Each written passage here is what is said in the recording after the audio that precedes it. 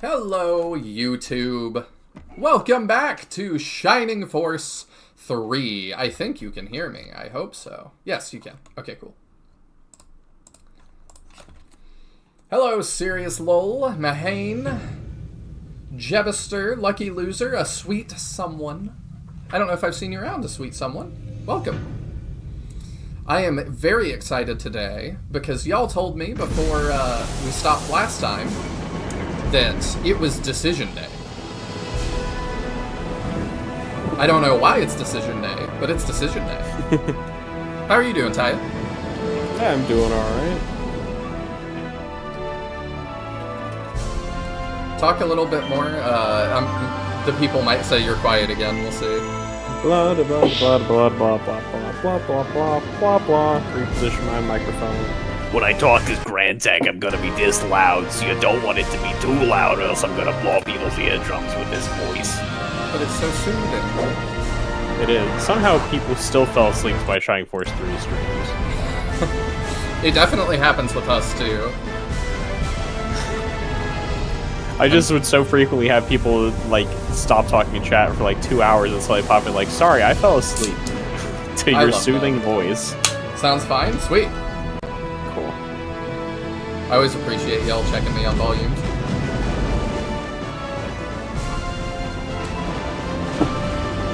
I love SRPGs, y'all. They're pretty neat. I've been having fun watching a woman named, I think her handle is like Auntie Crab, and she's streaming Shining Force 2 right now for the first time. Ew. And I know. But it's so refreshing watching somebody play who just has absolutely no investment and no clue about anything. Like, her tank was, she was tanking with Brass Gunner Elric. That is fascinating. And I'm just sitting there like, this is awesome. First of all, surprised you found the silver tank. But I was too. I don't think anybody's helping her. I gave her a helpful hint yesterday with she was about to walk past Taya. Oh yeah, you say it Taya. Do you say I'm Taya? a Taya, Okay. yeah. But I've heard, I think Griff also says Taya.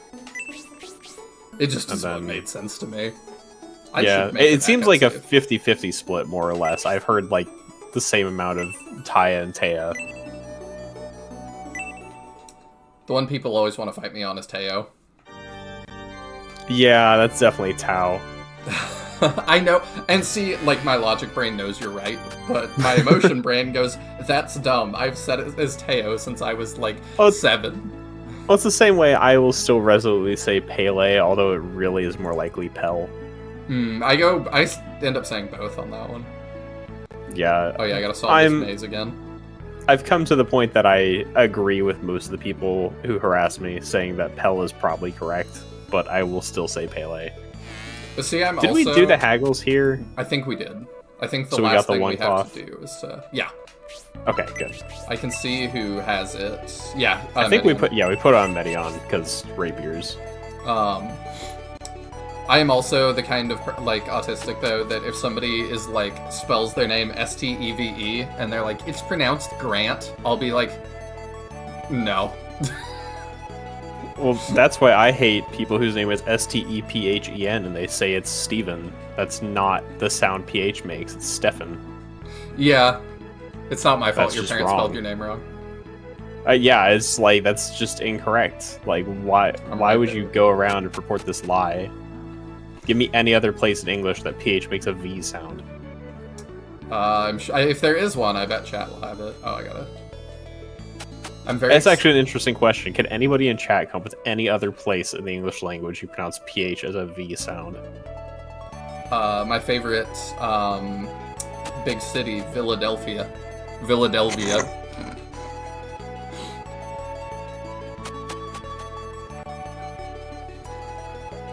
I'm very excited to see what you'll pick. It really could go either way. I missed the last bit of last stream falling asleep cuddling my cat, so I'm going to be a little lost. Well, you and I have that in common, because apparently we have the biggest decision in all of SF3 to make, like, right now. So I don't know what we're doing either. You know, it's French. Tell me the reference. Oh, I'm not sure. Is that, the Addams Family? He's always going on about Morticia speaking French. I don't think that sentence is a reference to it, but he is always going on about speaking French. Yeah. Fun thing, I'm doing a Scenario 1 playthrough, and I took my time to make Julian a hero and level up his knife rank. Interesting. I didn't even think about promoting him in that. Alright. I think it's decision time, I guess. Let's see what awaits us. I've decided to jump off the dock. That's it. End of run. Perfect. Saves the Republic a lot of trouble. So I'm guessing there's some sort of Kraken. It's too reminiscent of SF2. Hey you! What are you planning to do with that ship? You don't have my permission. We got serious music playing. That's the only decent-sized ship in Anifect. We'll be in trouble if you just up and take it. Oh, I forget who this is, but we've heard about him a lot. That is not the portrait I'm used to him having. That looks awful. How dare you criticize my OC? Should I be Proton or you want to? I'll take him. I'll take him. All right. Don't think I'm a bad person, but my army has suffered heavy losses. He does kind of look like he has the Instagram like smoothing filter on. In order to avoid further casualties, our only option is to commandeer this ship and escape. General Proton, please hurry. She's got a little bit of a case of FDK face. She's got a case of something face. To me, it looks like unfinished face, a little bit Picasso. I can see it. You have version 2 of Scenario 2? I don't even know what that means. I thought since his defense is horrible that knives may be a good weapon for him. Maybe. I just like the idea of him throwing around a giant knife, essentially. It's Corky Romano? Pisan? Oh, I see. That's funny.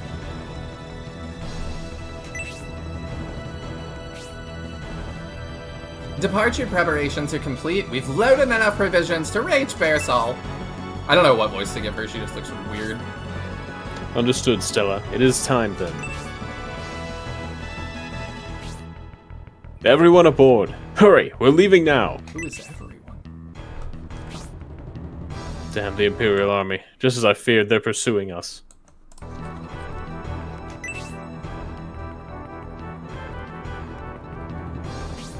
Oh.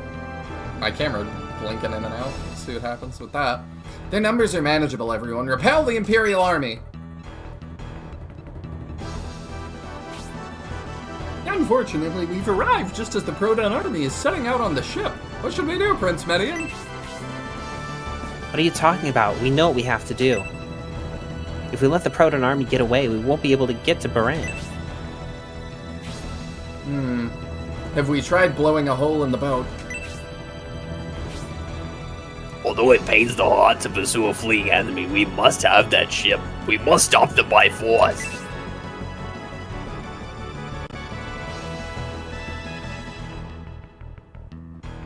So we're gonna recruit portraitless boat captain. Alright.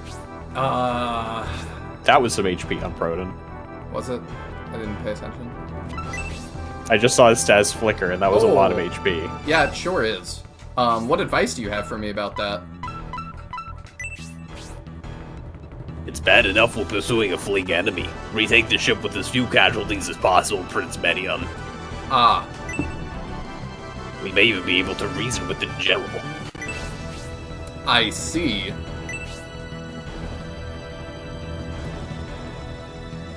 Stella! Yeah.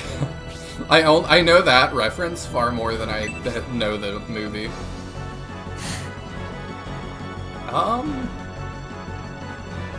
How? So I'm assuming... Okay, he's gone. So I need to not kill these people.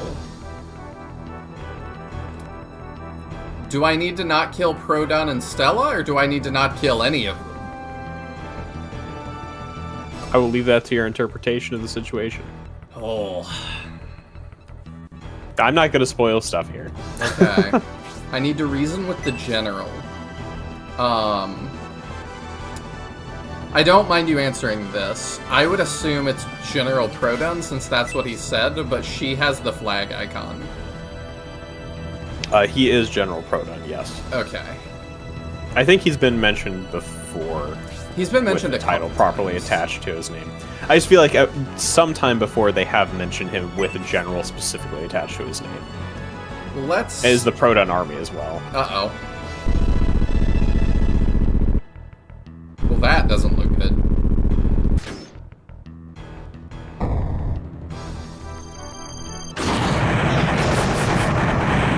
Ah.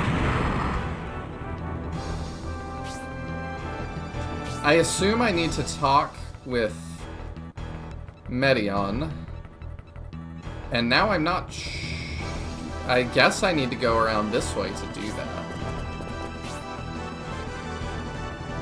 I'm trying to see how I would get around. I bet I can walk over that.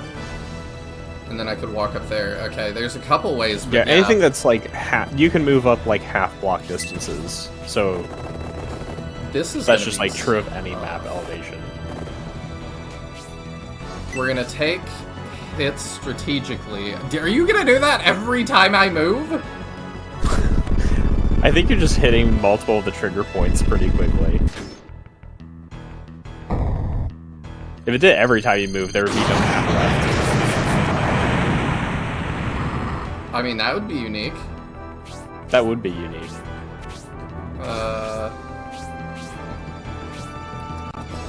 And I've been watching I forgot lots how of... small our force still was in this scenario. Yeah. Okay, so we can go up here, but we can't get around here. Correct. You won't be able to drop off the far side or anything. Alright, so we have to go this way. Guess what, though? I knew it! I knew it!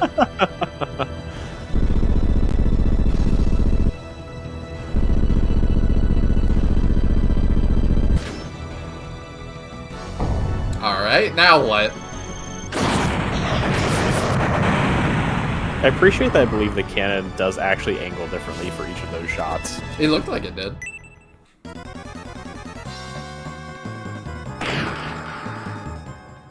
I think the Birdman looks a Unsurprising. little bit nicer. It's a different type of Birdman, I believe.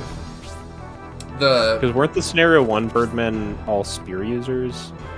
I don't think so. No? The map sprite looks the same, and just the in-battle Yeah, sprite the looks model different. does look different. Okay, I can go that way then. Still. I would have to kill them to get around.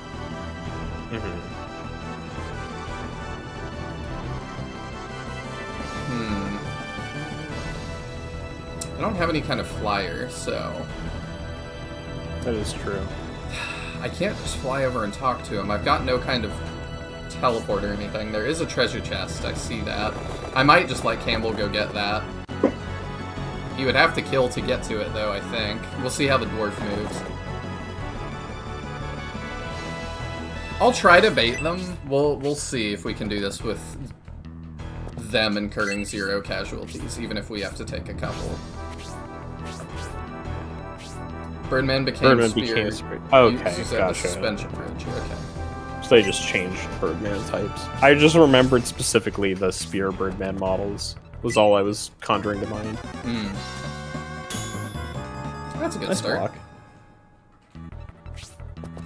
I was gonna say, I've been watching a lot of Fire Emblem 1 and 2 still, and yeah, there's lots of very creative decisions in those that are not necessarily good. Oh yeah. Yeah. There's times Kaga just wanted to do what Kaga wanted to do. And it's like, is that good? Yeah, well, oh. That's fun.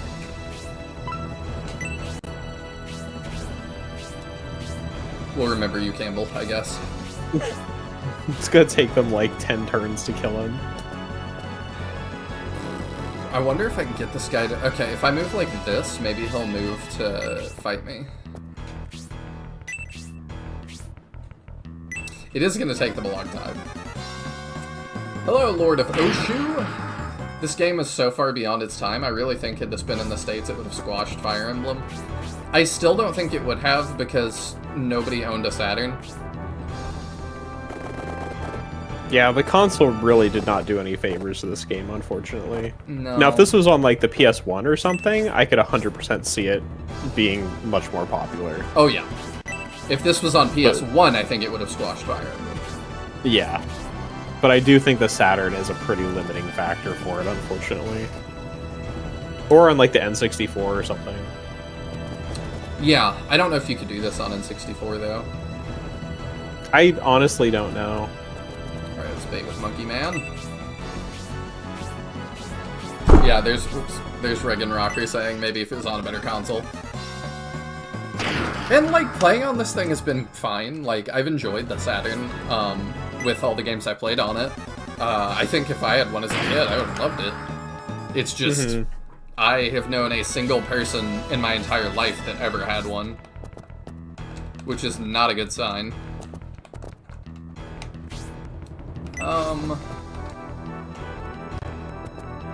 I assume I have to talk with Medion.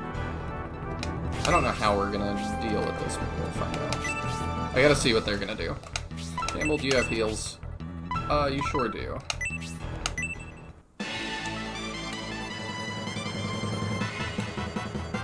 I love the boat PNG in the background. We're doing our best, okay? Just brings me back to Engage, that's all. So I've gotta kill him, huh? That would appear to be the case. I do not see any other way through.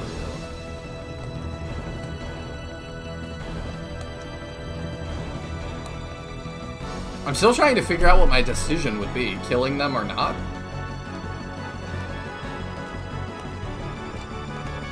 Do you have anything? No. Do you have anything? I could just pass more turns. That you could do. Let's give him a little more time. This was not for the Dreamcast, Lord of Oshi, this was Saturn. This only ever came out on Saturn. Yeah, at the end of our playthrough of Scenario 1, Sirius Lowell and Teodrin directed me to an interview with the director. And Sega was oh! I can get around like that! I can drop down. Could I drop down over here? I don't know, maybe. I didn't think you could drop off of heights like that, but maybe you can. I can't. I can't get around the chest though. Oh yeah, you'll be blocked by the chest though. So that's still an issue.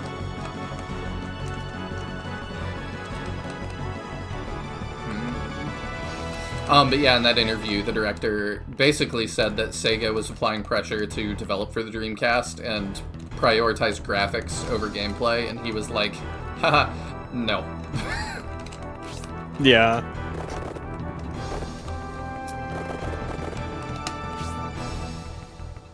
Although that wasn't an interview, I think that was from basically his like journal that was left in the game files. Yeah, that's true. Because there was an interview, but he was not like as harsh in that interview. No. That was more promoting the game more than anything else. I got him to move. You did. Okay, progress. You just sit there and look not pretty.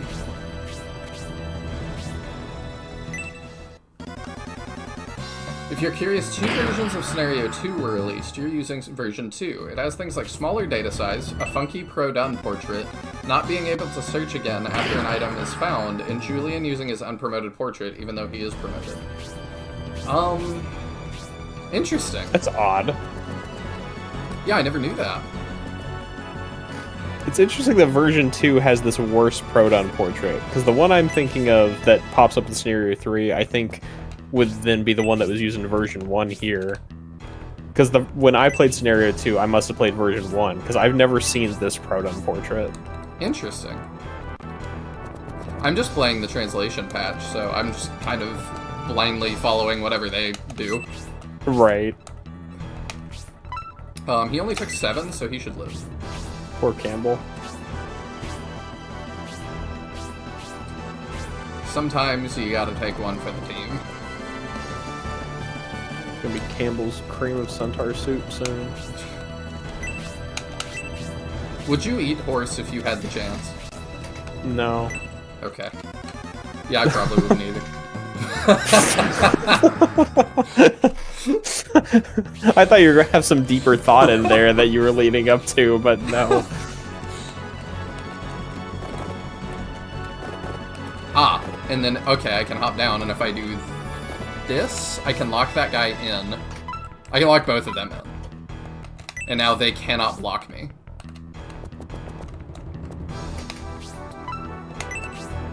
Let's go. Prodon's portrait is way better than the other. If somebody wants to throw that on the Discord, I'll show it off. You'll see it in Scenario 3. Oh, okay. That works. Because as far as I'm aware, it's the only one that's used from Scenario 3. Like, there's not two versions you're going to encounter. Unless somebody has a counterpoint to that, too. Maybe there are two versions of Scenario 3, but I think you'll see the one where we all know better and prefer when we get there. I guess I'm glad I'm seeing both. Yeah, I've never seen this one, so it's kind of interesting. It looks much more amateurish than his normal one, which is really interesting. Would you eat Birdman? I don't think so. If it talks, I don't think I could ever convince myself to eat it. Your version 1 of Scenario 2 has portraits actually different from both of them? Okay, I would love to see a picture of that then, lol. Oh, here we go again. Yeah, if you want to post a picture of that portrait in the Discord, lol, I'd be really curious to see it. The man of many faces. We could spoiler it if you want to. I'm just...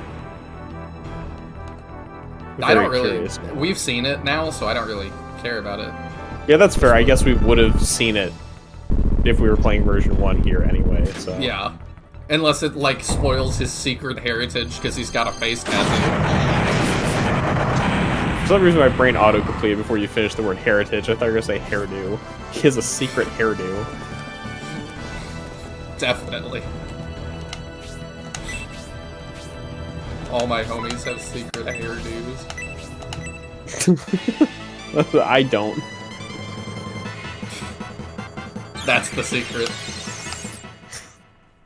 I don't think it's a secret I'm bald. I only have so many hairdo options.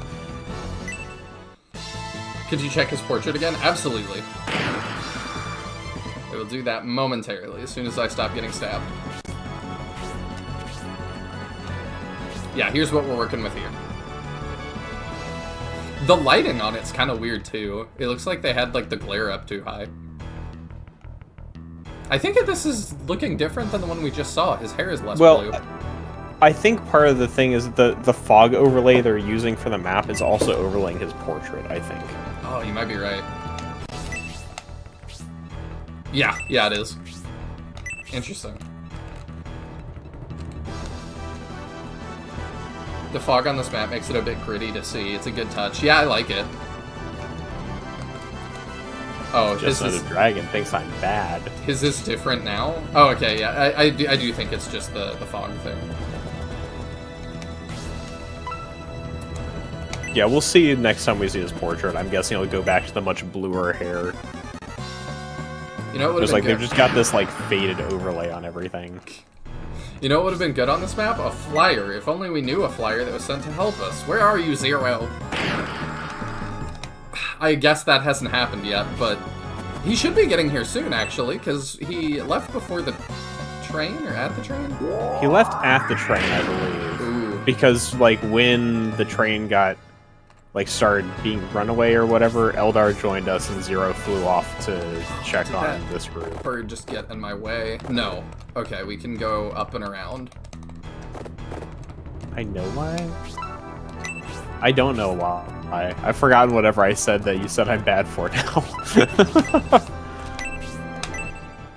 Go back and show you the low quality portraits only in the cutscene. Are you sure it's not the same as the battle one, just with fog overlaid? It's like actually wholly different?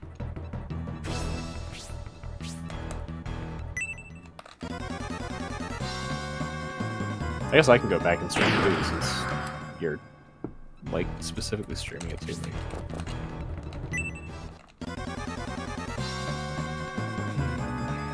I hope I'm not moving these guys in bad ways. Rock, yeah, well, you know, Rock, you're taking... No, it is different. It is a totally different portrait from the one he's using in battle. Weird. That's so strange. Maybe it was like an Why early... did they do that? Maybe there's one that's an early placeholder and they just forgot. So which portrait does your version have, lol?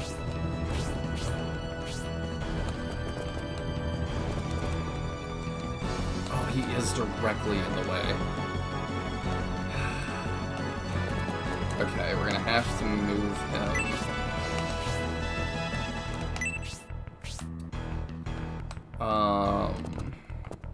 Oh, it's not what I said, it's what I haven't said? Interesting.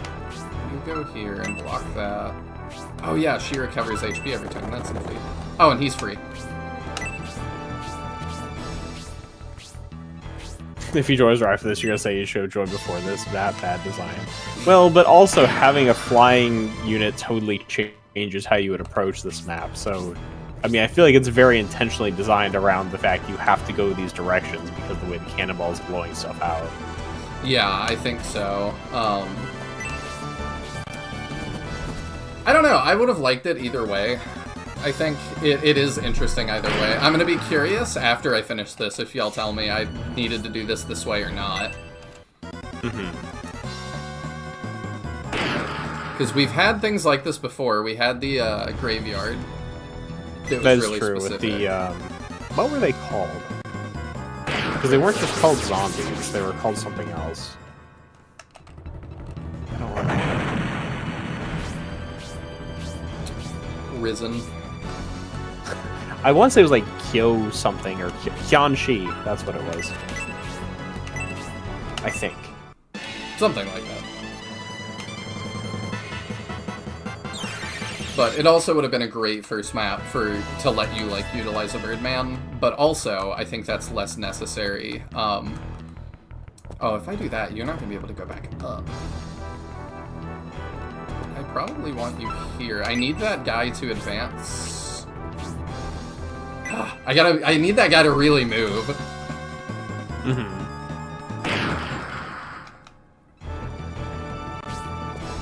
That's better, thank you. That is ideal.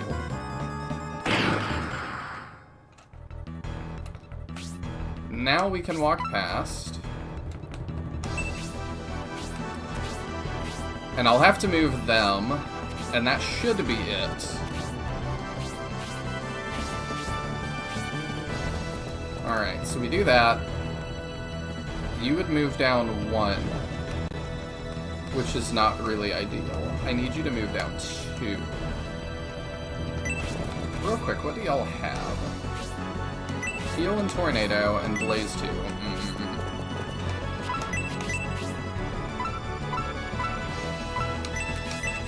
Okay, let's do this. No, there's really no good way for me to... Okay, hang on. 1, 2, 3, 4, 5. Yeah, it really hurts to, by talking on some stuff Ragnaroker. But also in some ways it's fun to see Nihil not know things. Produn, we're ready to sail. Return to the ship. What? Stella, I can't retreat now. I can't abandon my troops.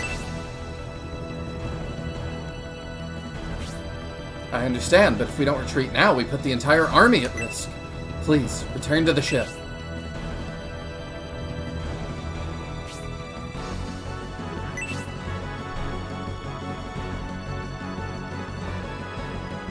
Are they gonna leave him? Release the ship, Lieutenant. Oh. Stella, what are you doing?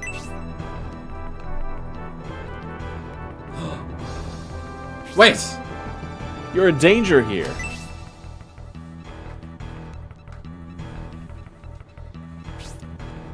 Wait, Stella! Alright, I might reset.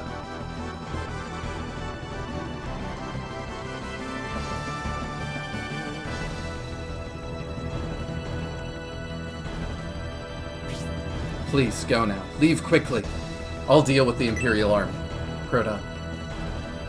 Proton.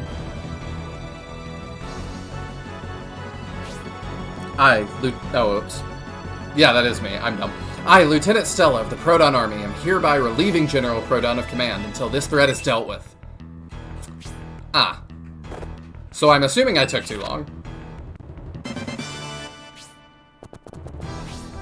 I mean, does Grantak have different advice now?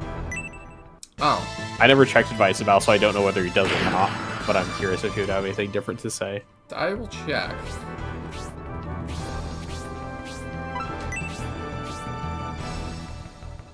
Prince Medion, we must deal with the enemies in front of us, but we must also be wary of the cannon attacks from the ship. So yes. Alright, I'm assuming I took too long. He's still on the battlefield, technically. He is technically still on the battlefield. Alright, I think we're gonna reset, and then... Basically, I'm gonna ask, did I hit a trigger, or is that turns? That's a question I don't know the answer to. I don't know if it's a trigger or turns. Because if it's a trigger, that will always happen. But if it's turns, not necessarily. I'm honestly not sure. The cannon fire has seemed to be triggers, so my guess would be moving to a certain location. I actually don't know for sure. Sirius Lul's gonna know. I've only played this battle once, so I don't exactly have a firm handle on that. Because I really want to see what that talk is. Because they haven't given me the option to do a lot of those. Not saying anything hurts so much. Well, I'm gonna reset if you don't tell me that. If it's a trigger, I'm not going to reset. If it's not a trigger, I'm going to reset. My bet is on trigger, but like I said, I've only played the battle once, so I'm not really an authority. You're still fine? I guess we try to talk to her.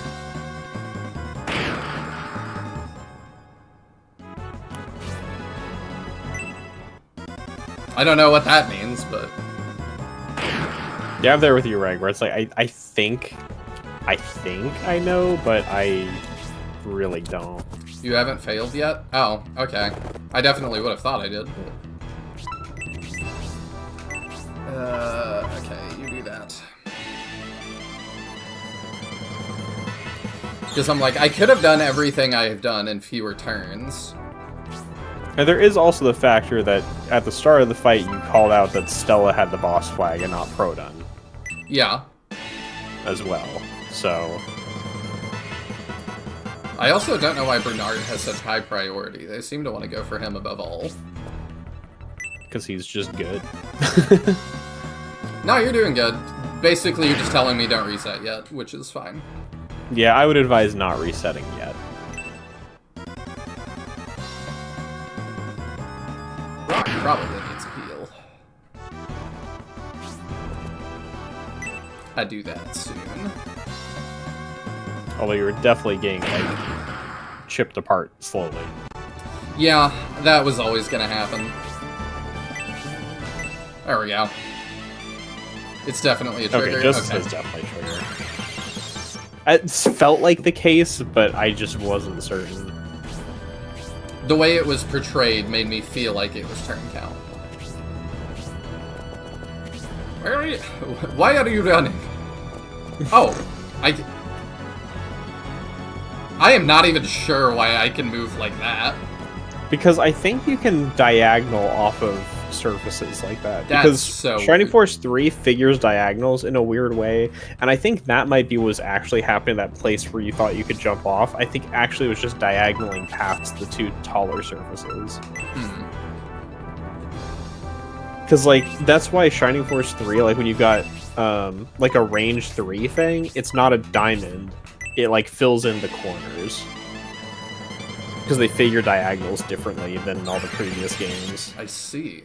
So what you end up with is, like, a range 2 square, and then points on the far sides. It always made it weird for me, like, guessing ranges, because I never 100% figured out how they calculated diagonals in a bunch of situations.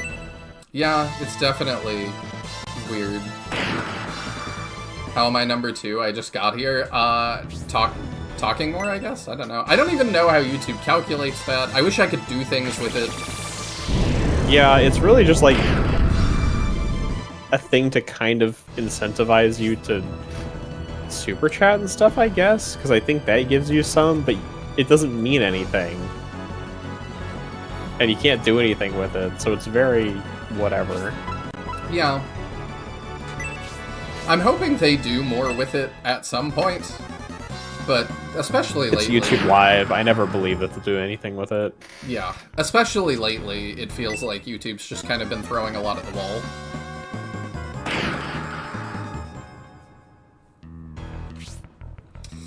I've been very nervous with how many small channels it seems like their AI is declaring spam and deleting.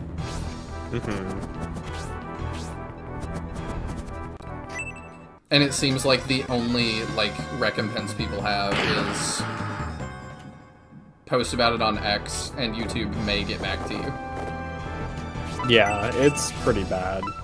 Yeah, like, that just should not be... That shouldn't be a problem, but that also should not be how that problem is dealt with. Yeah. Yeah, we're running out of health. I don't think we're gonna make it.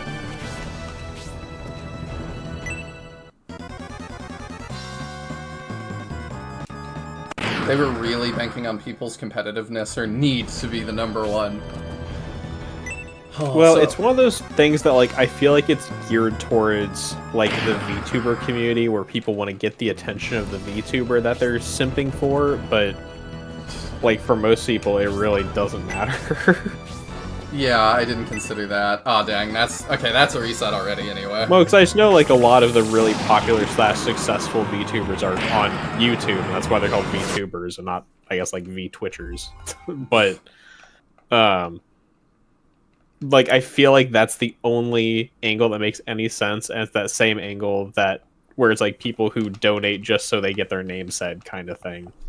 Yeah, I have really not understood that. Like, No, I don't really grasp that myself. get your bag if that's what you do. Like, no hate, but I just don't understand.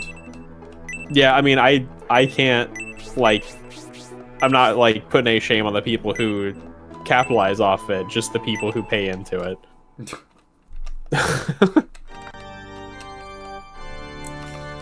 I mean, I don't get it. Well, it's just especially baffling to me because, like on Twitch, I understand subscribing because there's benefits for it. Yeah. But YouTube Live, I guess they did add channel emotes eventually, but it took how many years of YouTube Live existing for them to do that? And that's not from, like, anything aside from becoming a member, which is totally separate from all the other ways to try and incentivize you to throw money at streamers. We gonna buy some more of these real quick.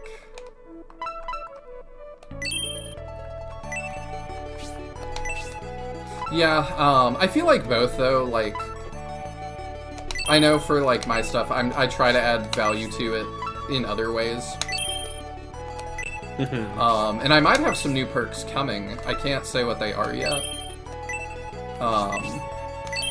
But I have a really cool idea for one. I see. Ah, okay, Campbell's not full on that. Okay. Yeah, we're maxing out on those real quick. I feel Justin, like I'm planning to give him one more totally blind shot before I give him any advice, personally. I think I can make it this time, knowing what I know now. Because now you know some about the triggers and what's going to happen, so I want to give you at least one more fully blind attempt before I say anything. I also know that chest is not worth getting. It's a potion. Yeah, which, like, potions aren't bad, but it's just, like, it's Is an it- endgame healing item that is a one-time, full heal. It's not that big. It's not worth taking Campbell out of my puzzle as a body. Yeah, no, For- definitely not. The whole map. No, I agree. Okay, and then to get back. Plus, you end up. Plus, like when you have a guide telling you how many things to go find, you will end up with so many extra healing items that you really don't need that one more potion that you could have had. Not at all. Not to mention, I feel like by end game, my character like barely had over 40 HP, so healing drops really are like effectively full heals. I just wanted another look at this portrait. I'm not revoicing this. That's fine. I was just gonna skip past it. So gotta save my voice from doing too much grand attack. Yeah, that portrait is totally different from his battle one. It's so baffling. It is. I'm really wondering if they just forgot to replace it. It could be. Well, no, because this is version 2. Like, they changed it specifically to this. And that being the case does make... I've got a theory that towards the end of Shining Force 3's development, they changed artists or lost their original portrait artist in some way, because you see, like in Scenario 3, there's a few portraits that are like specific downturns in quality. And I've got a theory that sometime towards the tail end of development, they lost their original portrait artist somehow. I don't know. Was it still... It wasn't still Tamaki. Or no, not Tamaki. No, Who was the guy doing... Tamaki didn't do it since, like, Shining Force 1. Because after... Tamaki was only during the Climax era. Okay. Everything Camelot was not him. They did a pretty good job emulating him. Oh yeah, they definitely, like, kept with the style some, but it wasn't Tamaki. Real question, why does Cell have such a big forehead? Maybe she doesn't have a big forehead, she just has a small face. She kind of got a big forehead. The late game Scenario 3 portraits are kind of rough. Yeah, and some of the late game Scenario 3 portraits are even just like palette swaps. I think it's that if like I feel like she's not fully sideways, and if she was fully sideways, her forehead would stick out like further. Yeah, I think honestly the issue is the eye placement, because the eye is placed like her face is facing you more than the rest of her head is. Where if her eye was more of a proper side view, it wouldn't look weird.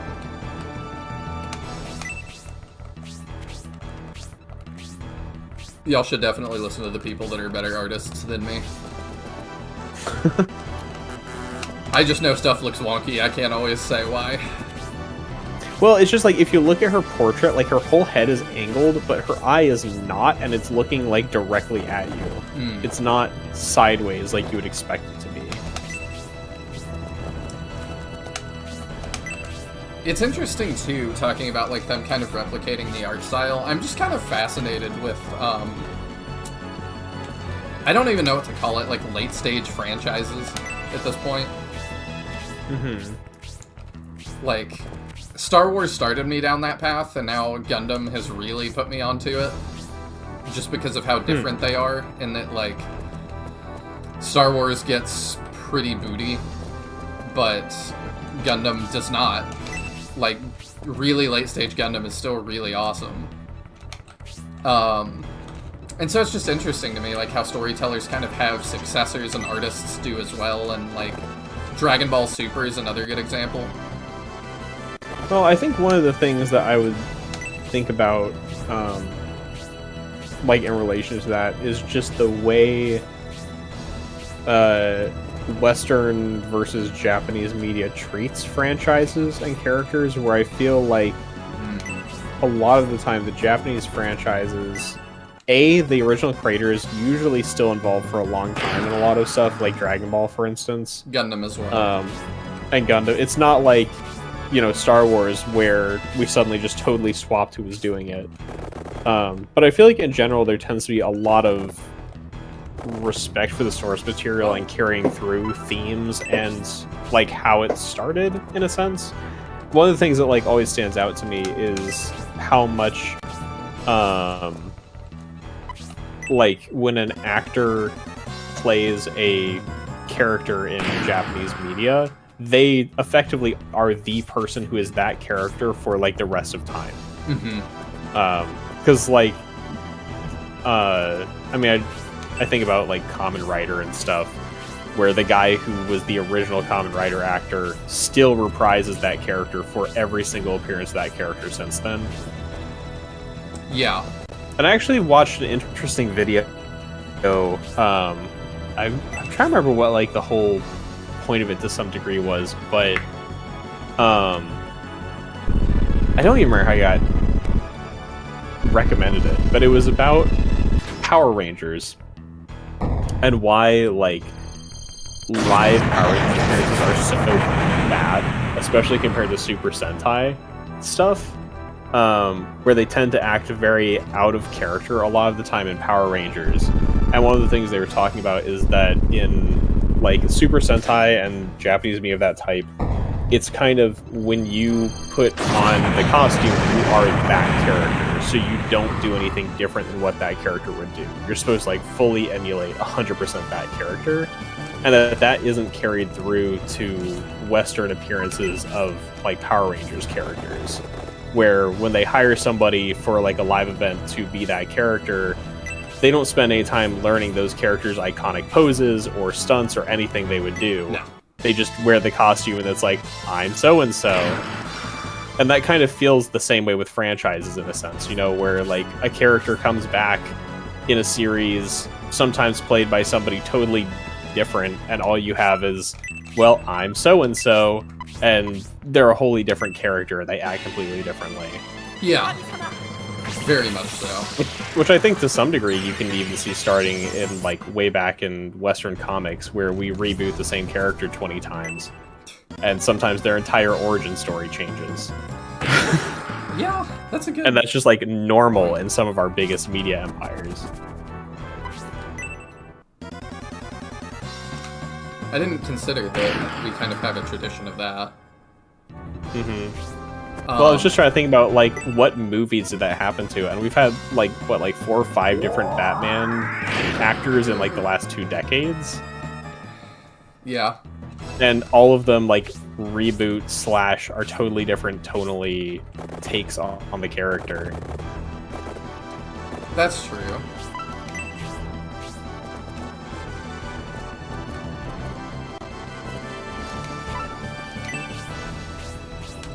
I was thinking though, when you brought up how long people are like into, like the original creators are involved, I'm like, well, a lot of them also pick their successor. Dang it, that guy walked away again. That's also true. But I was like, well, George Lucas did that as well, I suppose. I think he chose... Yeah, he chose poorly. But yeah, he picked Kathleen Kennedy because she worked with him and alongside him for a long time as a producer, and he also picked, what's his name? The guy that did Clone Wars, Dave Filoni. And then he, you know, she lied to him, I think. She said that she was gonna, you know, kind of take his scripts for 7, 8, and 9 and his treatments for those stories and carry out kind of the vision, and I don't believe she ever had any intention of doing that. Well, but none of those, like, she didn't direct any of those movies or anything. No. So what part did she even play in making those movies happen? I'm not entirely sure. I can't remember. Because, like, those were J.J. Abrams and Rian Johnson, so, like, if he named her his successor, then, yeah. She got the ultimate... She's the head of Lucasfilm. She gets to sign off on absolutely everything, and she picked those people to do that. And that's also not, like, totally out of tradition, because George helped direct all his movies, but he also had help. There's other directors as well that he brought in to give their vision and stuff. So that's still within the tradition of Star Wars as well. So if I move here real quick, if this guy takes a step up, I'm not going to be able to get around him. I don't think.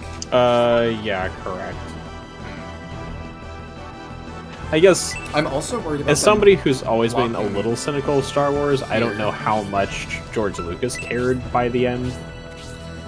I think he cared deeply. I think he just was really tired. because I think he takes criticism too hard. And people just crapping on him for the prequels so much really demoralized him, and then it was like, alright, I can do my own sequels. Do I want to go through that again? Because it's what's gonna happen, and I do think that is what would have happened. Reading what we know about his story treatments, it was kind of nuts. Like, I believe some of it took place at like the cellular level and stuff. Like, it was really out there. Don't counter. Okay, cool. But yeah, it was bizarre. So I'm like, yeah, people would have been like, this is not what I wanted. But I think he cared deeply, and that's why he was like, I don't want to go through that again.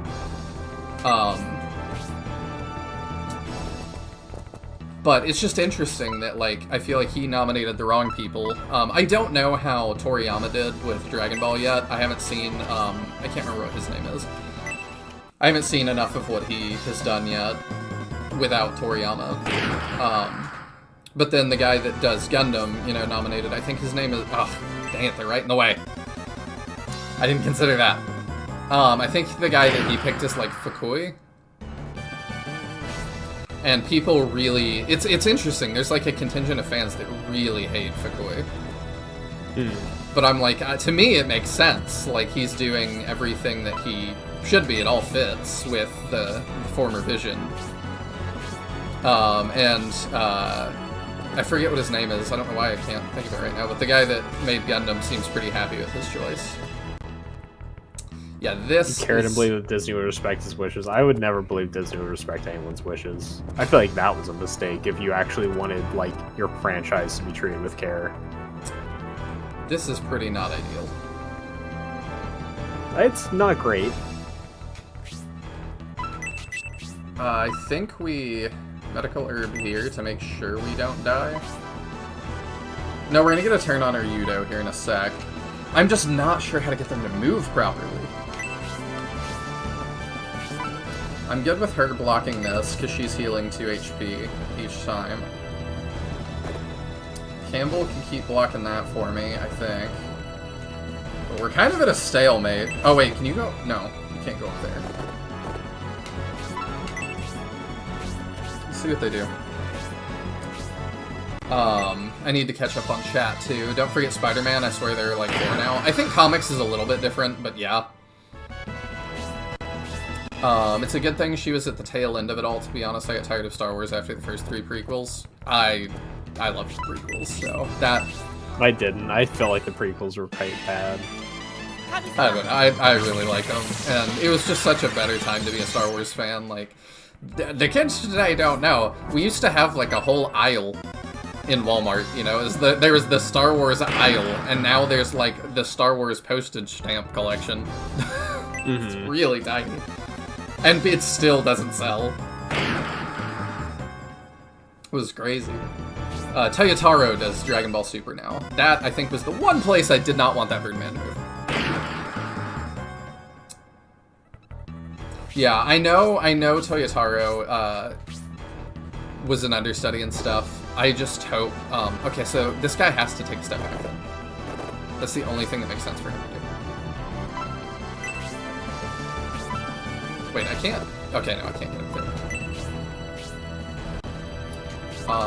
You gonna die if you don't do something. I haven't seen enough of Toyotaro. I know that, the guy that did Naruto, Kishimoto... I don't know that Boruto was that bad, but... people sure thought so, and he had to come back. Prequels were weaker than the originals, certainly, but they had heart. Dialogue was dog water. Yeah, I will fully grant that. The dialogue is pretty rough. I think it's Samuel L. Jackson that was like, the dialogue is fine on paper, the problem is when you have to say it. And he was like, I think Yeah, you're kind of locked in right now. Yeah, I'm realizing.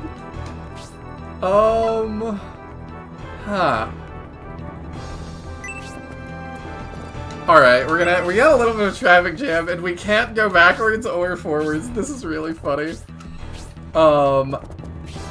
Is there a speed up on this Chinese Switch? Do you know? You're using a Chinese Switch. I played Brazilian, so I don't know. Mine rhymes with Metro Mart. Yeah, I mean, that would be a question for, I think, LOL or somebody. I can't get out. This is funny. Oh. Yeah, I think your only way out of this scenario is if you're gonna kill something. I think if we speed up, we can let something die. I think it might be Synthesis here. Didn't you? But all that does is get you like backwards movement. You're just backing yourself that's further fine into a if corner. I can get somebody to move that makes either the Birdman or the Archer move. One of the immovable object needs to move. There we go. Yeah, I remembered it. One Piece feels a bit stale lately. I mean, it's a billion episodes. It's going to. There's going to be some moments like that. I don't know. I can't imagine getting into a series as long as One Piece. I mean, People who like got into it from the start, I can be like, okay, but like there are people who get into One Piece now, and I just can't wrap my head around that. I can, because I'm happy for a story to be really long if it's worth getting into. Nah. I like to have an attainable ending within my lifetime. Alright, we'll have Waltz go here. I just accept that there's going to be some slow moments in something that long. There's going to be some stale arcs and stale times, but... And part of that to me is like why I'm not interested in getting into something that long. Mm-hmm. Like my favorite manga is 15 volumes. Which is... And that's it. Mare. I think I've talked about it before. Yeah. That's by You the know. author of Fairy Tail? No. No, that's Raven. People say they're similar series, but they're not that similar, and they're totally different authors. Okay. The main thing that Nobuyuki Anzai is also known for is, I think it's Flame of Rekka. I think Which I've she gotten wrote us before out of Mare. the situation we're in. Oh, these dwarves are coming to I make guess it are a worse. weird noise, so I'm gonna check on it. Okay. I need Median to stay here. Median can heal himself. Immovable object meets Shining Force. You know, I've run into a couple SRPGs that I felt like were immovable objects, so... Yeah, I think what we do is we move our Yudo when it's his turn, and we go down. You guys would have never been able to handle the daytime soaps. I don't know if I could or not. I've looked into them a little bit, because I was like, how does this go for 2,000 episodes? Each an hour. Like, it's kind of weird, but, yeah, like... I think Waltz is gonna die too. That's okay. Quick while he's done, give all the hits. No, I think I've got it here. Because now this archer should move. And that will let me do things.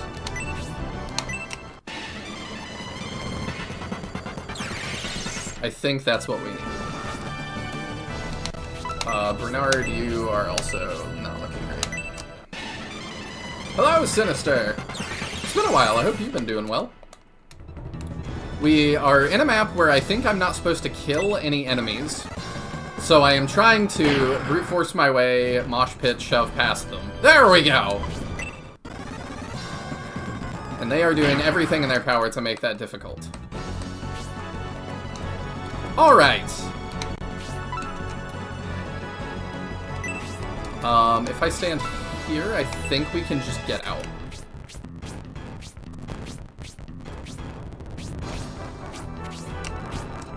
Alright, sweet. Yeah, and now Median can go here. And then I need to heal him, but, we're already running low on heals. So what I'm gonna do is I'm gonna heal him with that, and then we're gonna have to pass some heals to him.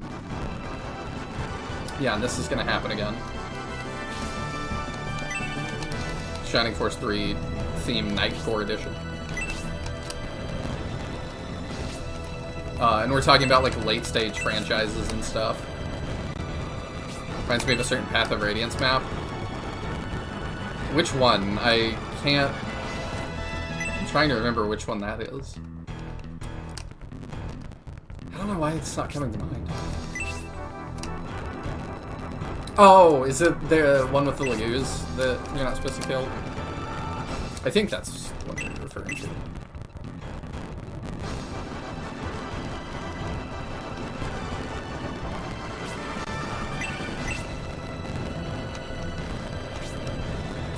But it's just interesting to me how, like, your legacy, essentially...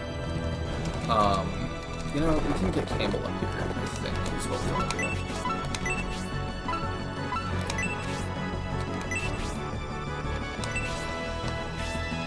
Your legacy with a lot of these franchises banks on you picking a good successor.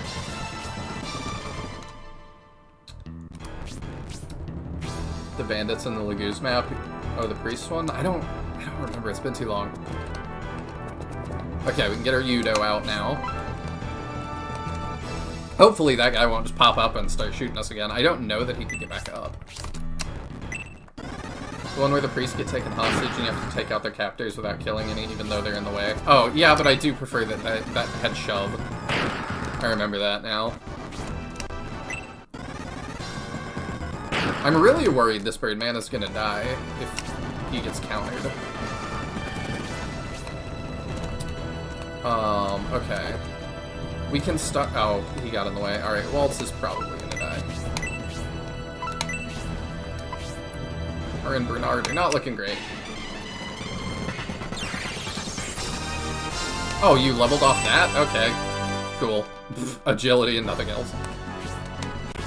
Yeah, y'all just sit tight and take hits for me. Guard our booties.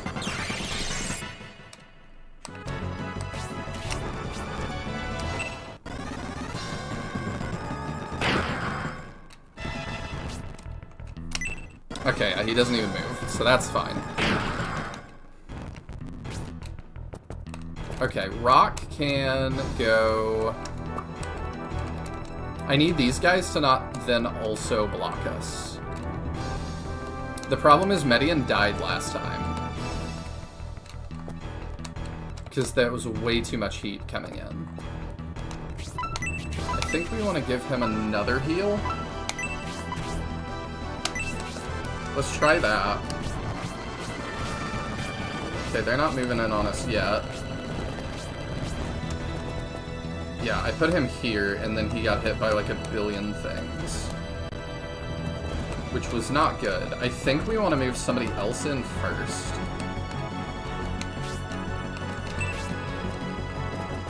I'm worried about this guy, though. Because he has a lot of options to get in our way. I think we leave Median where he is. Yeah, and then we can put Campbell in. Maybe to here? I'm trying to decide. If I go here, we preserve our way up. What do we need to do? She's moving this way for some reason. I think she's gonna go over here. I think I've got to get all the way around. Which is kind of nuts.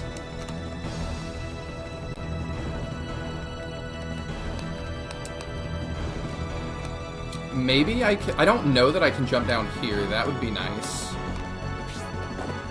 I think I need to figure that out.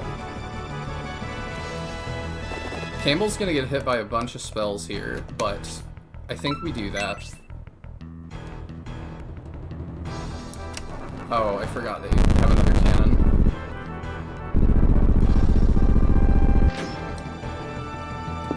Maniac mode in Japanese does not even seem fun. I have watched a playthrough of it, and I was like, this... Like, oh, it just seems brutal for brutal's sake. It's not even, like, well-designed, I don't think. Ah, that's what I was worried about. Being bad at SRPGs? Yeah. Alright, now you're in the way. We'll heal up Medion. I know y'all are squirming. I appreciate you being patient, because this is ridiculous. Have you considered using the warp staff to... Oh wait, wrong franchise. I know, I've been watching a lot of Fire Emblem 1 lately. And there's a lot of warp staff strats in that, so I'm like... it feels like I should be able to do that, but yeah, no. This is nuts. But we're not dead yet.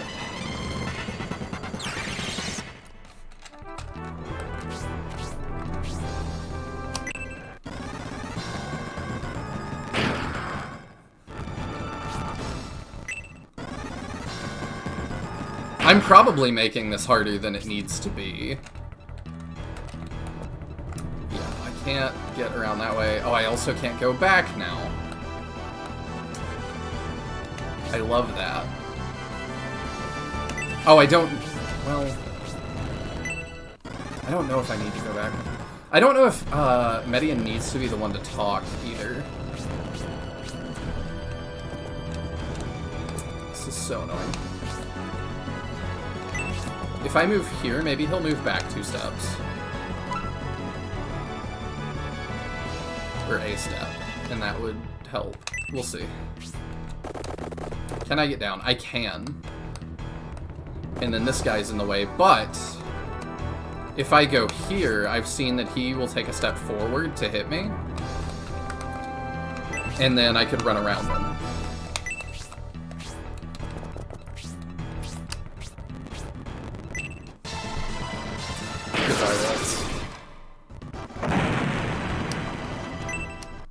You're just gonna stand there and do that in my face? So rude.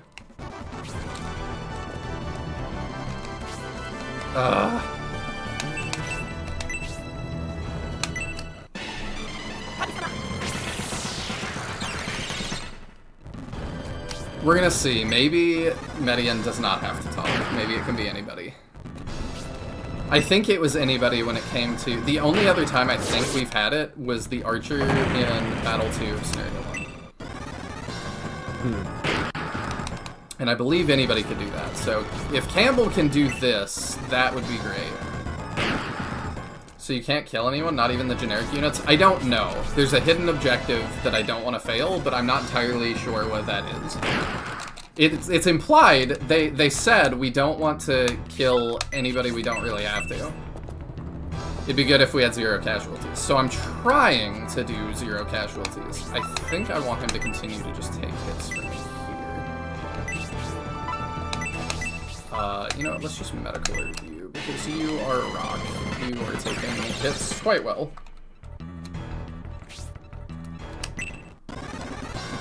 Did you not move up? Did I place him wrong? Crap. Why didn't he move up? Oh, I did place that wrong. Okay, at least the other guy didn't cast at us. Where was it? Okay. Oh. That works. That puts us within 1 turn.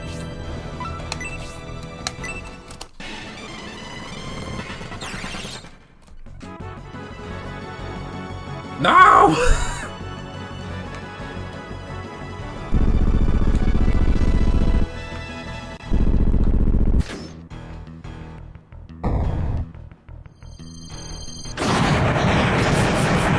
Oh. That's that one?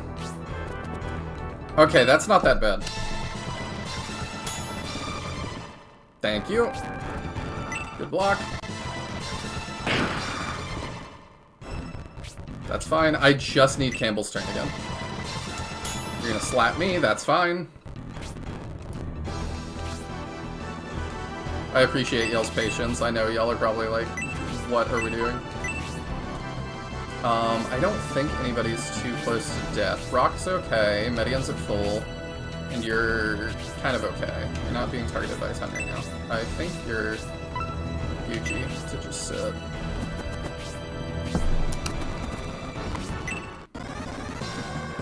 God, I'm so glad Median has, like, some tank to him.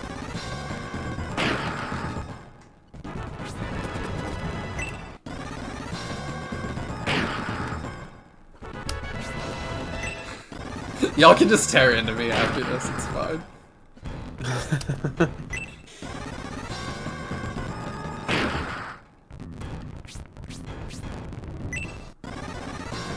I played it, Path of Radiance, and Radiant Dawn until I lost my mind, beat them over 15 times each, then used some mods on them to see how far I could stretch the memory. I still love them. Oh.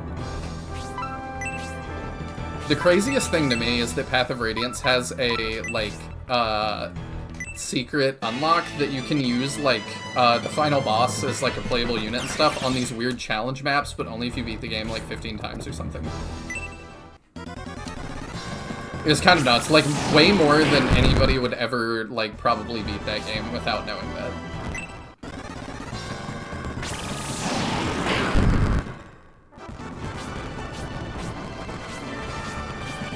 I'm so glad she's not running away.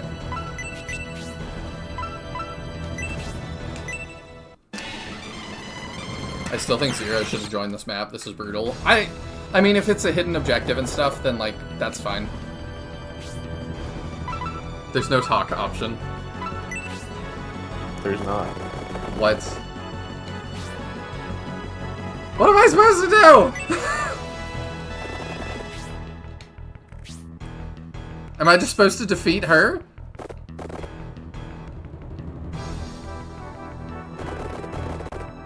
I don't know what you want to, how much information should be shared.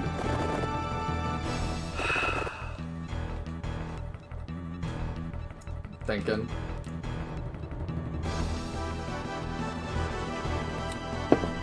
Okay. Is there any way for me to talk to him? No. Have y'all just been trolling me this whole time? Trolling you about what? That there's an important decision here? Yeah. No, genuinely, there's a very important decision that is being made in the way you play this battle. It is significant.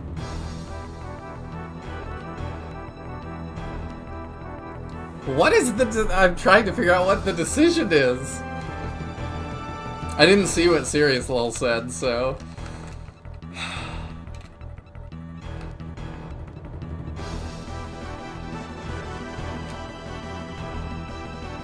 Campbell's sitting at the edge of the dock shouting at Ferdinand. How do we pacifist this?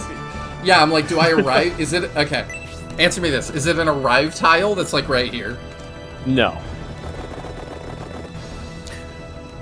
I will tell you, there are two ways that this battle can be ended. One of them is by killing the boss. Is the other by killing absolutely everyone else? Yes. I see. That is kind that of you've what been I was... intentionally not killing any of.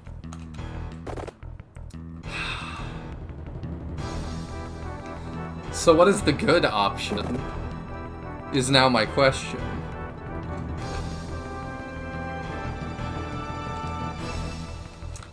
I know the decision I would make, and the decision that I think is overall better. But that is... I don't know how much you want me to sway you / give information.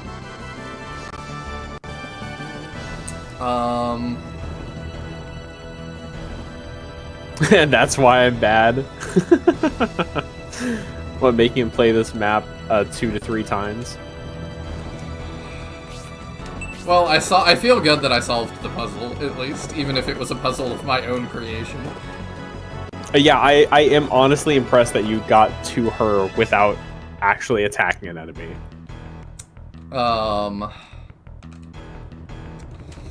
Do you want one more piece of information? Sure. If you kill all of the enemies aside from the boss, you'll be presented with a further choice that will still continue to sway the outcome. So there's kind of 3 outcomes, where you either kill the boss, and then, if not, which decision you make from there. My worry getting to her this way was phenomenal. I appreciate that. So my only thought is that I feel like I get her as a character if I don't kill her. Because she doesn't look bad. These do not seem like bad people. Are they Republicans? I forget. Yes. Okay. That's why we're fighting them / kind of in a race. Last stream we overheard that the Republic was here.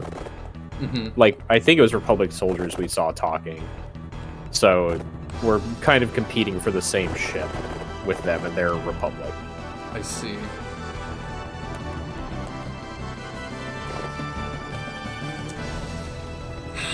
I'm really puzzling over what to do.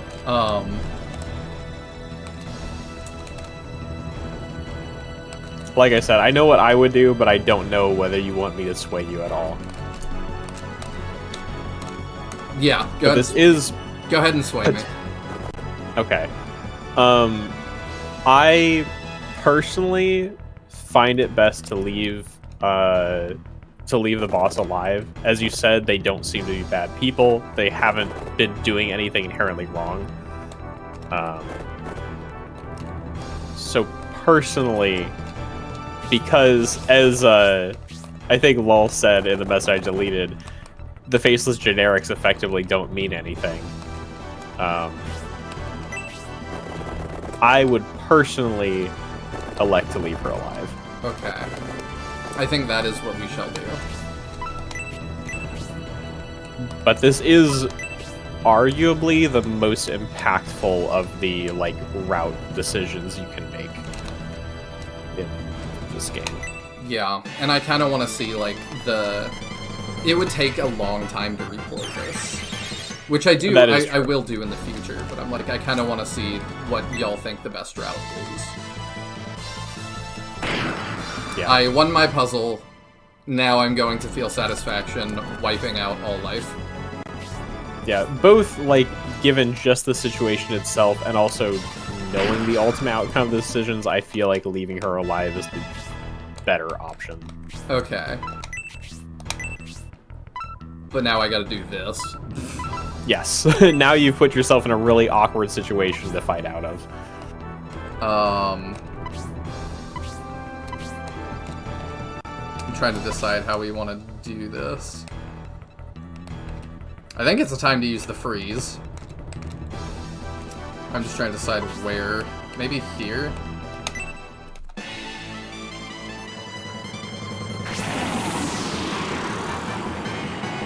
There's not a whole lot else Ryudo can do to help me right now.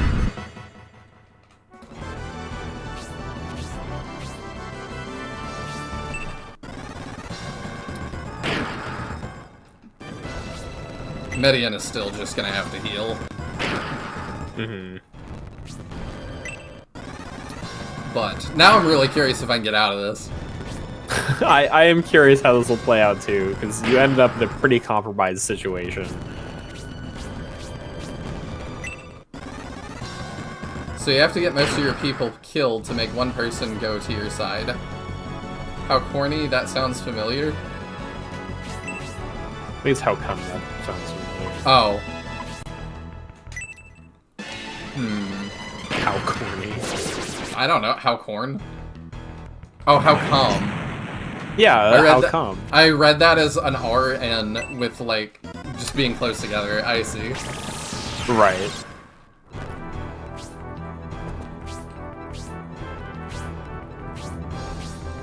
I don't know if we're gonna have the heals to get through this or not, but we're gonna find out. Alright, yeah, you gotta heal yourself. That's our last heal. But Campbell's about to be back. Yeah, and he can start blasting through these guys, too. I think we've got to get rid of you first. So you're here, stop. No, it's alright, lol. I wanted to give him a little more time to mull it over, and whether he wanted to have information, and your message was a little bit too specific. It was a little ahead of him making the call on whether he wanted that type of information. Okay, what can you kill? But no, it was super hard to, like, watch you go through this fight twice, not attacking anything, when ultimately what we want you to do is attack everything. It was fascinating to see, though. It is not something I would have thought of trying to do, especially because, like, with this map, they put you in so many narrow choke points, where you're really having to wrestle around all these units. I mean, I've played some SRPGs where I'm like, huh, game design, and if Shining Force also, at times, has pretty esoteric secrets. So I was like, well, it could be. I don't know, like, I've told y'all eventually I want to make my own SRPG. I am not I will definitely will include esoteric secrets. I'm just not sure how esoteric we're gonna be. I wouldn't make you do something like this, I don't think. But if you did, I might have, like, dialogue to reward you for doing so. Like, if you ended up talking to her at the end, I might have her be like, wow, you really did that. Yeah. Like, that's crazy, man. I don't think we're gonna be able to kill our way out of this, but... we will sure try. Oh, he didn't even want to attack into us anymore. Yeah, I do think if I were to like, be somehow selected to do a remake of Shining Force 3, I would consider having some kind of special acknowledgement or outcome for being able to get through without killing anybody. I think Medion is going to die.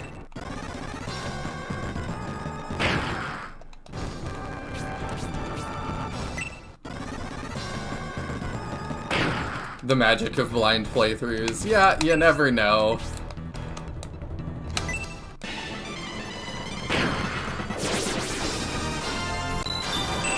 Okay.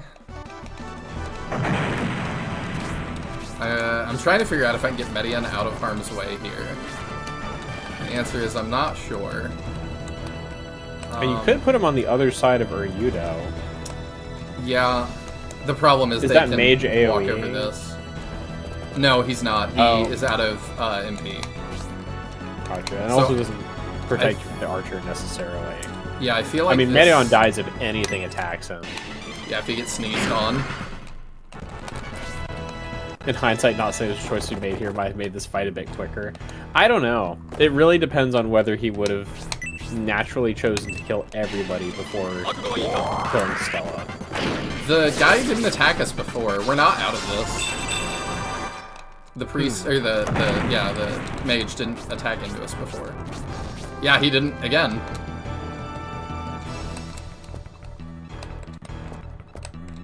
I don't know why we're not out of this, but we're not out of this.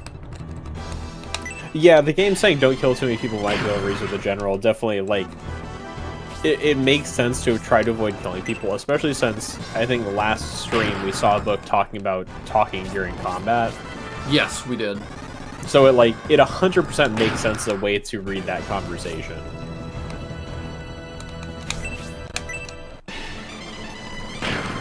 I almost wonder whether they, originally intended to incline you away from not killing her because they're talking about minimizing casualties. Whether they wanted to make this secret by kind of telling you not to do this. Wow. We sort of got out. Oh, and you know what?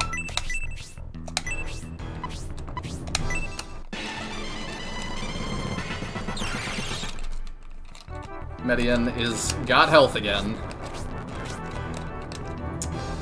I think that is all the heals on the map, except for that chest.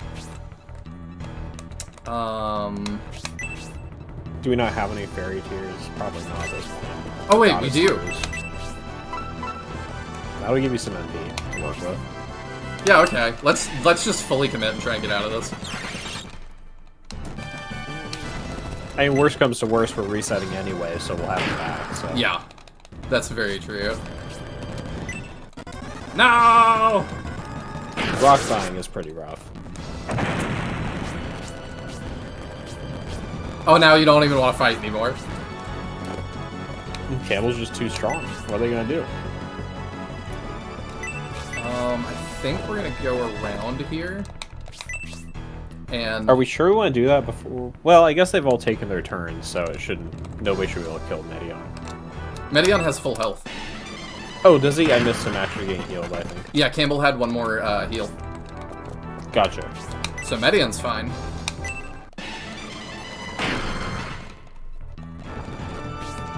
He got rocked.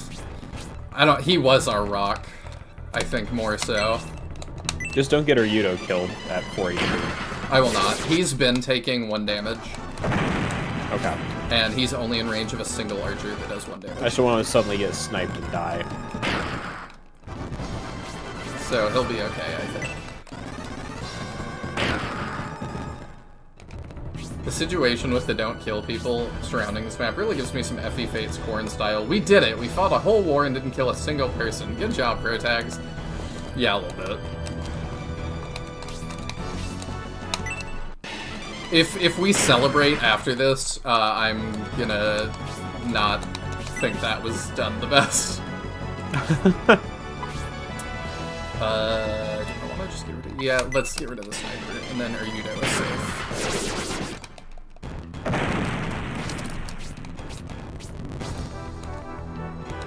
Okay, let's just have him heal himself. I don't need to play games. There we go. You certainly know how to make things interesting. I appreciate that. If by interesting you mean make things way harder on yourself, do challenges that you don't need to. Corrin is never going to stop getting clowned on for as long as the SRPG genre continues to exist. I might think Byleth is worse, though.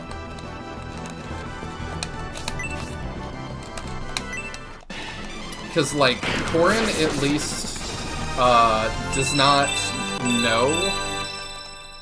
Like, the threats that are around Corrin cannot say 2 words to defuse the situation. Byleth can. And yet he chooses not to. I feel like the main frustrating factor with Corrin is that, like, the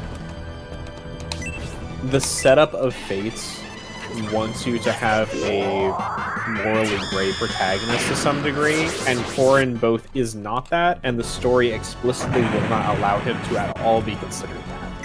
No. Where it's like, that's in the what right, no matter Fates what it is. wants to be. Like, if you just read the setup of Fates and, like, what the story is purportedly going to tell, it should be morally gray, but it is not at all. It's just, Corrin is always right and never kills anybody and is just soft cinnamon roll. Like, no. Corrin's not the protagonist we should have had for Fates. It's kind of how it feels. In Fates, though, it's, I compare Byleth to, Owain, and the others that Severa, that, like, get transported. Because they could say 2 words and, you know, change the entire course of history. Yeah.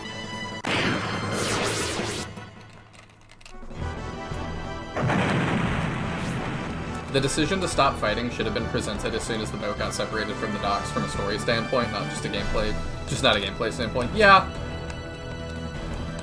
Never in a million years would I have thought you would have fought out of that situation.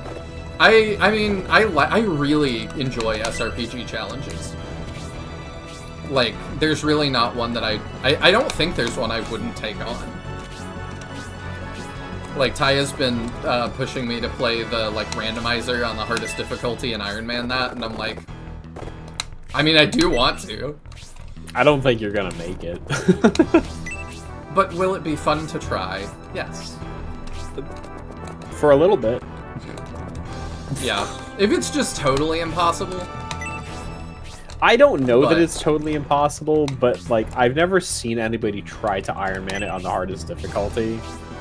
And there's a few reasons I feel like it would be really, really hard. Corn was the one that turned into a deer dragon. Yeah. Yes. I thought it was weird too. They added Corrin to Shadows recently. And people are like, Yeah, and oh we my discussed- Gosh. Go ahead, sorry. I was just saying, we discussed when the game came out, where I was wondering why they didn't have some of the existing shapeshifters in the series as characters in it, and we were kind of debating whether or not they would do that. We were. And then they did. And I thought it was weird, though, that people were like, oh, it's so cool. They made Corrin like a mecha dragon. And I'm like, they applied like a mecha texture? Like, I thought it looked like... And I've praised the art of Shadows a lot, but for this one, I was like... All they did was, like, texture him a little different. Yeah. Like, it's not like they revamped his design in any unique way. It's kind of Mahan says, honestly, I'd have loved Fates of Corrin simply to exist. Pick Nora Xander as your main character, pick Hoshio Ryoma as. I mean, so what you're saying is, you'd like it if it was like Shining Force 3, and if you pick Nor, you have Medion as your main character. If you pick Yeah. Hoshido, you have Symbios your main character. I said this a few times during the Scenario 1 playthrough, but I feel like this Shining Force 3 pulled off what Fate should have done, 20 years prior. Yeah, Fate's Angry Houses.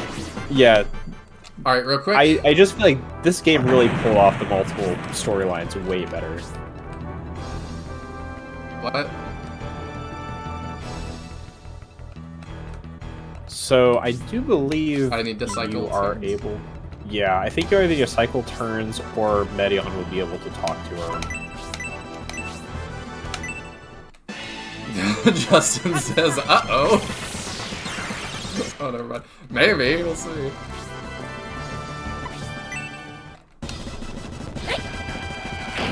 I was waiting for her to crit Medion and just end me. So he could not have talked before? At least according to the guide, she'll only talk to you after everyone else is dead.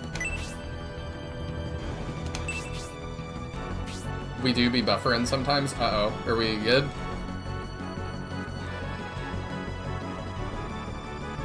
Hopefully it's just on your end. Talk It with looks Medion. okay on my end right Okay. now.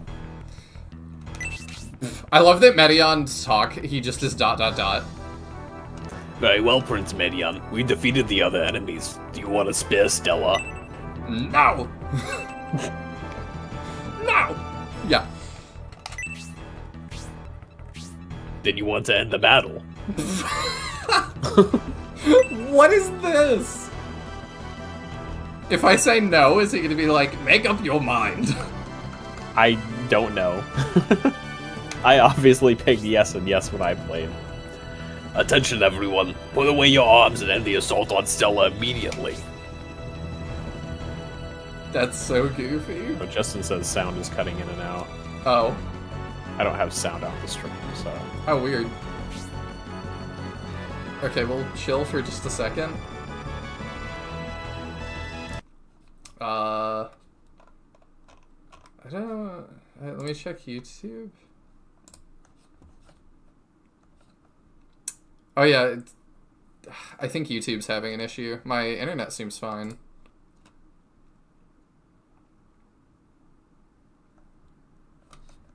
Yeah, I don't know. Internet is steady. YouTube just had a thing, but it went away. It says YouTube says good. Now it says bad. What? It keeps going back and forth. It said no data, and it's in the green, and now it says excellent. And now we're buffering. I don't know what's happening. Yeah, YouTube is freaking out. We'll see if it smooths out in just a sec. I can save state here, just in case. Oh, Lol says, interestingly, once all other enemies are dead, you can also just have someone talk to Medion instead of Stella, and the same prompt to spare her will pop up. That's weird. Yeah, that's very strange. I would not have expected that. No, That somebody else could talk to him and trigger that conversation. that might be a first.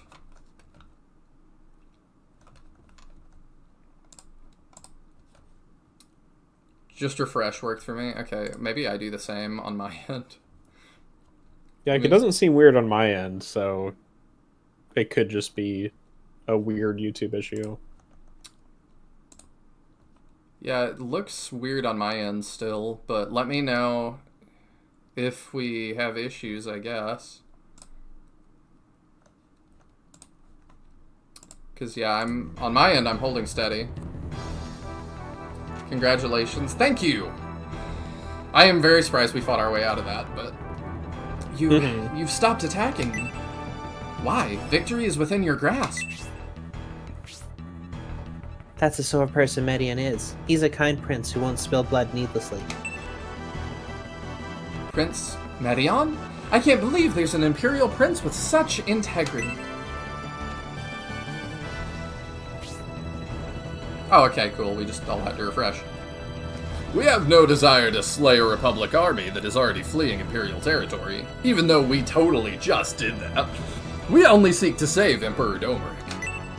Just because they did it doesn't mean they desired it. If your only goal is to save the Emperor, I can assure you we did not abduct him. We know. The Proton army is our target. We just need to get to Barand. You need to go to Barand?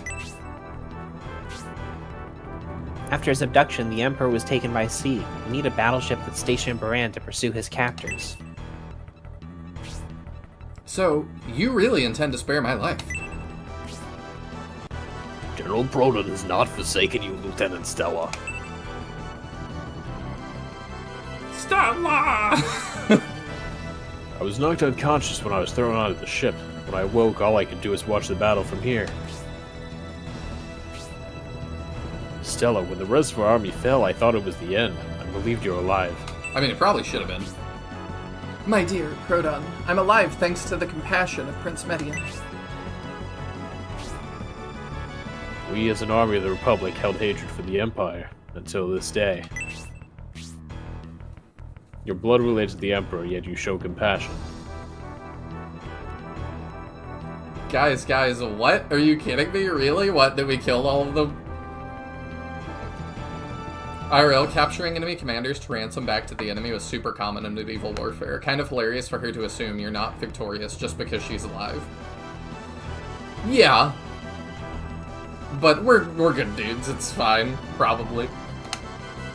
I think it was because YouTube was auto-swapping resolutions on me. Oh, I hate that that's the default. I wish it would just, I remember what I set it to. Every time I click on a video, I've got to pick what I want. Mm-hmm. Now I see there are those in the Empire who value the lives of others. Dock the ship. I'm going to get Stella. Can you imagine if this was deployed? Yeah. No, go Proton, set sail now. They appear to be good people, but if we trust them and they betray us...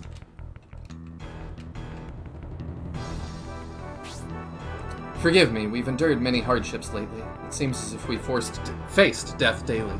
It's difficult to accept your kindness unconditionally. Yeah, very fair. Stella, you and Proton really seem to love each other, so that's why you...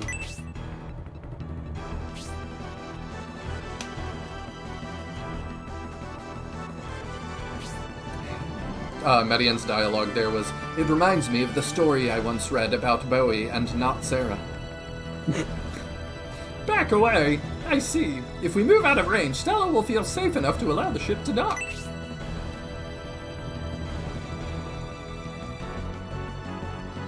Oh, that's actually a good way to handle it.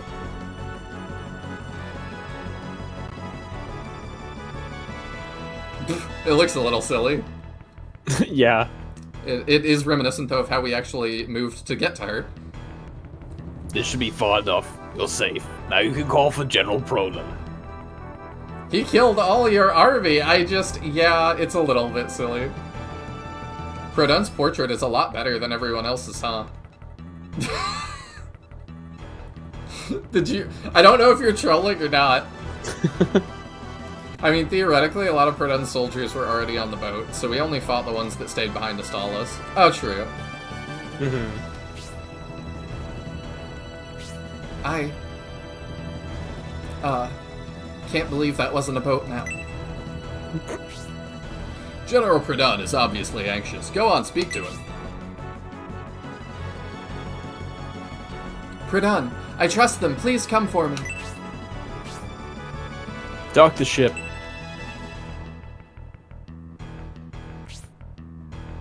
Now you can escape. Be careful to avoid the Imperial Army. Know that we wish you the best from the bottom of our hearts. Words can't express how much we thank you. We will never forget the kindness of Prince Median and his army. Please tell the village chief we're sorry we had to take the ship and that we promise to return at our first opportunity. The intern got to do Proton's portrait. I didn't think we'd get this far, Stella. Yeah, fair. I figured she would join us. I'm now assuming that this is a Julian thing. They do have a boat, and he did get waterfalled, so... Maybe they leave from here, and then they, like, bump into him.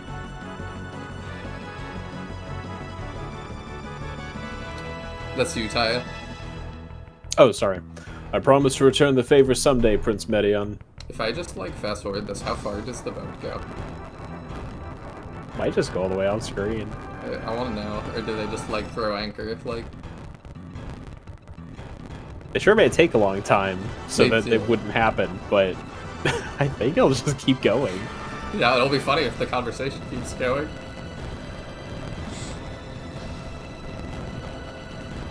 When they, that sounds fun though, betray them when they get close, give us the option. It would be fun to, oh, it's gone, okay. Yeah. It would be fun to be able to play Median as bad. I feel like after this, at some point, I'm just gonna do a, like, Shining Force 3 Evil run, and we're gonna make all the bad choices. If trouble ever befalls you, you have my word, I will come to you. He's really far away now. Goodbye, Median!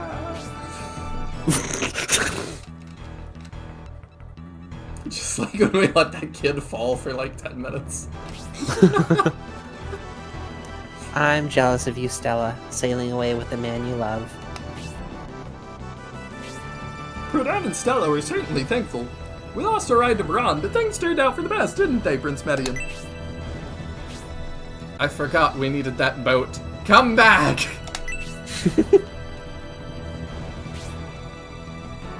Letting them take the ship was the right thing to do, but now we can't cross over the Baran. What should we do? We should swim. I guess we should have asked them to take us to Baran.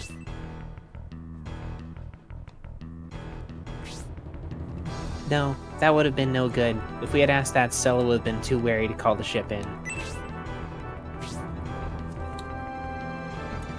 Walking all the way to the bridge at the northern border will be quite a detour. We don't have that kind of time to spare. I mean, if there's only like 6 of us, we could just have a boat bring us. Like a tiny one. I might be able to help you. Is this 0? Oh, nope. Welcome, Prince Median of the Dystonian Empire. Just ignore my voice before. I'm the chief of Aneffect Village, and this is my daughter. Do you have a boat still? Please don't make me go save a boy from the circus.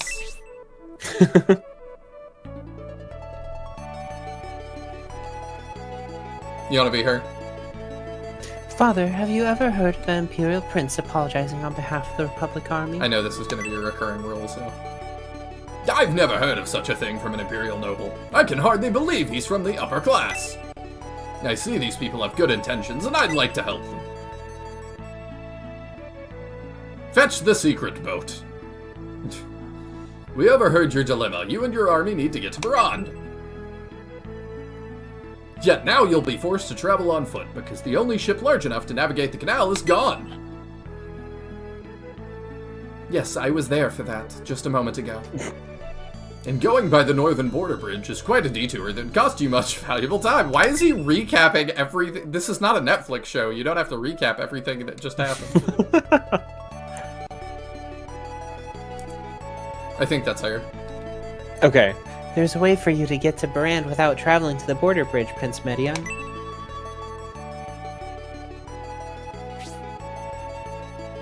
We're not aware of any way to Barand other than by ship with a border bridge. Just click your heels together and imagine. We of Anifect have a little secret. We'll share it with you if you promise never to tell anyone. I will not tell my parents. The Median army promises to defend the secret on our honor, if you would share it with us.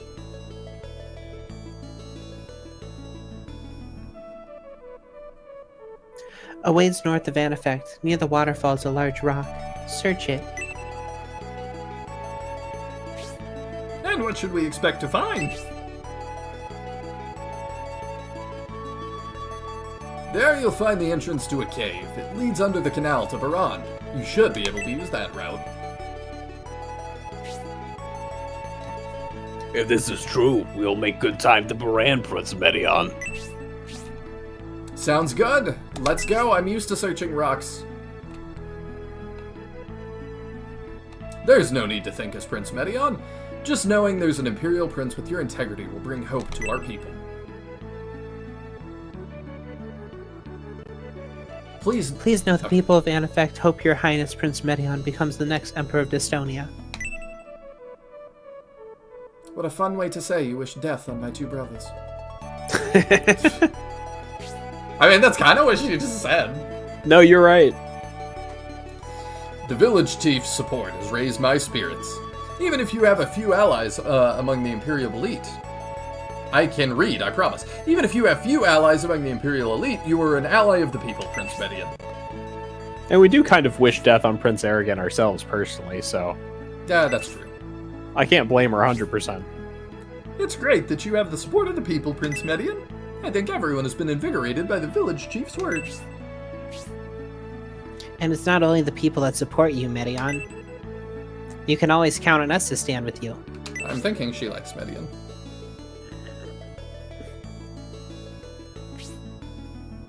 The path to Barand is to the north. Let's get to the cave before nightfall. Too bad my heart belongs to a Grand Tack. I made a song about Grantac that's now a Twitch channel point redeem on Kara's channel. You did? Yeah. I'm gonna have to. It's not particularly noteworthy, but I did make a Grantac song and she recorded herself singing it. So it's a redeem on her channel now. I'm gonna have to go hear it later. She's just gonna see while she wasn't live, somebody used channel points to redeem the song. I mean, it'll only play if the stream is live, so Dang. you'll have to be there. How do we get out of here? Oh, here we go. No.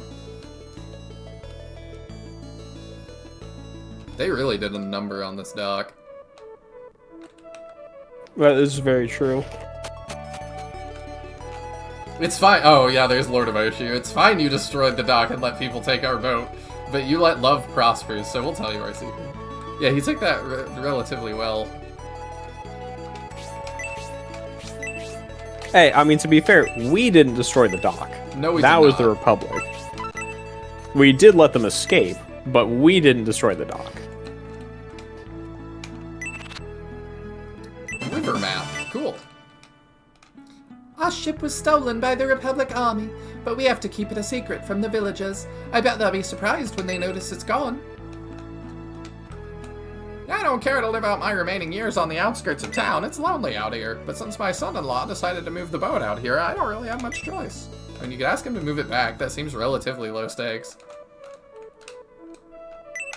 Secret passage. We must not reveal the secret to anyone, even those who urgently seek asylum in the Republic. That's you. The cave at the large rock near the waterfall north of Anifect I told you about earlier? Would you like to hear the history of the secret passage? Yeah? The cave is a naturally formed passageway I discovered by chance. Not many people know about it. My father was worried it would encourage Imperial citizens to defect, so we're keeping it secret. Didn't a soccer team get stuck in there or something?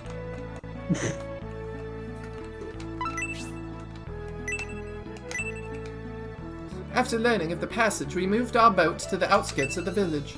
If word of the cave got out, we feared there would be an uproar and an effect, so we've decided to isolate ourselves. Is that really necessary?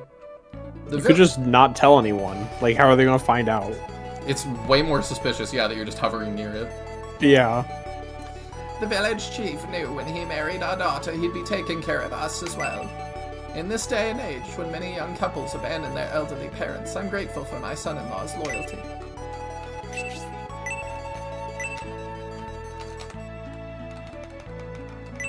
I don't know how I'm gonna handle that when my parents get old. We've talked about it a little bit. If I had to take care of them, I suppose I would. Yeah.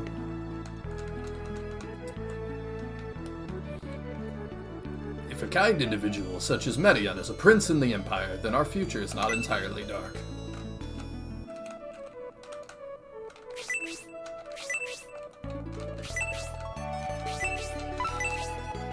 Reminds me of my brother.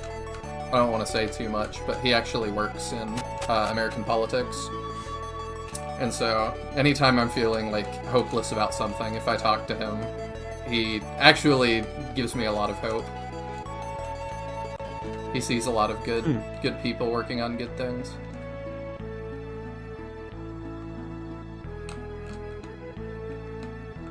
I guess we're done here. I don't know where... Oh, north. I'm not sure which way north is. Did they have a book about their secret, really? I mean, that's very RPG. I agree it's goofy, but, like... That is such an RPG staple, like... Nobody but us can read books, so it's fine. Don't forget to revive everyone who died. So everyone... Oh, wait, do y'all have different dialogue now that the battle's over? I don't think so.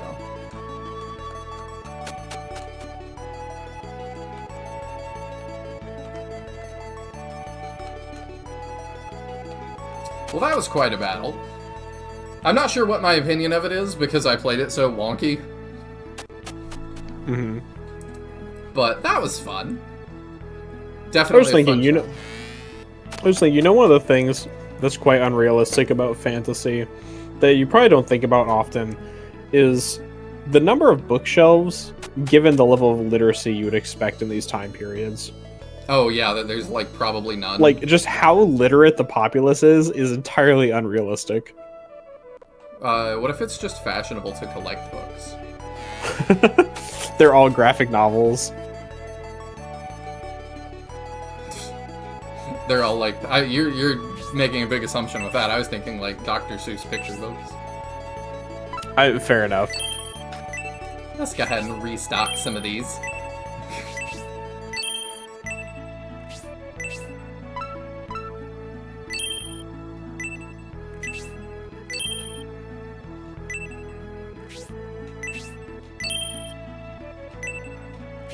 Makes you think how bad things are in the Empire if a single good deed can convince someone so soundly that the future might be right.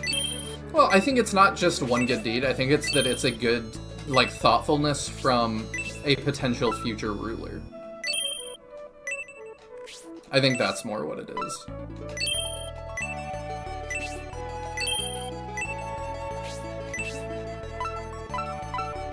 But I mean, it also is true, most people we like have encountered in the Empire between the last scenario and this one who are in any position of power are neutral at best and often evil or entirely unhinged in the case of like Varland.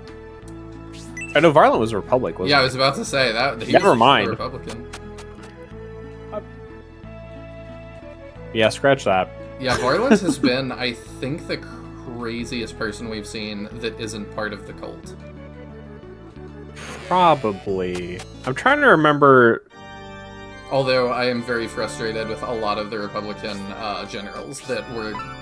The second things got the slightest bit rocky, they were like, we gotta jump ship, we gotta do it all ourselves. Yeah, well, I mean, to a degree, that kind of is the danger of not having a monolithic power structure like the Empire does. Yeah. You've got a lot of people who are purportedly equals, and they all have some amount of power and territory of their own. That if they're watching out for themselves and no one can give them orders, then if they decide they want to strike out on their own, that's what they do. Yeah. And, like, Bertram, though, is, like, we've talked about, seems like such a good king. It's just frustrating, but it's like... Okay, I'm gonna make a new save here. We can cartridge save it, that's fine. I would contend, lol, that I wouldn't say that, like, Franz isn't redeemable, but he's also just such a nobody that it doesn't matter. Yeah. Yeah, like, Spiriel for sure. Franz, Median, I feel like... we did meet Median as Symbios, and so, he that's true, yeah. But I feel like Franz is one of the ones who falls into, like, neutral, but he appears in so little of the story that it's really irrelevant. Trying to figure out where... Is it one of these tombstones, maybe? What are you looking for? Where the thing they told me to find. It's outside of town. It's north of the town. Oh, okay. Like, you'll need to leave town to go there. Okay.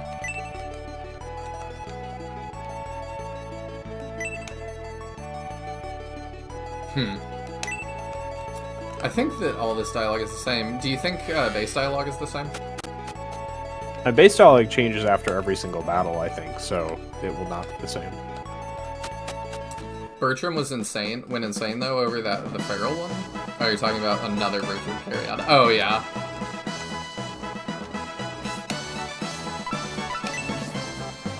To find that Prodomeric who was taken by sea, we must go to Bran and seek General Rogan's help.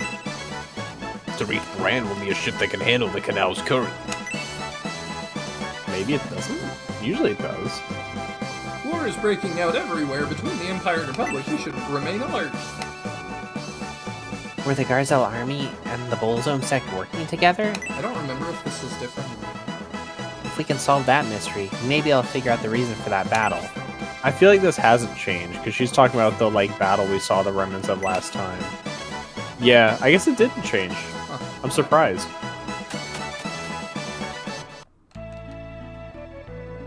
Frowns too, I forgore. I'm also surprised how little we've seen the other brother. Oh, it's wrong book. We've seen Arrogant and Median a good amount, but the middle one, or I guess the oldest one, is just off doing... Oh, Majoron. I couldn't even remember his name. Yeah, I pronounce it Majoron. I don't know if that's right, but it's Mageron. I think I said Majoron, but eh. Pateo, Patao. You see what I did there? I do. I was proud of myself for that. Oh look, it's the thing that, was it Lucky Lucy didn't want? Please wait!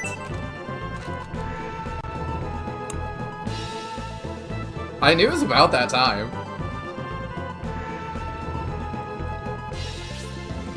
Pardon me, but aren't you Prince Median? Why, yes I am. Sparer of women, killer of armies. What do you need? Oh, I'm so glad I finally found you. What could a Republican soldier possibly want with Prince Median? I'm Zero from Flaegard. Lord Symbios sent me to find you.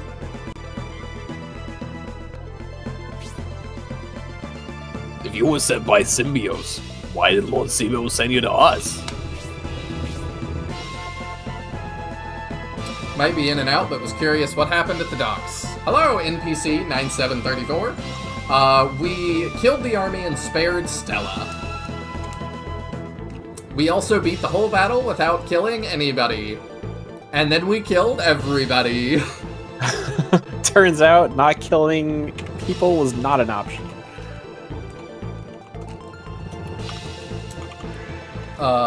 Unrelated to anything, I've been introducing my wife to Final Fantasy VI via the Pixel Remaster and voicing most of the characters for her. She's just now up to the floating continent. It's been fun. Ooh. That, I've heard, is one of the best ones. Also, I totally missed your message earlier. I want to make sure I read that, because you were talking about a secret character recruitment.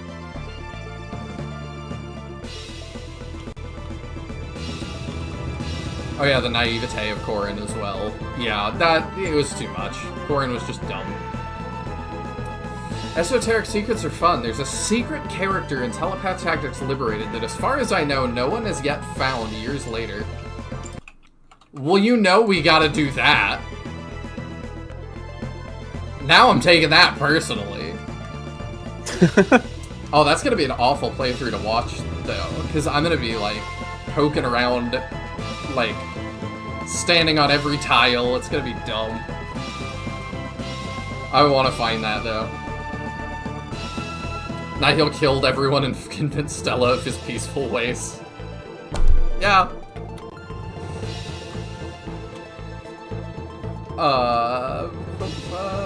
Oh, weird, it's back to the username? Jack Madrock's back again. Oh, okay. Yeah, I thought that looked like your profile picture. Haha, nice. Yeah, I am very curious now. We were battling the bandit leader Sharaf on the train. We emerged victorious, but before his death, he said some disturbing things. Like what? To go up to all this trouble. This must pertain to the Median army. What did he say? He said Prince Median is a nuisance to the Empire, and that he'll never reach Baran. Sharaf said that? He has connections with the upper levels of the Imperial Army, so it doesn't surprise me. He must know of some plan against us. Sounds like it. Unfortunately, the Symbios army is currently heading north from the railway towards the border bridge. That's that place we totally didn't want to go. But now that the Symbios army has defeated the bandits, could they not have just continued on to the Republic aboard the train? Unfortunately not. The bridge has been destroyed, so they had to go on foot. If that's the situation, why did Lord Symbio send you to us as a messenger at a time when he needs every soldier? The Republic desires peace, and you, Prince Median, are seen as a source of hope. Please allow me to assist your force. If it allowed me to say no and then replay Scenario 1 with 0. Please insert Disc 1. If the Prince gives the Republic hope for peace, then we are probably being watched. Watched? I see. So that's what they would do. So you've seen someone observing us, Zero?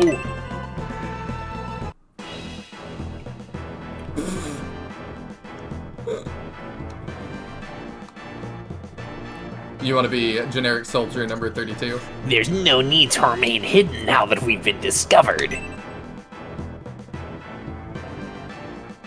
Letting General Predon escape was a big mistake, Prince Median. We saw the whole thing.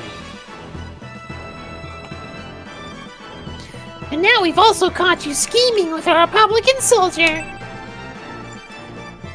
We witnessed everything.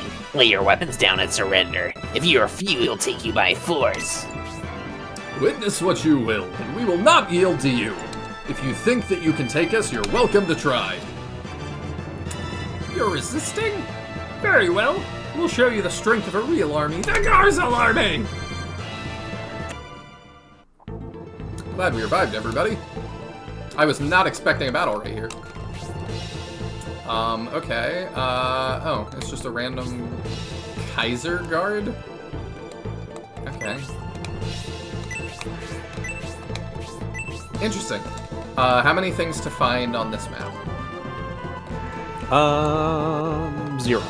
Oh, okay. I found him. He's right here. Good job. Yay! That's all. Does he have a good sword, or should I bounce with egress and get him a sword? I mean, compare his like damage to your output. 21. He's got what? Oh. 23. So he's probably fine. Okay. Let's go! We've got some ground to make up in terms of friendships, but we're really good friends between the three that lived now. How is his defense? 11 versus somebody like Campbell, who has 12. Wow, Zero's really good!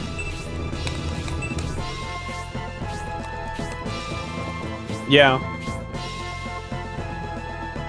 I apologize true. to Zero. I was taking my anger out on him. He's a very good bird. He seems like a good bird.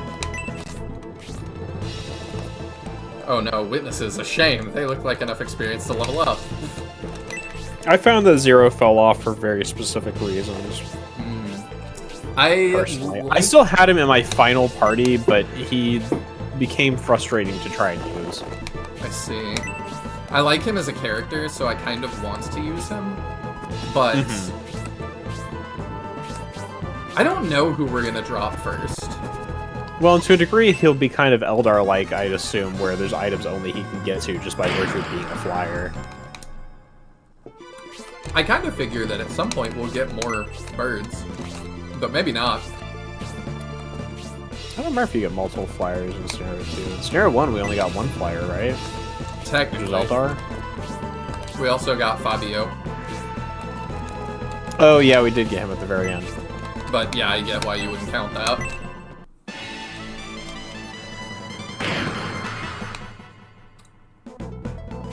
One of these guys is Kermit the Frog. It happens. He just pops up in my playthroughs. I don't know. I think I would rather you do that and not get shot by the archer in the face. Just as a quick FYI, Zero starts off with 2 weapon levels in swords, 1 weapon level in wings, and is pretty close to getting a weapon level in rapiers. Interesting. I probably will just keep him with swords because we had Eldar with wings, so I kind of want to explore more options. Ooh, that hurt. I think Birdman gets some unique special moves for swords, too. So we'll see some new stuff.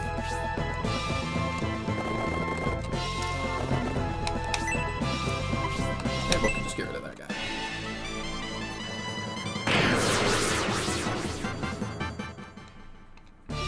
Thanks to plot, that's why he starts out more useful than Eldar. I mean, I'm not even upset. Eldar got really, really good. Eldar was one of my top characters. Okay, yeah, we're gonna have to heal everybody. Did I miss a chat message? I'm sure I'm sorry about that. I also feel Oh. like Zero's battle model does not match how I expected his body to look from his portrait. I was not paying attention. I would have to do that. Why is my chat so laggy? There we go. I thought Zero was a penguin at first. A penguin Birdman would be hilarious because you lose the entire utility of a Birdman. I would love him. I'm gonna try to give this to Bernard. Oh, I missed Lord of Oshu saying, if this was in the same universe of SF1, how far do you think it would be? I think it is in the same universe as SF1. And in terms of how far after that, like, what do you think, Taya? Like 30 years, maybe? I could grant it. Well, I don't know if I'd say even 30 years. But I could see like somewhere within 20 years of Shining Force 1.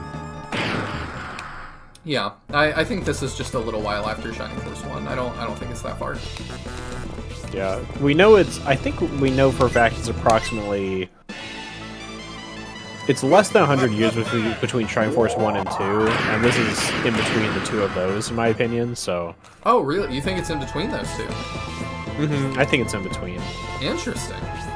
Can you... And I've got some specific reasons for that will be spoilers for you, so Okay, I'm not going to go into it. I was gonna ask if it was spoilers or if When you play the rest of the games that you haven't played, it'll fill you in pretty easily. Okay. Oh, I see why Zero is so good. Yeah, he's level 7, and everybody else, like, Yeah. even the ones that survived that, like, 6. I think Medion, yeah, just hit 6. Yeah, so that's part of why he's so good.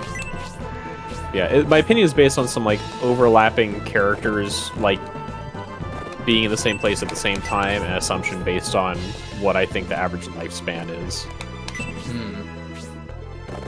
For this time period / setting.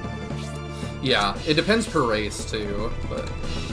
Yeah, in this case, I'm pretty sure it's a human lifespan that I'm basing it on, which I'm going with the medieval, kind of like 40 to 60 years. We can kind of check. I don't remember which source book it is, but there is a source book that has ages. Because I remember being really shocked at some of them being a lot older than I would have thought they were. I know Hans is like over 100 years old or something ridiculous, I think Teo is too. which does not fit with how either of them are portrayed in Shining Force 1. No, not really. Oh yeah, Zero is way bigger on screen. I thought he would have been a lot more like rotund. The thing is, the character that is like really relevant to this query doesn't have an age given specifically. At least not the age that's really relevant. I see. I'm really getting close to saying more than I should, so I need to not Okay. Hey, we got talk Ice Arrow. about it more. But it'll be pretty obvious when you play the rest of the games what I'm talking about. Okay. I am excited for it. Still miss the campy English voices, same. Like, they grew on me so hard. We just gotta redub it. I've told the Shining Force 3 team that if they ever want to do an English dub for Scenario 2 and 3, I'm 100% on board. Just have Rock be like, "No, bear my not Arctic blast." No, bear my big old axe. So And I believe bad. Legalized Freedom said that, like, they'd considered doing it, but that there weren't any, like, standing plans for it. But I would love to be part of a redub for Scenario 2 and 3. Oh yeah, that'd be fun.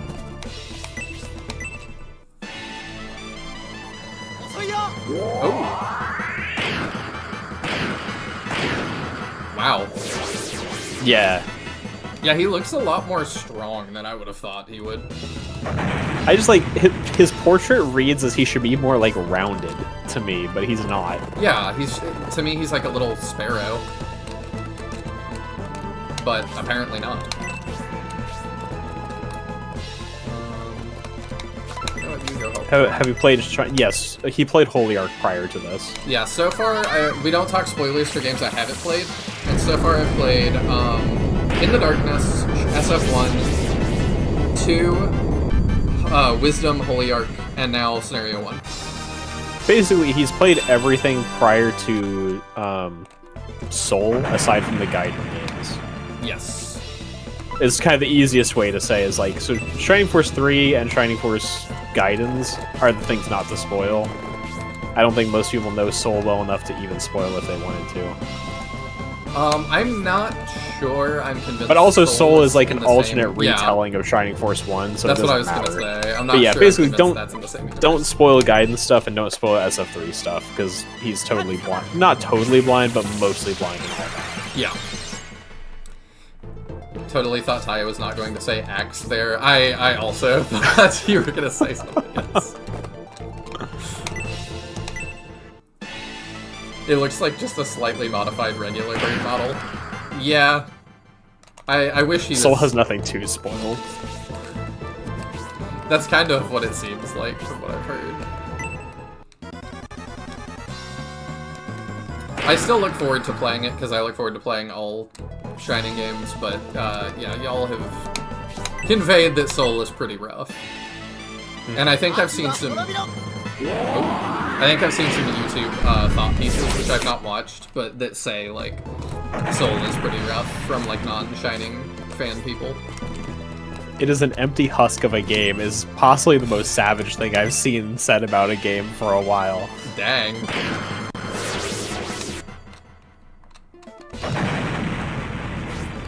If you can, for non-spoiler reasons, say why you hate it so much, I'm very curious.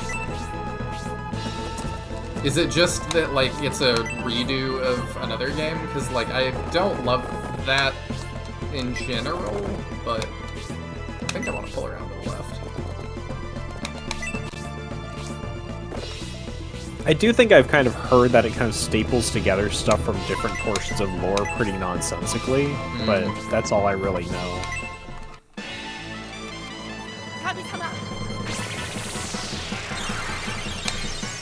I still don't want to crap on it too hard because I haven't played, like, the good translation. But so far, the roughest game I've played is definitely Wisdom. I still love the plot of it. I think it has a lot of heart. But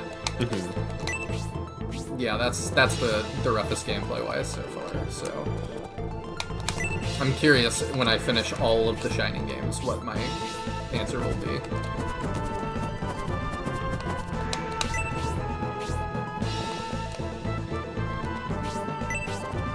We don't have any offensive skills here, do we? I assume we will get some. Shining Soul 1 and 2 are offshoots to me. Yeah, they are in my head as well, but I've not played them, so that doesn't mean a whole lot.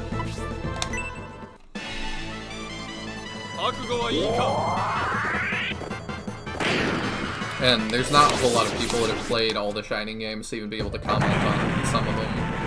I've talked to a few people about some of the later ones, and they feel like they're in the same continuity. Like Tears and Wind and stuff like that. But we'll see when I get there. I like a lot of the art in it, though. Oh, Soul is rough. Action RPG that's meant to sell the GBA 4-player multiplayer option, so solo mode is rough. Ooh.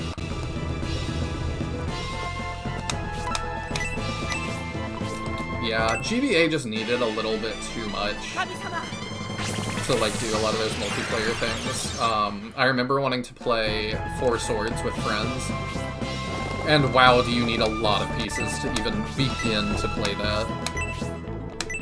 You need like Game Boy to GameCube cables. I think you need 4 of those. Like, it just was I thought there was a way that you could, like, directly wire GBAs together. There was, but that game made it so that you couldn't. Oh, really? I think.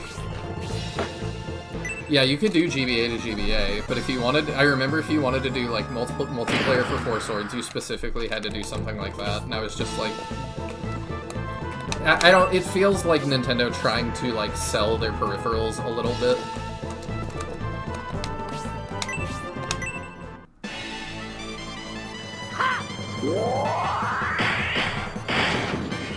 Wait, are you gonna do Neo and DXA too? Absolutely. At some point, it'll take me a while to get there, but yeah. I want to do all. It looks like there are 4-player link cables that don't need a Game Boy. I would just wager they probably weren't common. Or, sorry, don't need a GameCube. Yeah, I don't know if I knew that back then. That was like I don't know how common they would have been at the time either. Yeah. Because I don't know how many games supported 4-player and whether people were actually playing those. I think Four Swords needed that Oh, it definitely may have. I'm just saying, like, it looks like there was a 4-way option without a GameCube. I would be willing to assume it was not very common. though. No. It's weird how little was known about some Nintendo stuff. Like, I remember, when I was a kid, I bought Dragon Ball Z Budokai 2 for the GameCube, and I went to several GameStops looking for it, and I straight up had employees tell me that was not a thing, it's only for PlayStation, and I remember I had already looked it up, and I was like, no, it does. And there was one guy that was super convinced, but he finally went to the computer and was like, I've learned today. That is a thing. Yeah. I have never seen one, so good luck.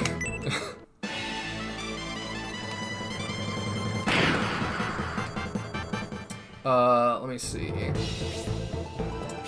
I'm excited to see you get to SFCD if you plan to try it. Absolutely. We're gonna do both versions of the Gaiden stuff. Probably not back-to-back, but... I suffered through Soul all the way to the final boss. It is a mind-numbingly boring experience. Got pissed off at the final boss's BS mechanic and just googled the ending. It was nothing. Literally nothing of substance. Is it worse than some of the games I've already played on the channel, though? That's the question. I have fought through some pretty tough games. I was like, it does look like the Four Swords specifically required a GameCube, though. Yeah, it was jank. And it was annoying, because it was one of those things like in Nintendo Power Magazine, you saw people playing 4 players and stuff, and it was like, oh, we could do that. And then it's like, well... I mean, not really. Not unless we got, like, multiple parents on board to help us make that happen. but it just never, I never got to do that. It never ended up happening. I kind of want to give this to our archer. Our archer's fallen a little bit behind. Synthesis can heal that off. Medion is Midion right now. Yeah, he very much is. Oh, whoops. I assume he'll get good at some point. Yeah, I think I said I found Medion to be the strongest of the protagonists by the end game. Yeah, he'll get there. He's not behind. And I don't know how leveling works in this. I would assume it's similar to SF1, where there's, like, certain base levels that we'll get at some point. I assume if we just keep leveling him, it'll even out. No, also you get stat bonuses when you promote, and that'll hopefully kind of fix him up too. It's a little bit weird seeing the actual, like, squares on the battlefield. Did you see yeah. that? Like, we're standing on different terrain. It was with, well, it's just a second. Oh. I didn't see it a moment ago, but I did notice it on earlier combat. Rock King of that, I guess. Here, Medion crit like it was going out of style. Yeah, my problem with Medion turned out that he was so strong and so willing to counter, he would just constantly counter and kill everything I was trying to give to somebody else. I see. Because it would be like, oh, I counter for 75% of their HP, so that enemy that I weakened at all for somebody else to get the kill on, he would just totally smite.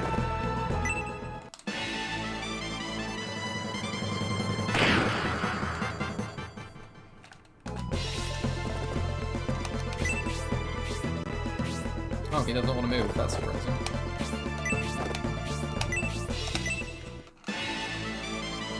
Yeah, I was just about to say, for having that one block, Medion sure isn't critting much, then of course he does. It's happening every so often, but yeah, his crit rate's not, like, off the charts or anything yet.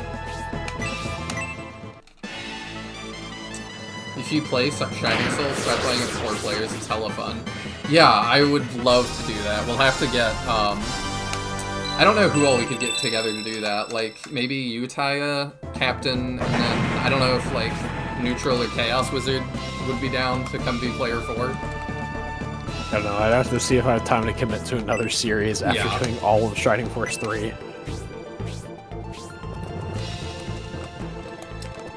I don't know, we'll have to see, like, what we can swing with that. And also how the connectivity would work. Like, Parsec is not going to cut it for that, I would not think. Nah, I think a lot of Swahili Game Boys have NetPlay though. Is that... will that cut it? I believe so. Okay, I've not messed with that too much. Well, because it just sends inputs, not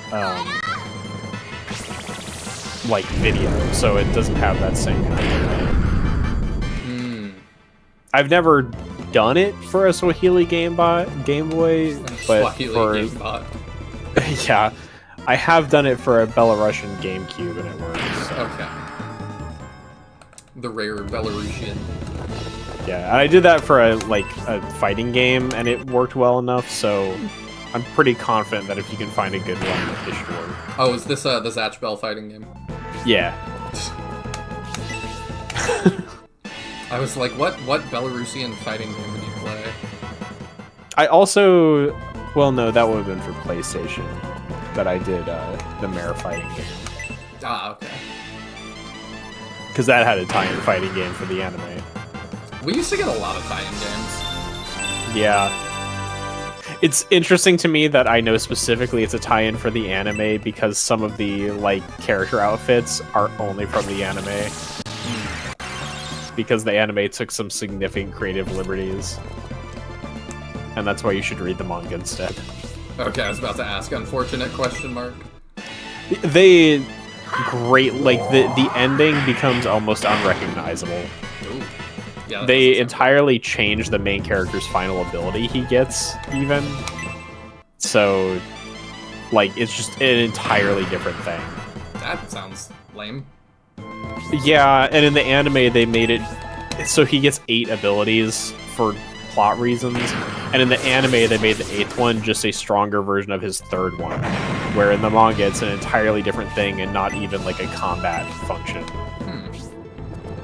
The whole story changes too. In the anime they killed off every one of the main characters and then brought them all back because of a wish, except for the one person who had to give their life to make the wish happen. And the original, nobody dies. Okay. They also introduced 13 new major villains in the anime who don't appear at all in the original. All right. It's like you get to episode 70 and then they go off the deep end for the entire rest of the series. Weird. Kind of like Bleach for a minute there. They got back on track, but they required an uncancellation. Also, good night, Sinister. Thank you for hanging out. Oh, Matrox actually knows Mare. That's awesome. I rarely run to people who know Mare. I just know of it. It's super underrated. I like it a lot. I think this is you. Was it? I wasn't sure which one it was. It's definitely You the suffered high-pitched one. defeat at the hands of the Medion army. Your army is formidable. Wow.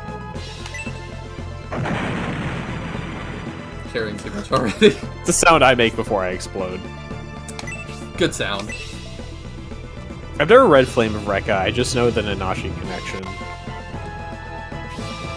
They were persistent to the end. There was no opportunity to end it without annihilating them. The Garzel army was foolish. They were attacking so relentlessly, it appeared as though they were even prepared to kill the prince. Does this mean we mustn't let our guard down even among our own country's armies? Yeah, everybody does seem way too comfortable just challenging me and telling me, as the Crown Prince, what I can and can't do. That's certainly true. It's survival of the fittest in the Empire.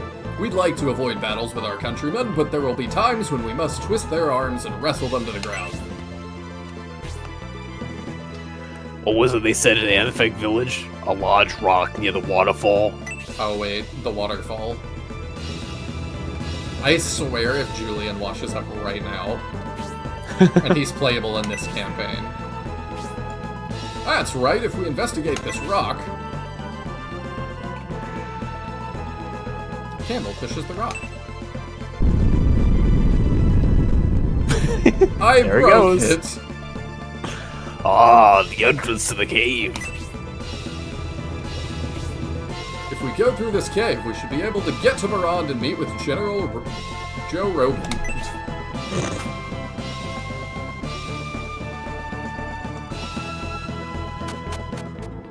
Whoop. I figured that was the end of a chapter. Oh, no? No, that was the second battle of the chapter. Oh my gosh, you're right. This must be the waterfall cave. It's much larger than it appears from the narrow entrance. The sparkle of that fluorescent lichen is a bit unsettling. It could be slippery in this cave with all the algae growing. Let's move, but watch your footing. We can't talk about it anymore because I'm out of words for algae. No. Julian, Prince Medion, someone has fallen into the cave. Julian, you've aged 40 years. They must have been swept away by the current in the river upstream.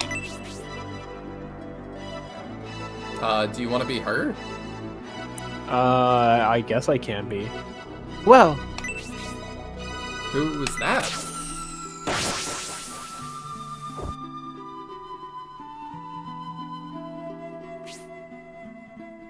Where am... Hazuki? Father? I really thought it was going to be like Julian and that general, and it is two people washing downstream, and it's not the two that I expected. A man has fallen into the cave in Lego City. Build the rescue Medion. That was such a good meme, and it lasted only, it felt like 2 days. Oh, I loved it. It's so good. I saw a version that was that like re-sentence mix the Dorime meme into the whole Lego City commercial. Oh my gosh. It's so good and super cursed. I've got to help him before he... What? Oh, plunges down the waterfall. That's right behind my microphone, so I can't see it. And yeah, Lola's right that Julian actually hasn't been waterfalled yet at this point. Father! It's fine, we did that at the end of the last scenario. Oh, it's a goblin. It's a goblin what? That girl is surrounded by beasts. She's in serious trouble. Let's do what we do, gang, and split up. Scooby-Doo, I don't know. She needs help quickly. We don't know the situation, but these people are obviously in trouble. We can't abandon them. Let's be cautious, Prince Medion. The beasts are hiding in the shadows and are undoubtedly waiting for an opportunity to strike. It's interesting, too, this is another battle in a row. It's interesting how SF3 seems not scared to do that. So here's 2 fun facts. Okay. One, I hope you enjoyed having Zero. Welcome to the recurring issue of Zero's availability. Oh. Yeah, It'll feel like a Tellius game. 2, this is the battle that we've talked about where an NPC on the hardest difficulty is practically impossible to keep alive, which is Hazuki here. I see. Where on the hardest difficulty, if I remember correctly, on unmodded hardest difficulty, she is literally impossible to save because she just will get killed. Does she game over us? No. Okay, so if we're Iron Manning it on the hardest difficulty, that doesn't matter. Yeah, but as you can see, even on this difficulty, she gets 4-shotted, so it's like, she does not have a lot of durability. On the hardest difficulty, she just eats way too much damage to be able to even get to her. I see. Anything to So. find on this map? There are 2 items to find. One of them is a chest, which is obvious, and then there's one other thing. Okay, I assume it's a stalagmite, yeah. Maybe? It is an object that you'll be able to find. I can't currently see where it is on the map, so I Oh, it don't could be a know for crystal, sure. too. Yeah, but it'll be an object. It's not just a random wall or something. Okay. Welcome to Irene 2 or Hayward 3, depending on how you look at it. Oh, do we not get her if she dies? Correct. Oh. So you have to keep her alive if you want her. Yeah, we want all the characters, so we gonna run. Yeah. I can't get up. You go around. But yeah, it's one of the things that makes me feel like the harder difficulties in Shining Force games are very much an afterthought, is stuff like having her literally impossible to save on the highest difficulty. Yeah, it doesn't feel super, like, probably the most aesthetically pleasing female in the trilogy. I feel like I disagree just because of the number of cosplays I've seen people do of the next female character we get in this scenario. I'm betting I know who that is. There's a good chance because I feel like they get more cosplay than any other character in the franchise, which is baffling with how few people played Scenario 2. Yes. Like, way back in the day, I had no idea who this character was. Same. But yeah, I think you know who I'm talking about. Does she happen to have black hair? No, different Oh, character. Okay, then no, not. I actually have no clue then. This is a character who wears white. I'm not sure then. Okay. I mean, you may or may not have seen the same cosplays I have of her. You might recognize when you see her, though. Why do they make ninjas so hot in games? Because why make ugly ninja when you can make hot ninja?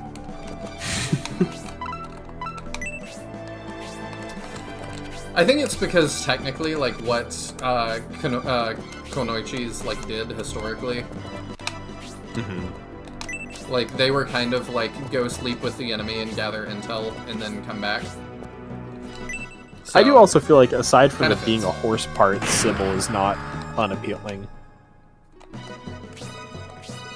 Yeah, but the horse... I don't know, the horse part does not work for me. I mean, technically, all he said was aesthetically pleasing, and I Yeah. feel like she is aesthetically pleasing.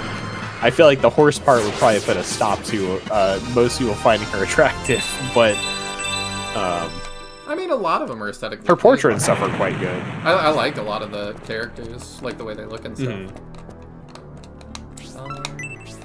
I think we can fight here. The Scenario 3 has got a few that you could debate depending on your taste. 20 damage. I actually have had the hardest difficulty cause the game to freeze sometimes in Scenario 2 and 3 when enemy sometimes takes their turn. Interesting, so very afterthought. I want to Horse try part it. worked for Spirial. True. Not wrong. I really want to try the hardest difficulty at some point. Like, I don't know if Iron Man and that would be possible. Well, I think the main thing you'd have to do is come to a determination of when it force revives all of your units on the chapter break, do you let that kind of be a reset? So you only have to survive a chapter at a time. I'm not sure. Because otherwise you have to go intentionally kill off your party members again, which gets awkward. We screwed around with it at the end of the Scenario 1 Let's Play, and like, I'm not sure Battle 1 is doable without grinding, honestly. That's true. I forgot about how bad that was when we played it. Like, That was, like, unplayably brutal. It actually seemed maybe impossible. So, I always say, like, if I'm, you know, the first to do a challenge, it's like, well, I'm making the rules, but, like, I'm just not... I don't know how it would make that entertaining, really. I wonder whether there's any footage of people actually playing on the highest difficulty. Because, like, all the playthroughs are usually people playing for the first time / playing on normal. I don't know if I've ever seen actual, like, playthrough footage of Insane. Serious Soul says, I've done all of Scenario 1 and 2, except when it froze. It's doable, but very save scummy. Well, the except when it froze is a really big asterisk. Did it... was it actually playable? Like, could you have gotten past that? Or... Well, he's saying it like it froze on the enemy turn. Like, the enemy went to make a move and the game just froze. There's nothing you can do about that. You just have to, like, reset. I'm saying if you reset, do you get past it? Or is there a level that, like, that just happens every Oh, time? gotcha. Because I'm curious what would be causing the crash. Is it, like, a specific thing the enemy's trying to do that it doesn't like, or... If it only happens on the highest difficulties, I wonder whether there's some change to how the AI determines its moves, and it just, like, gets stuck thinking too long or something. I do know when I was, like, doing the enemy AI for Paladin and Green, I had to, at some point, just make it stupider because it got stuck thinking too long on things. Like, one of the specific things I do is just made it consider fewer tiles, like just a certain range of tiles, because if I like consider the whole map, sometimes it would just be like, alright, I'm gonna sit here for 3 minutes and think about where to move. Weird. So, depending on how well coded their enemy AI is, it could run into similar problems where, like, the smarter they let it be, the more it just can't decide what to do. I don't know. Anyway, I step away for a minute, I'll be right back. Okay. You can adjust the difficulty before the battle, so I just lowered it for the battle. Battle 1 of Scenario 1 I did without grinding by using the wall of the church to block one side from attack. Ooh, okay. I mean, I'm down to try at some point. My thought is just if I don't Iron Man it, the way that Shining Force works, I know it, you know, I know it, I can win them.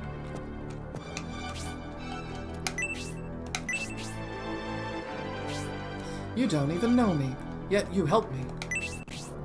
The army of Prince Median won't abandon those in trouble, even if some of us see it as meddlesome. Or some see us as meddlesome.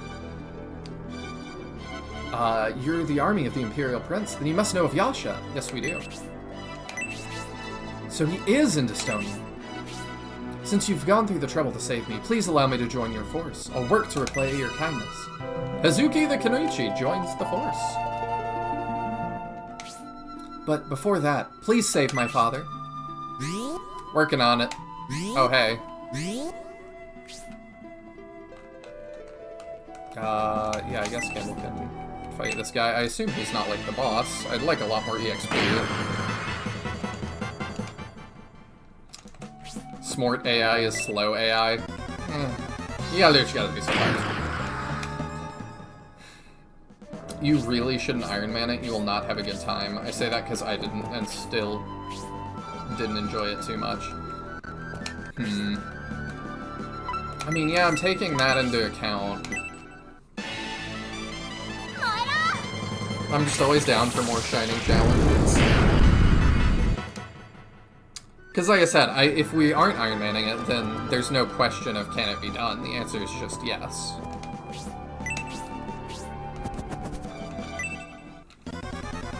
But, like, I don't know if it would be fun on stream. I don't know if it would be fun regardless, based on what I played. Yeah, I could probably level. Let's get that.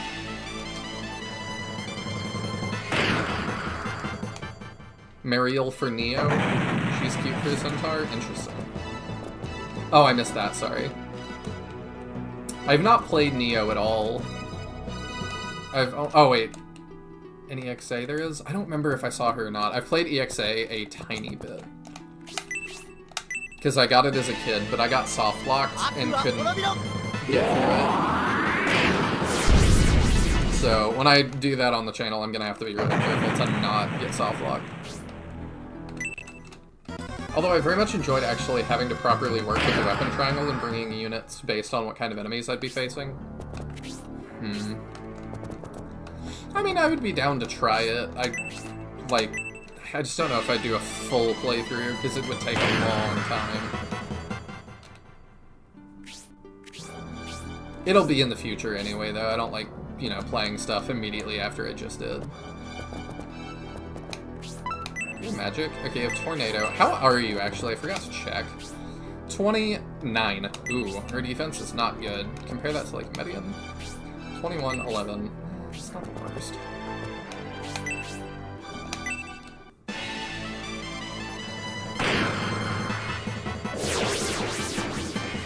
Got good attack, but... we're gonna have to heal her.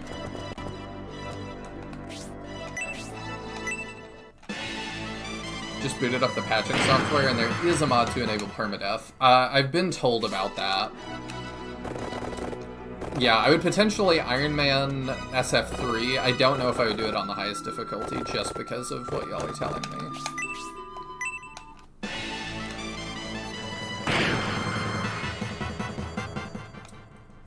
Like, I would have to potentially practice every map before we did it, to do it fully optimally, and I just don't know if that sounds like a good time. Finally. I was chasing her with the healer since the start. I just saw there's a manga of Shining Force, so cool. I actually have it. I've got a couple. I'm gonna cover it on the channel after I do CD and Gaiden, I think. I don't know if it's fully translated, though. An update on that, by the way, because I told you I was working on a little bit of translation. I have not heard back from the person I reached out to, so I've reached out to another person now. Or I've started that process.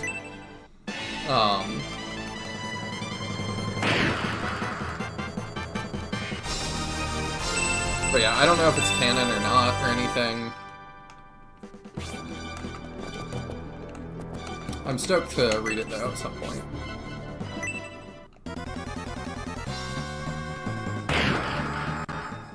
This is a durable goblin.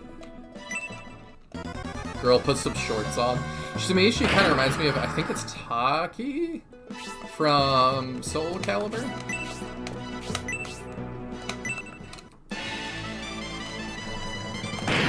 Tali? I don't remember. It's been so long since I played Soul Calibur. The last one I played was 2 on the GameCube. And I had fun with that.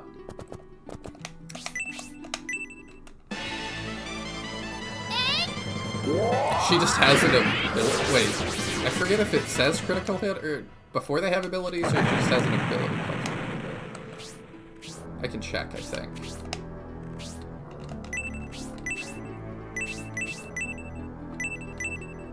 No, that's just... okay, it just says that. Median probably needs a heal. Campbell might have that. Oh, I forgot the item. I need to make sure I grab that. Oh, there it is. Yeah, go ahead.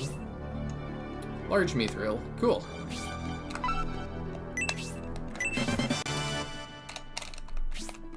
And then the chest is over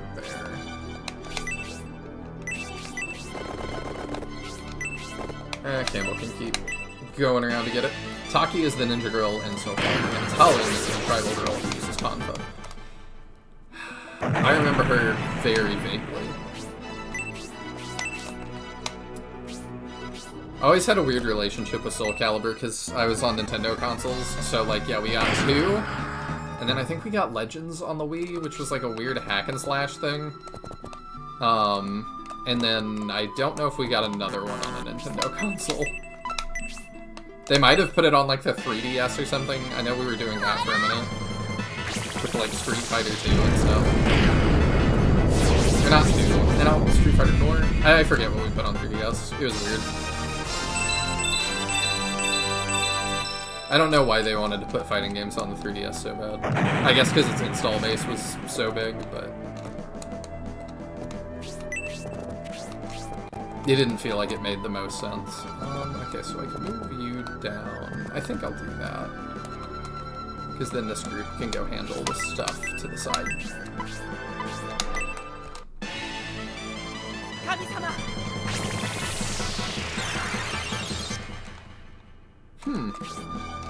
Interesting. Yeah, I'll have to look at that.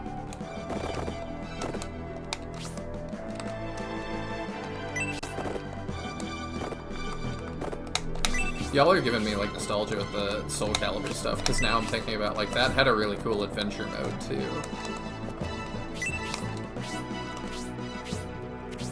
I really liked playing through that. I haven't played anything like that since. I think I'll send you to go get the chest.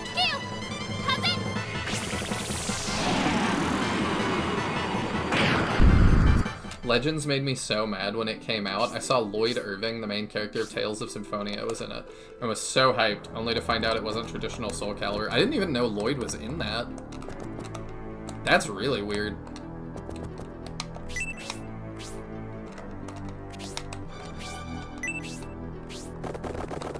Do I need to kill that guy first? Probably. I don't know how many people know that, because people want more Lloyds so bad.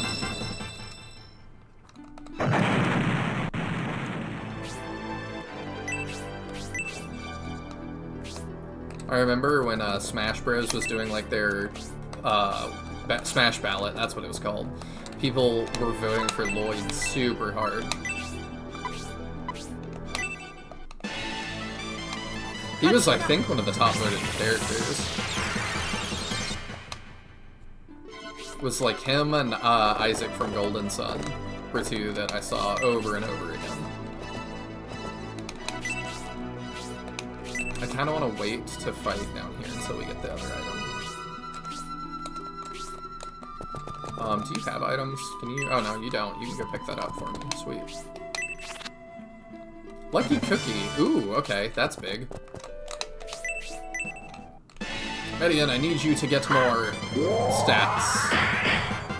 Be less Midian. Yeah, the fact that he's not even killing when he gets a special is kind of crazy. I can just jump off.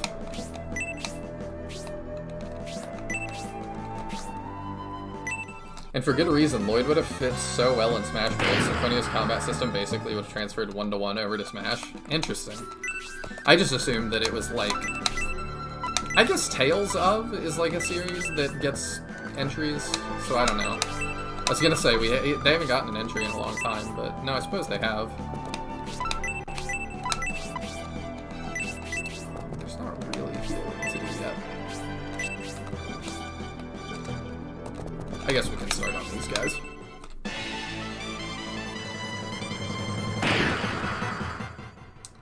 I have an unfinished Tales of Symphonia stream on my shared channel with my wife. Played all of that game. Gotta say, it's the best in the Tales series. I've never played a Tales series game. I I was in the Isaac camp since the Golden Sun games are incredibly Shining inspired. Yeah, I considered it, but I decided to just vote Max every day. I was hoping that they would, like, share with Sega at least, that somebody was out there being like, they really want this Shining Force thing. Maybe y'all should do something with that.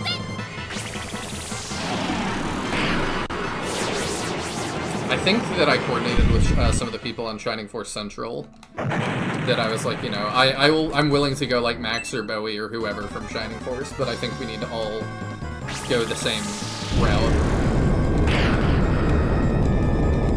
Like, the best chance of it getting seen is if we all throw our weight behind the same character.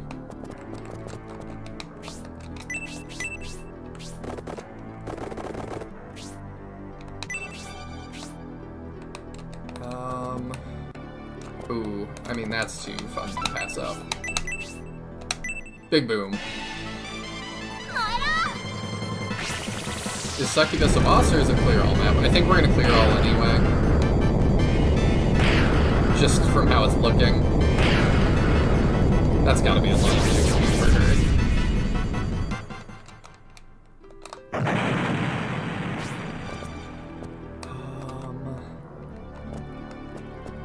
Y'all took a little bit of damage. Oh, more than a little bit. Tails is in their remaster arc right now. Yeah, I've heard, I think that those are the ones that got, like, censored and stuff. I'm not sure. Tails is a big series, yeah, I've been playing them since Fantasia on TV. Yeah, there's some big series that I know of, I just don't know anything about them. Ys? I don't know how you say it. Is another one that I'm like, y'all have a billion entries, but like I have really no clue what your games are about. He might get this, I'm not sure. Hey, let's go. Just level 7. HP 1, defense 1. I'll take it.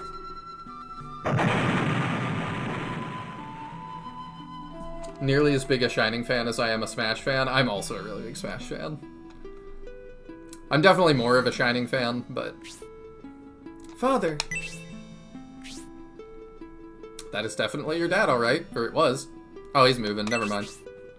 When he fell over the edge, I thought I was too late, but I somehow managed to catch him. I mean, I guess it's fine, because Zero was, over-leveled. Now he's about on par with us. Father? Oh, Father. Hazuki, you must have jumped in to save me after I fell into the river. How did you fall into the river? Bandits were destroying the iron bridge just upstream. When we tried to stop them, my father was badly wounded in the battle and fell into the river. Really, your father tried to fight?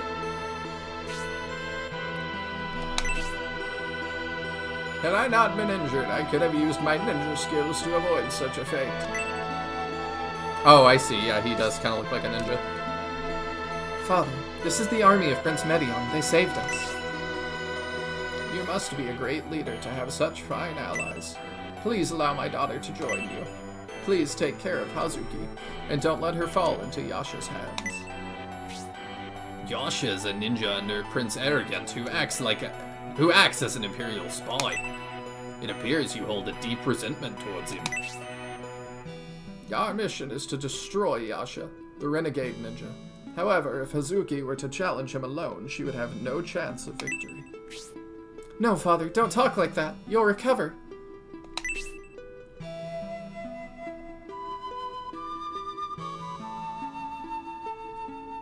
They just shake their heads like, no.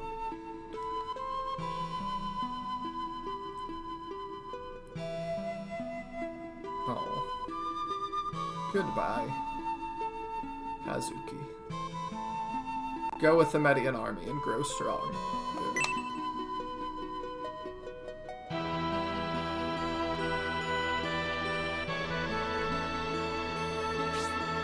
Father.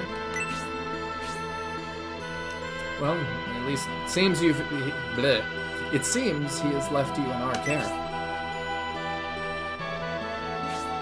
Poor Hazuki. It would have been one thing to be struck down by his nemesis, but to be injured in a battle with bandits. Not the time. He seemed like such a good father. We should do what we can to help her. It doesn't like you saying the word explodes? That's kind of weird.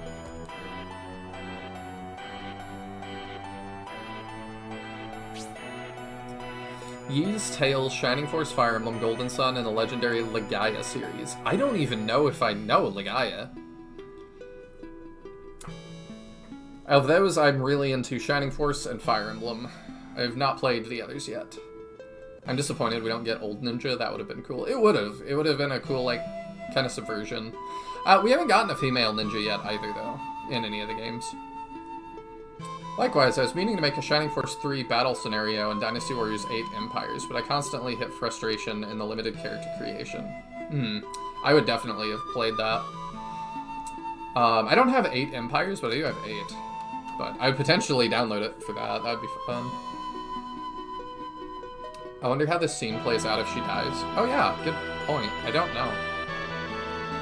I also haven't got the patience to model a Shining character into a 3D dot game heroes. Yeah. Ryudo, stop standing there. Cast the healing spell. I think he was too far gone.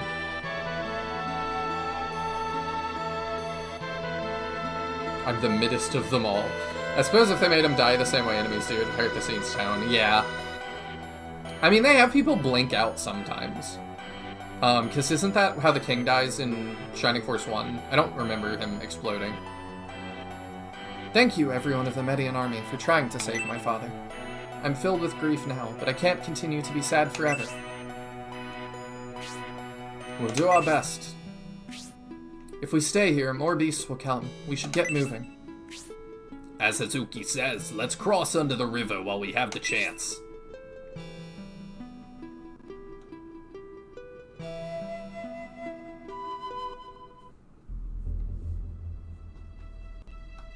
I'm noticing, I feel like this scenario has been much more, like, on the rails than the previous one.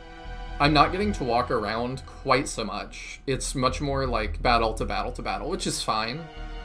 But I really expected to have control again after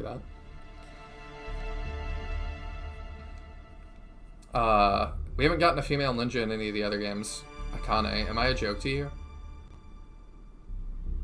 I'm trying to remember who that is. Which one is she in? Who am I forgetting? Hold up. Now I feel dumb. Making me look dumb on the internet. Shining Force.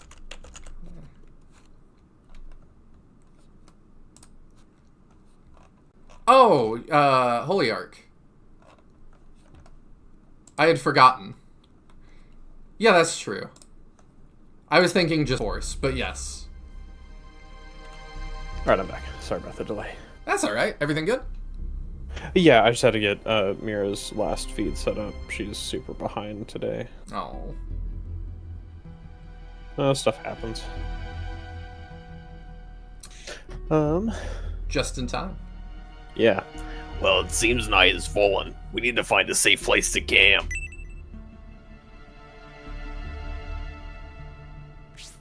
Look there! Is it gonna be Vagabond? Oh.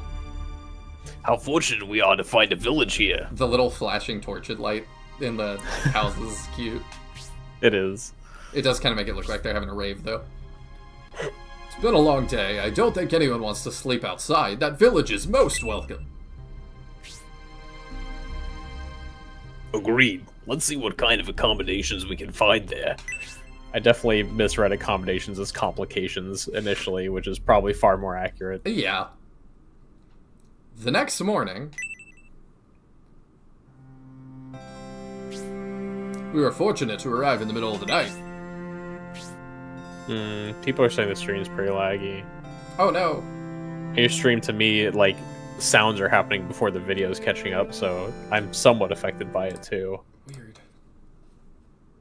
YouTube is just having issues tonight. If it's not one thing, it's another.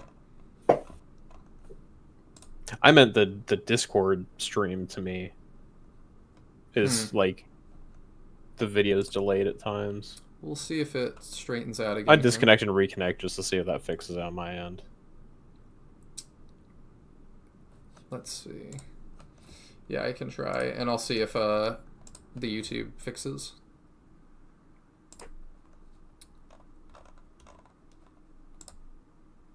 There we go.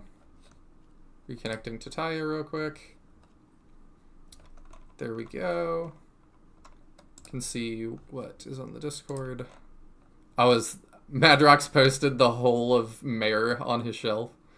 Oh, that's right. I meant to go take a picture of mine while I was away. That's cool. I'll just do that later. I have a theory that YouTube's trying to push ads but can't because it's live, but every time I try to refresh it, it adds me.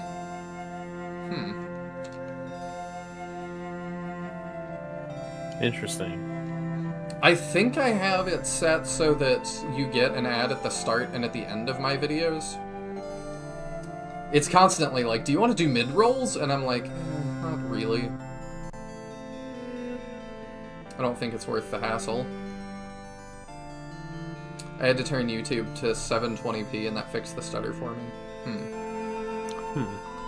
It is one of those things where, like, mid-rolls work if you're a channel with, like, a whole bunch of dedicated viewers you know will watch your videos no matter what, but otherwise nobody wants to watch mid-rolls. No, they don't. And YouTube has asked me a couple times, why do you not have mid-rolls going? And I've said, that's why.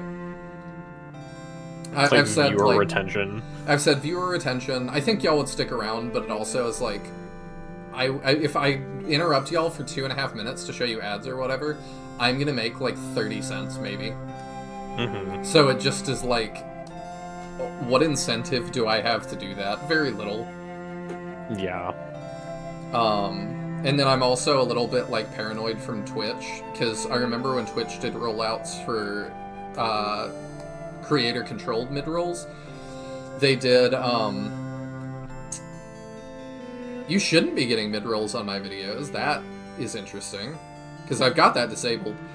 But I remember when Twitch first let creators have control of that, it was like, if you show X amount of ads, you get a bonus that we will pay you.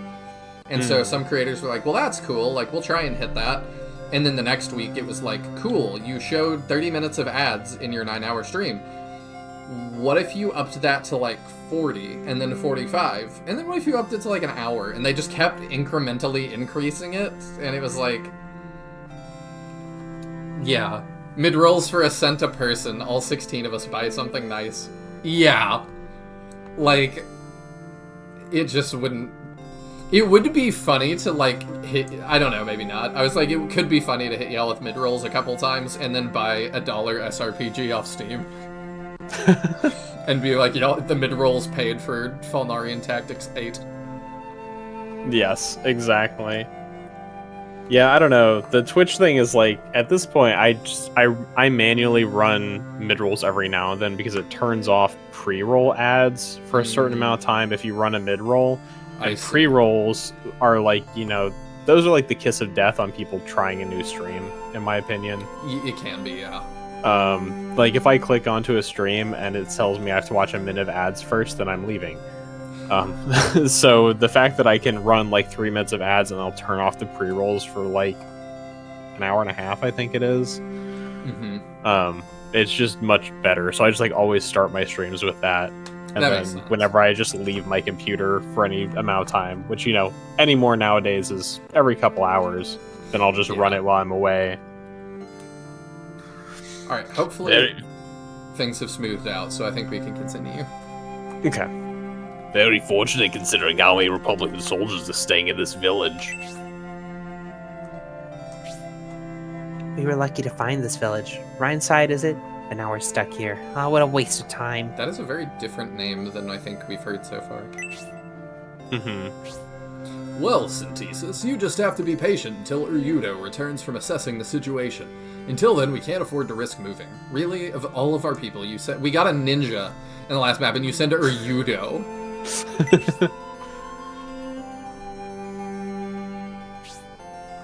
That's what he said. That's what Median said. Noise from outside. I wonder if the Republican army is beginning to move as Prince Medion suspects.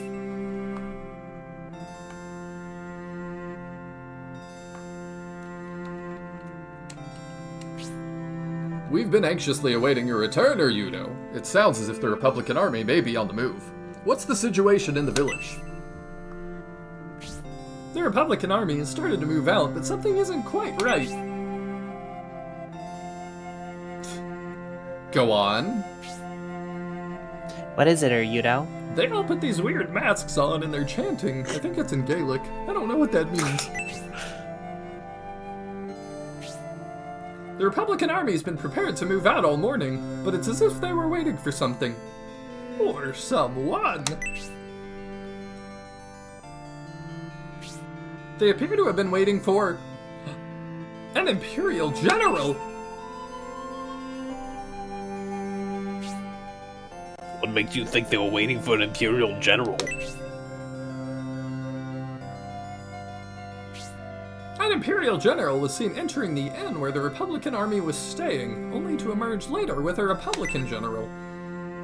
The two of them departed for the battlefield together. What does it mean, Prince Medion? An Imperial General and a Republican General collaborating.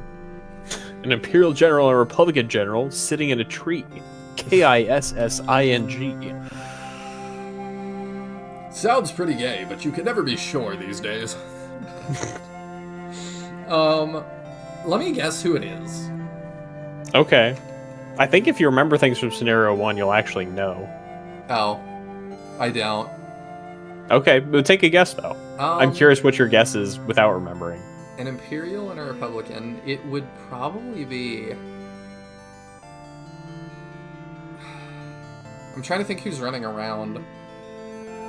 Is this Forbidden Love? Probably. Two houses alike in dignity. They're probably thinking, who's the hottest centaur they've met? Mario and Luigi. Okay, let me open my list here. Y'all can see too. Okay.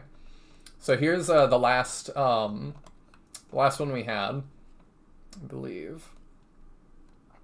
Okay, that's... Okay. The Empire. So, probably not Spiriel. Could be Cruert. The Republican generals. Probably not Fafard. Maybe they were waiting for Edmund. But who? Um... So we need two names here. Cruert, maybe? Yeah, that's my guess. Mm-hmm. I'm gonna feel dumb when I see it. I'm sure. Possibly. I'm gonna be like, oh yeah, Ragnarok has already got it. Rip Franz, I think he's dead around now. I was like, I guess we'll be sad when we see that, and you've just reminded me, I guess we won't see that, will we? Yeah.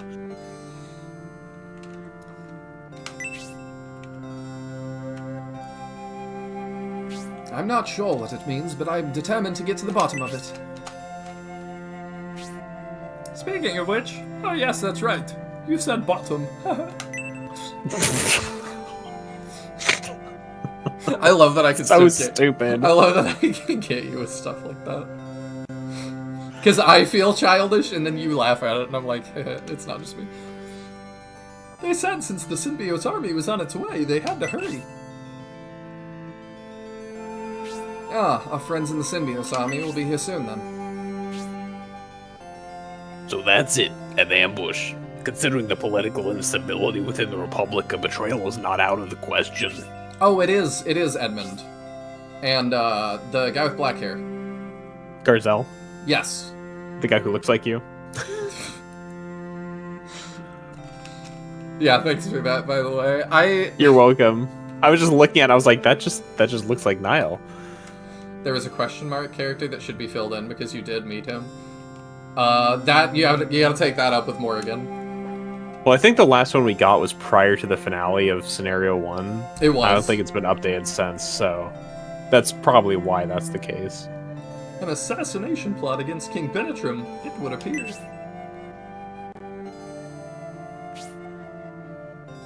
So they want to live under Imperial rule? No, it's more likely an Imperial plot to remove King Penetrum. Yeah, I think they just want to rule. They're trying to crown Princess Fafhard. That's right! We just can't just abandon our friends in the Symbios army! I feel like you might have reason to say that, Zero. We could follow the Republican army and reinforce the Symbios army when the need arises. That's exactly what we shall do, Zero. I'm glad Prince Medion has agency over his own story. We can set out to follow the Republican army as soon as we've finished gathering information and replenishing our supplies. Ringside HQ. Oh, they finally turned me loose. While you were gone, I was talking about how this one feels a lot more on rails than the past scenario. Like, they're moving me from battle to battle a lot more and doing less exploration, which is fine. But just kind of an observation. We will get significantly more exploration in a couple of towns that are later. I think just this first part of the story is pretty packed. Mm-hmm. There's one particular town that there was just so much wandering around, I got super lost. So there's a lot of stuff to look at and do. So it'll spread out more as we get further. I was certain the Imperial and Republican armies were bitter enemies. It's unthinkable they'd join forces. They keep putting dialogue boxes right behind my mic. Yeah. Imperial and Republican generals joining forces to plot the assassination of the Republican king is reprehensible. We absolutely can't allow this to pass. It's cool that they like Benetrum too. The Republican army was here in Rhineside when we arrived last night. If it had been during the day, I bet it would have led to a battle. We would have won, and Symbios would not be in this situation presently.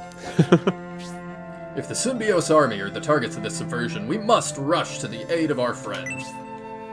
It's cool that they were talking about us like this when we didn't know. Frankly, I'm shocked the Symbios army is being targeted by a Republican army. I wonder which general it is. I have no idea. I mean, it has happened to you guys every step of the way, but, you know, I thought we were better than you. Right. We intended to board a ship in Anifect. Needing to travel Baran on foot was unexpected.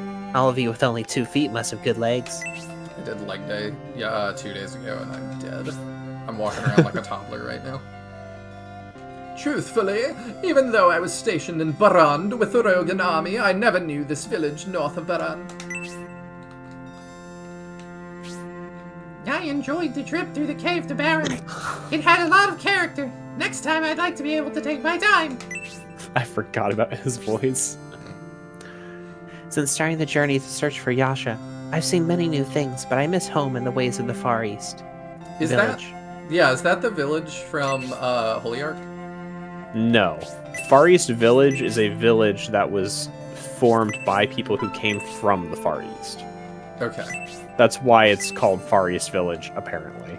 It's still a silly name, but that is not the Far East. It's a village. It's like, New York. It's not York, it's just a city made by people who want it to be York. It sounds like a movement, you could say. Lord Voshi says, I gotta admit, I hate the GBA version of Shining Force with 2 characters, Malak and Narsha. It changed the story too much. I don't mind Narsha. I actually like Narsha pretty well because it kind of humanizes Runefaust a bit more. But Malak, I wholly agree. Malak does not need to be there, and just adding Narsha and potentially Zuika to the story would already be like plenty of additional interest and fits with the narrative fine, I feel like. I am gonna run and go to the bathroom real quick while y'all debate that for a sec. Okay. So Hazuki's from a place called Koga. So I guess that's a specific place in the Far East.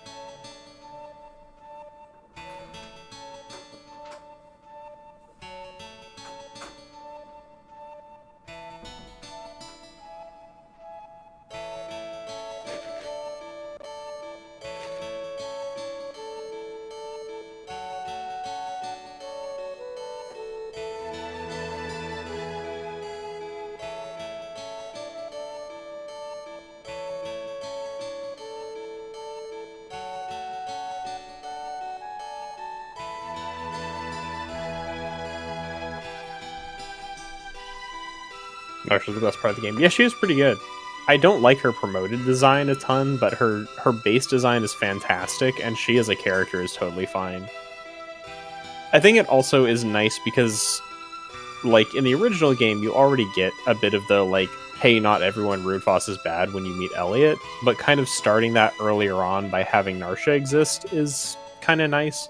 It also introduces, the way they did her story introduces you to Ramladu much earlier, where, from what I understand, in the Japanese version of Legacy of Great Intention, they mention Ramladu way earlier in the story, but in the English version, he just, like, pops up right at the end out of nowhere, you fight him and he's done with. And I think kind of building on, like, Ramladu and Dark Souls plot through the whole game works, and using Narsha as kind of vessel to start that makes a lot of sense.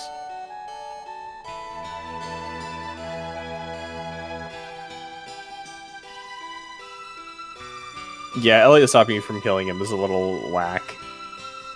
It's interesting how many details we get of the supposed Far East region, although we never get to see it. Yeah. It's one of those things where, like, I always find really funny how much, like, JRPGs / SRPGs / whatever, RPGs from Japan feel the need to, no matter their setting, insert, like, the Japan area. And that's why we end up with this, like, group of, you know, Western medieval style characters, and then suddenly, boom, a ninja girl. Because we've got to have that Japanese influence. It's really random. I don't, like, hate it or anything. It's just funny to me, I think, more than anything else. You know about the Japanese version? Yeah, it's not, like, a significant difference, but I believe he's mentioned by the king early in Chapter 1. You have Narsha pass, but not Moloch. Yeah, Narsha I like a lot. Moloch, my problem with him isn't the card collecting side quest. My problem with Moloch is that he's a time-traveling alien from outer space who starts interfering with the story before even Battle 1. And it just, like, totally is stupid. I hate it. I hate Moloch a lot.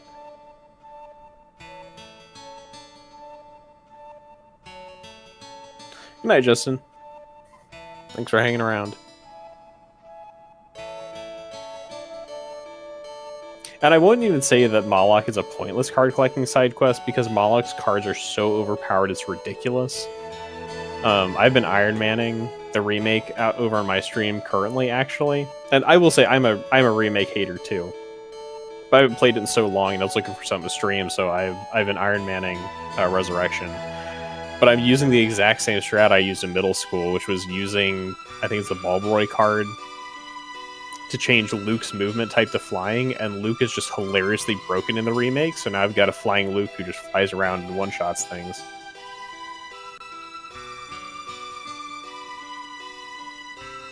Did not know that about Moloch, why they do that. I mean, he basically introduces himself as like a time traveler who knows the future before Battle 1, because he teleports Max out of the carriage on the way to Battle 1 and like talks to him in a cave dimension. It's really hard to miss.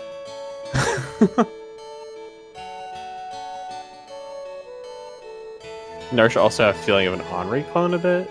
They give you the same feeling. I don't know, maybe. I feel like, honestly, Resurrection has hurt my opinions of a lot of characters due to how bad the HQ dialogue is.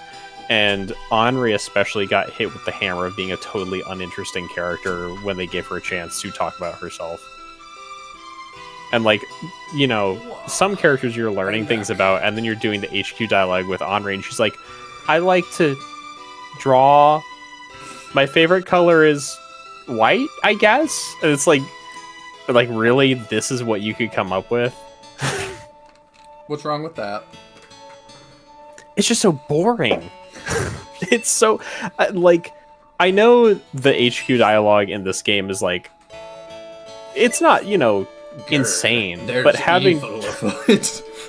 But, so, like, Frank's dialogue like that, in Resurrection, like, 5 or 6 of the Force members basically have that level of nothing to say. And then even of the ones who have things to say, like, Arthur's dialogue, Arthur's HQ conversation Doesn't he, is like, just him having cook? random trivia. Oh, No, it's random trivia. Yeah.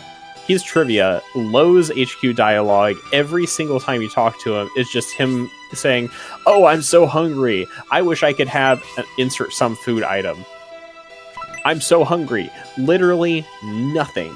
All it does is establish he's a guy who's hungry. And you're like, wow. What great... Like, you had the opportunity to add as much characterization as you wanted to these characters, and that's what you did with it. Yeah, I mean, I don't know. I don't know how important they thought that was gonna be. I'm very curious what the... Oh, cool. I'm very curious what the internal, like, dialogue was like around, Resurrection. Yeah. Well, it's one of those things where it's like... I feel like you would expect it to be a little more true, because if I remember correctly, didn't they bring back Tamaki to do, like, the redesigns and stuff? I think so. So, like, you would have expected, at least some level of care, I guess, and it doesn't feel like it. Or their haggles. Let me see. I actually don't see Tamaki and graphic designers. There is one haggle in the item shop. Okay. Yeah, like, and like you said, there's, before I left, there's things that feel like they did with, like, Narsha really humanizing Runefaust, because all we get of that in the original is Elliot, I think. And then, like, the regular townspeople in Runefaust kind of reinforce it, but that's, you know, chapter 8. Yeah.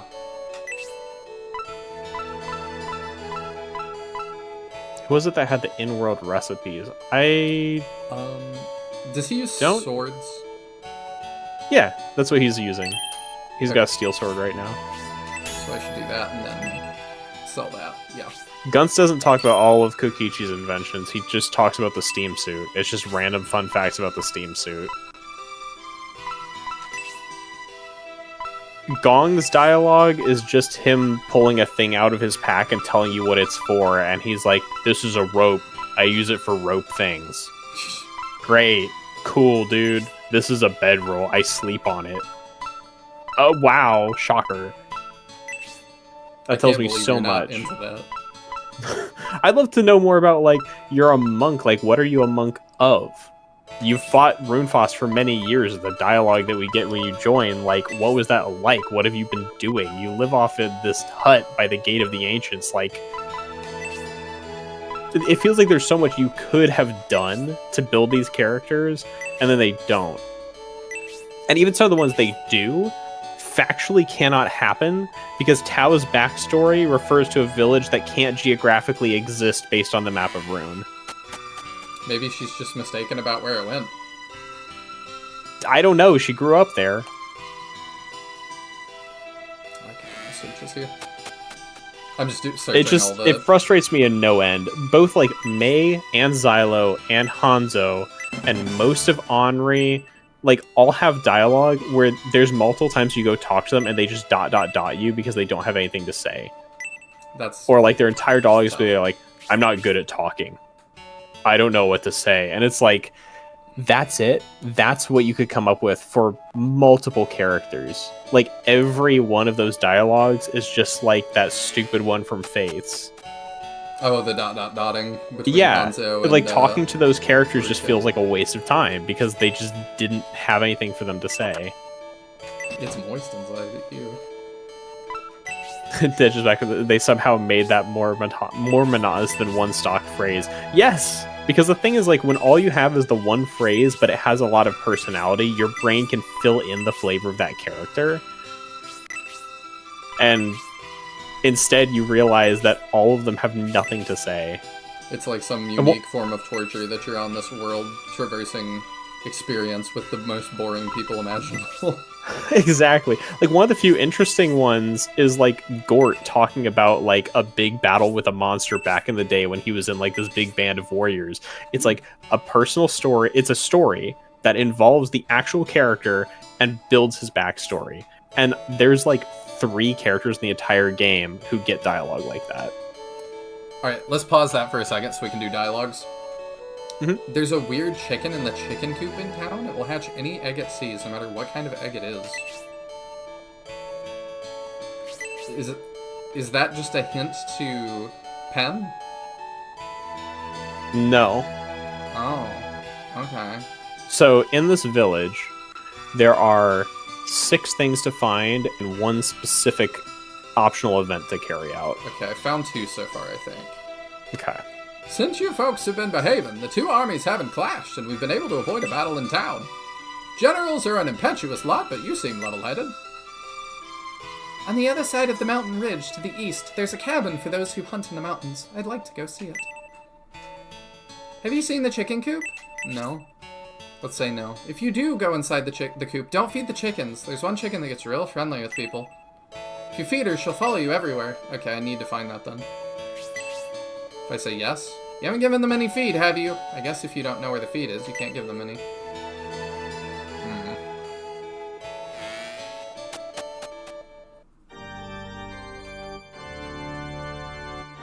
Thank Elbisum, a priest came to this small village. Now we're able to pray. You could pray before that. That's just what they want you to think. In Elbisum, they offer rigorous monk training. I hear they train their minds and bodies to the limit and master special abilities, but most don't finish because the training is so unforgiving. The priest seemed distracted today, murmuring to himself and staring off toward the northeast. Are you distracted, priest? I have an unpleasant feeling. A feeling that Elbisum's holy influence is in danger. However, Elbisum is protected by the Elbisum statue, which wreaks divine retribution on the minions of darkness, so there's no reason to worry. I don't know if I made the connection already. I'll save it real quick just in case. It kind of reminds me of the Volcanon statue. A little bit, although we aren't really given any inclination that the Volcanon statue has power. No. Where this Elbisum statue has an inherent power in itself.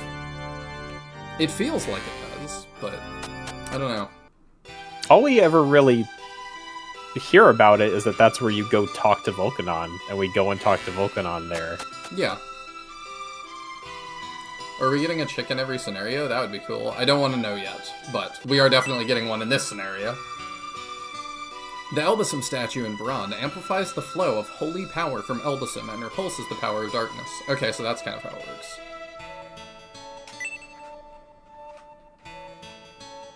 There was dissatisfaction with General Tybalt's rule. He always put the army before the people. I'm glad he's no longer Lord of Barrand. Oh, there's 200 gold. Oops. Alright, so that's another thing. The revolt has left Barrand under Imperial rule, but it likely won't have much effect on Rhineside. Unlike Barrand, we're a small village, so neither country wants to bother with us. General Rogan, the new Lord of Barrand, is respected by all. As long as we're under his rule, we can count on rations from Barrand.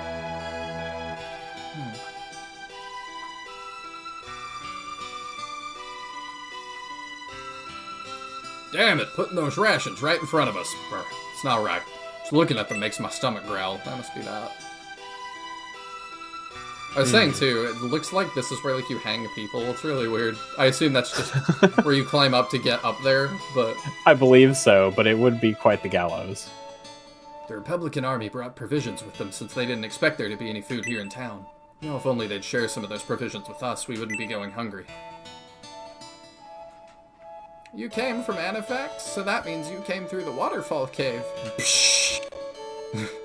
That passage is secret. Please keep it that way. I have to kill you now. I'm sorry. I don't make the rules. The first rule about Waterfall Cave is we don't talk about Waterfall Cave. We need to go to Sneed's Feed and Seed, formerly Chuck's. Okay. It's a Simpsons reference. Oh, okay.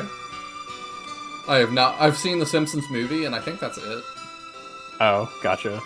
I'm certain that was only a commander leading the Republican army out of town. I wonder why the general that led them here wasn't leading them into battle. Will you play the premium disc? Of course!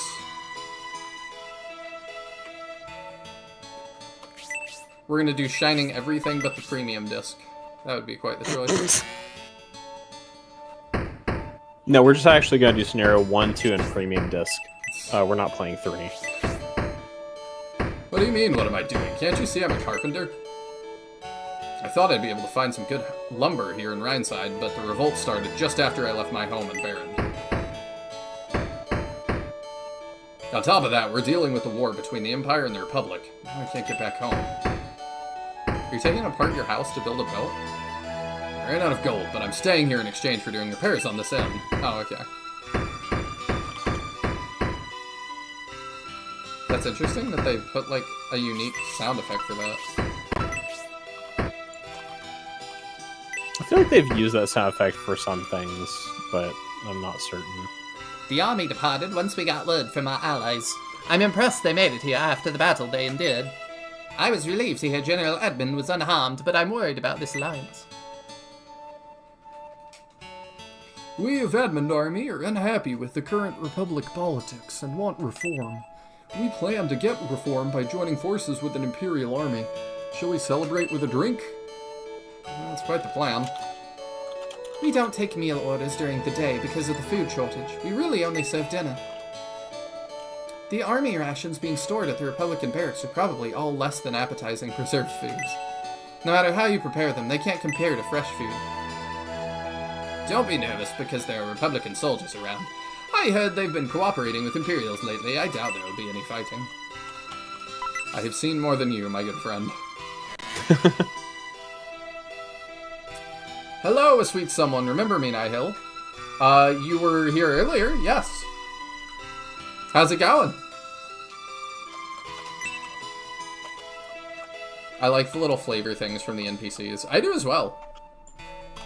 It's very, like, world-buildy. There's a village... They made the world feel pretty alive in 3 in a way I really like. For sure.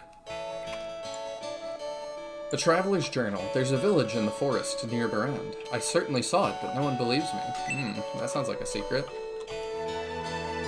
Those in the village will be alright. They've stored a few preserves to tide them over during the day. However, we woodsmen who work far from home are in bad shape. It's tough to go without eating till dinner. Oh, Healing Rain, ooh! Yeah. Alright, that's one we're gonna save for endgame.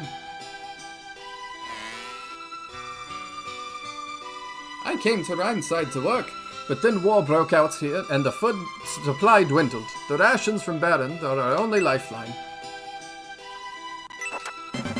200 more gold. We are ticking things off that list. Julian just dies after Scenario 1. There is no Scenario 3. Should have learned to swim, or at least levitate like Domingo. I was also here during your Onderon Saga stream. Oh, it's been a while since then. That was fun, though. I really liked that game. Well, I hope you've been well in the interim. The army that just departed was apparently General Edmund's, but he didn't leave with them.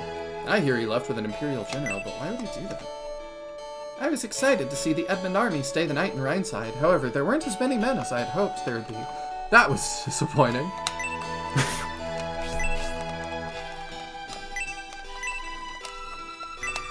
Forest Elves. Forest Elves rarely reveal themselves to humans. They protect nature and do not forgive those who damage it. I wonder if we shall see a Forest Elf. No, they're just talking about him for no reason. Now I'm remembering SF1 with that one mage who turns you into a chicken and the other who summons his wife. You know, I wasn't thinking about the chicken connection, but it's, yeah, there's kind of a long history of chickens in Shining Force, huh? Is there a long history? Where, aside from Shining Force 1 and here, are chickens relevant? More Is there a relevant chicken in Shining Force 2? As I try to sidestep that. Is there? I can't think of one in 2. I don't know. Looks like I have to explore your channel a bit more. I just saw a bit of you having General Elliot on your side. Man, you're a pro. I mean, I like to branch out. I consider this like a predominantly Shining Force channel, and then also just general SRPGs, because not enough people do that. Especially not playing them to completion. So that's why I did like Onderon Saga and stuff. We all know this is a Sin Bear's Tactics channel. Oh, it's so right. Don't kid yourself. Are there chickens alongside Kiwi? Ooh, is there? I don't remember. I don't remember what animals are in there. There might be chickens. Is a phoenix a chicken? Oh yeah, Peter. There you go. Unpromoted phoenix? Peter. Hunting game in the mountains is our primary source of meat, but my daughter always begs to have fish for dinner. Rhineside isn't a fishing village, so I guess she'll just have to go without. The only way to get fish here is by trading wild game meat for it. But because of all the battles recently, trade has dried up. Get it? Dried up? Fish? We're starving, that's the joke. Oh, I love the taste of fish, but I almost never get to eat it.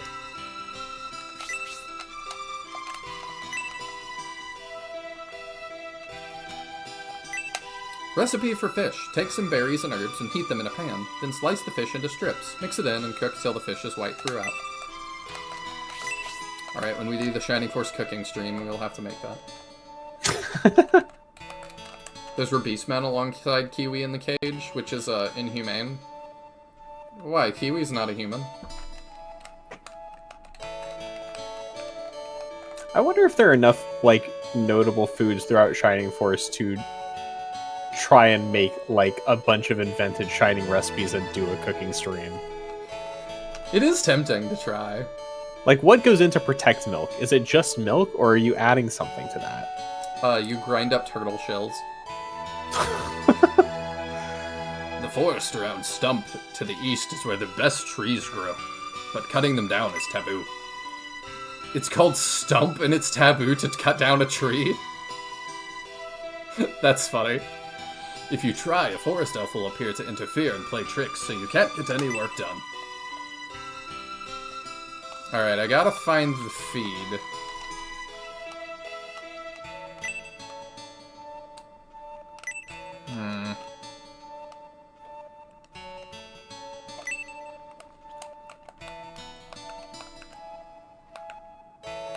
I think we've been in everywhere.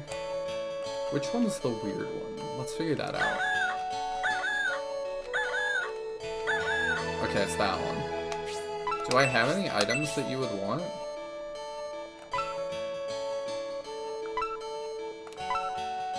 Maybe you would eat a medical herb? Or a cookie? No. Can't be done. So I have to find something. She said you haven't found the feed. Can I steal from here? Oh, you're still missing a building? Oh, okay, did I not go in this one? Feed the chickens rations? I think that's what we gotta do. It's just, where do I get them?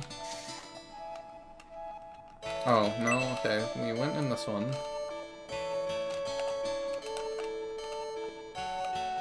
Oh, is there one that I'm mistaking as the base? Yeah, there is. Okay. So, which one's the base? There's this, and then there's the other one. Okay, so it's the other one. Got it. I saw that and was like, that's what our base looked like. And looking back at it, I'm not crazy. It is what our base looks like.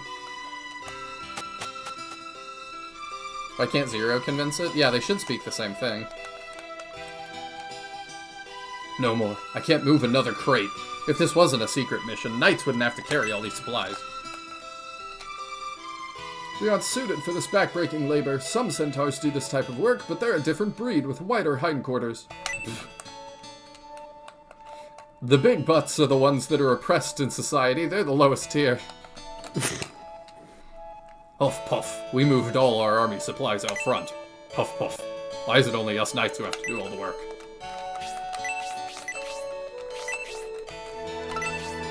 The other guy said it's because it's a secret. I wish I could read this on the wall. Like, what would they put up? That's a pretty big poster. Republican It propaganda. says, do not eat cat food. Oh, a recurring issue in the army, I'm sure. Soldier's Journal. I can't believe there's a hidden village near Barand. I must inform General Edmund. They really want me to go find that. Blush? There's some sexy underwear in here? Ooh, sexy centaur underwear. Chicken feed! That's really funny. Because, yeah, I'm assuming it has to belong to one of them.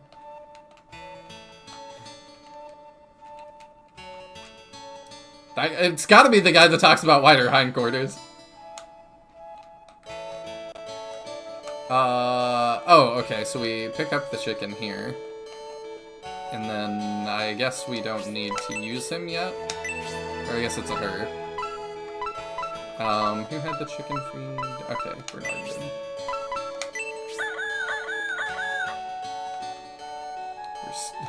Hey guys, I know you're starving. I'm stealing a third of your chickens. I assume I take you to base with me.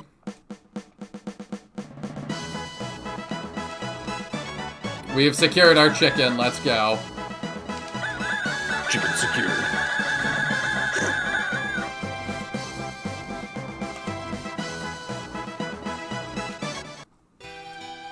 The cabinet dialogue in these games is almost better than the gameplay. Almost.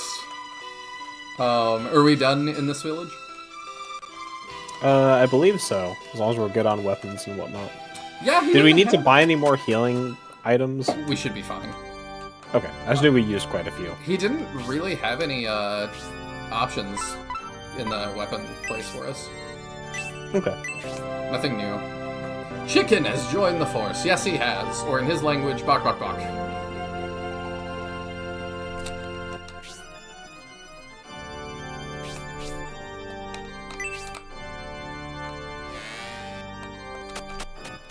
Okay, so we can bounce and go to whatever the secret village is near Brand, I guess. Excuse me, old man. Excuse me. Okay, there we go. I'm just running into all the NPCs. I think there was a weapon upgrade for Campbell. I can double check.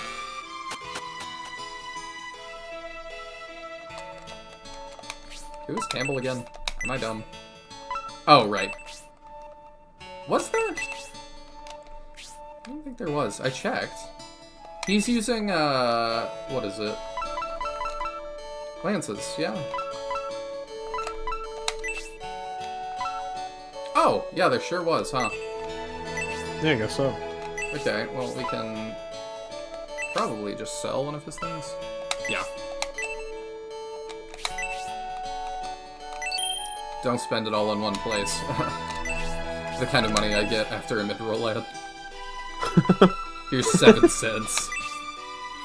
Make sure to divide that 7 cents equally between multiple games. Okay. Sweet. Yeah, I don't think there was anything for anybody else. I believe I checked.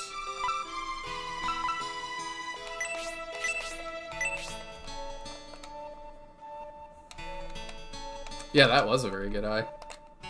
I wonder if you can find spicy underwear during a really tragic part of the game. How thorough is the RNG for awkwardness? I mean, I think they're all placed, but I do appreciate that Shining Force has, like, such a sense of humor. Off we go! To back up Symbios. Those 7 cents will pay dividends in the sequel. Oh, I believe it.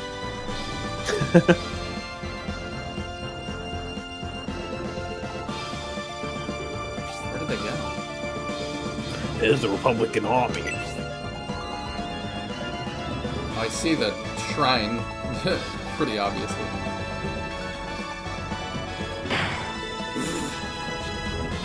Another beast! It's like the JoJo meme of them all stomping him. It is, you're right. The beasts have turned vicious. They attack in broad daylight. What has possessed them? May just be my imagination, but I think they've gotten stronger too. We should be safe after crossing the bridge. The question was whether the underwear was a loincloth or power undies and why we didn't take them. They were used, obviously. We're not total degenerates. Beasts attacking in broad daylight? It's unusual for beasts to be so brazen. I think it's safe to assume something strange is happening.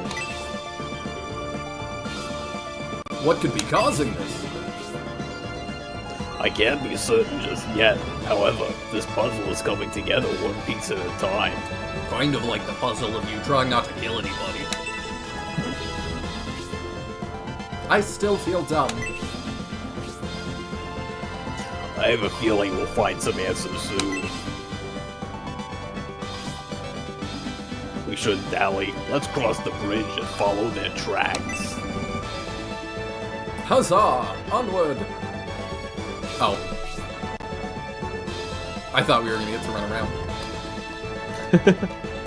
Okay. I don't know how many things there are to find on this map, but I obviously see that. That must be the river.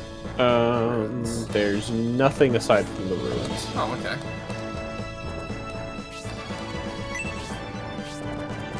We shall advance on the ruins, then. Huzzah! You can reroll certain cabinets for a variety of options. Sit at one and eventually read all the messages. Interesting. I don't think I noticed that yet. Oh, Zero's back. That's nifty. Oh, now Julian is waterfalling. Oh, okay. I see where we are. It wasn't a bad thought process, especially given what was said. Oh, yeah. I don't feel like that dumb for interpreting it that way, but that was still crazy.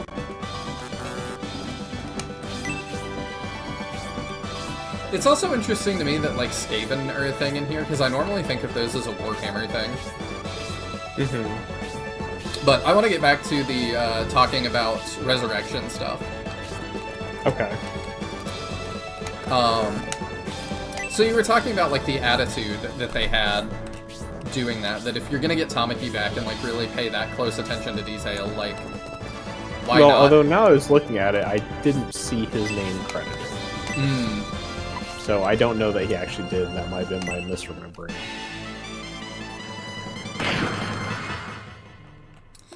I just kind of wonder what the idea was, because there's also that, in that thing we were looking at that was part of the premium disc, I guess, that, like, little journal, he was talking about, like, potentially doing a remake of Shining Force 1 and 2 on the Saturn.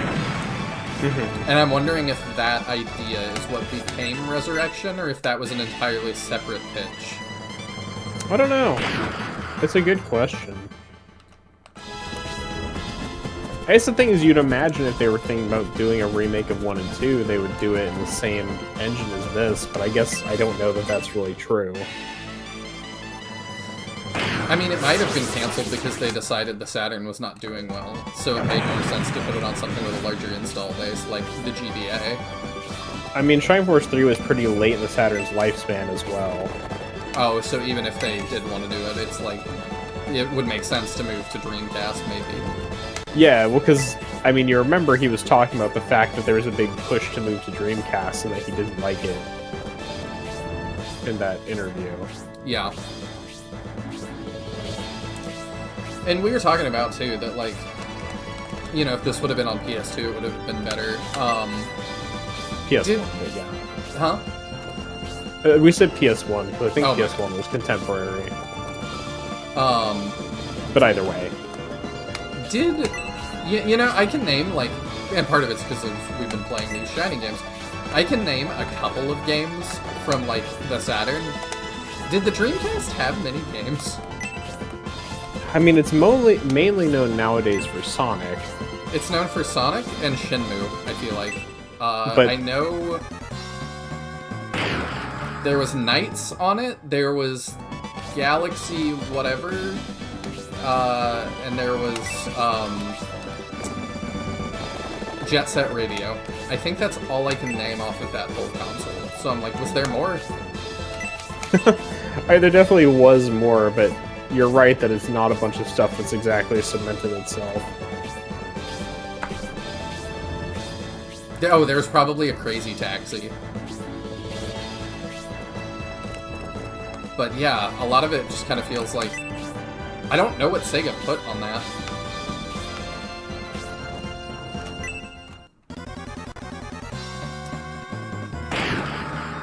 If we have Zero and Ruins, we'll probably need them in there for items. That's a really good idea, actually. I should make sure we do that. Medion, I need you to level. You're getting a little behind. Well, maybe that'll help. I saw pentagrams so many times in my playthrough. Hopefully we do as well.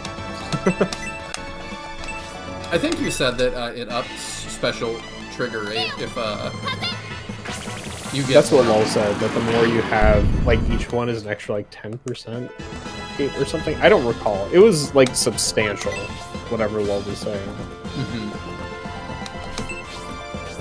I think I'm gonna have Campbell chill for a sec, because he could just wall for us to get more EXP.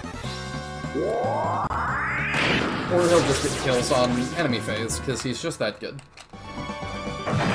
Return to the Dark Dragon was published by Atlas ultimately. Don't know how much unmade data would have transitioned.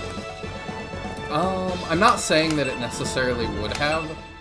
I'm just saying I wonder if, like, the sort of, like, pitch on paper became that. If that's what his idea was back then or not. But Serious Soul says, I don't know, the way the dev wrote about the SF1 and 2 remakes made me feel more like it was going to be ports. Because he was talking about how code was incompatible with the Saturn. Surely you wouldn't just port it. Well, I say that, but I guess Sega did that a bunch.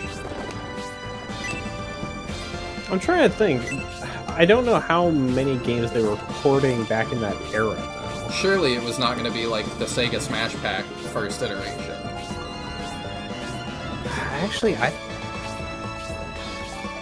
don't know. The way he was talking about it, I do seem to recall it was more remake and not just a re-release, right? Yeah, I did think he said the word remake.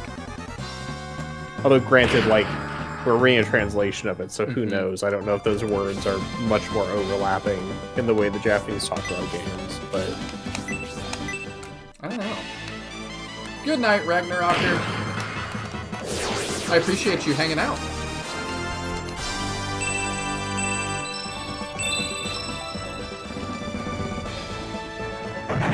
You got to witness the folly at the start. That was fun, though.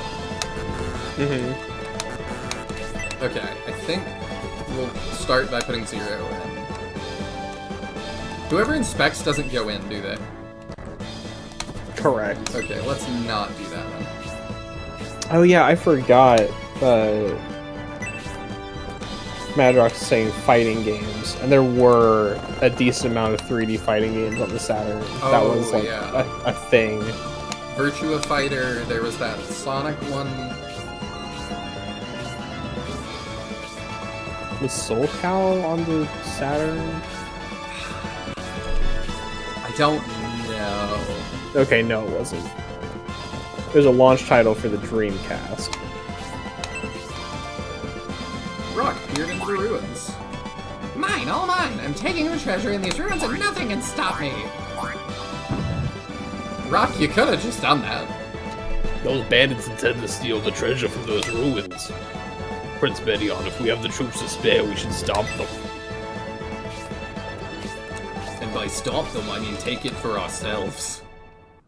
I still find kind of hilarious that Soul Calibur is called Soul Calibur because they couldn't be called Soul Edge in the West because of that stupid trademark of Edge for any game-related thing. I don't know if I knew this. What, I might have known it was trademarks, but not what game. What game is it that actually did that?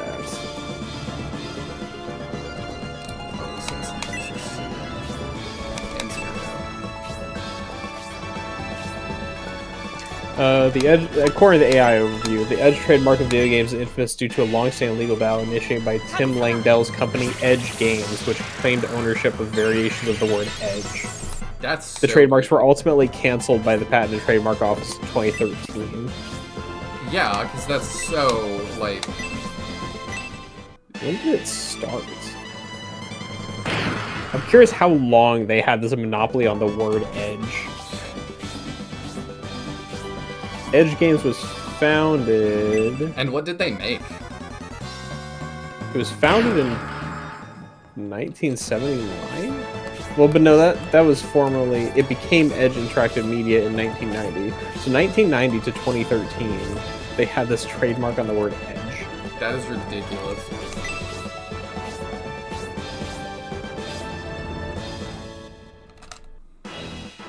I don't like counterattacks. And I mean, it was a game company, you know. Yeah, but what did they make? Let's see. Is it anything that, like, we know?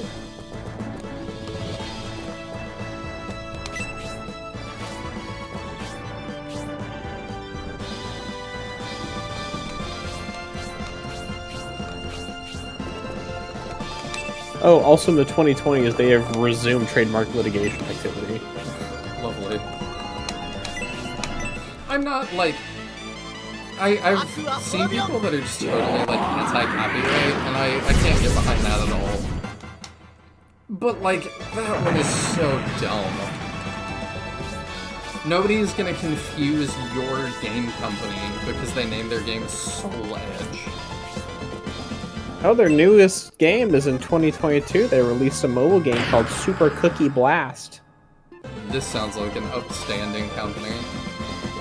Yeah. I mean, I'm pretty convinced that, like, at this point, the company exists to sit on that trademark.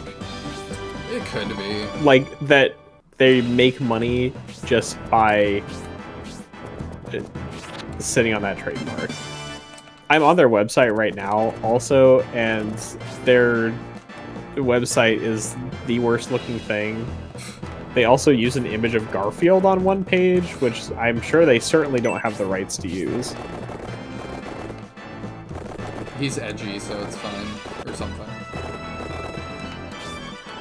Is there anything to find in the ruins that I just absolutely need? So far it's just nah. been the mithril. There's like one accessory. Okay, probably. Otherwise, nothing. And even the accessory is not like any great shakes, I don't think. Oh, there's Pentagram. Oh, we deal damage. I like it. It looks like at this point they're just a pretty crappy mobile game company, but they've also like released a mobile port ? Of they used to do ZX Spectrum games back when the company was founded under a different name. Weird. That, I guess, has some value for the one guy.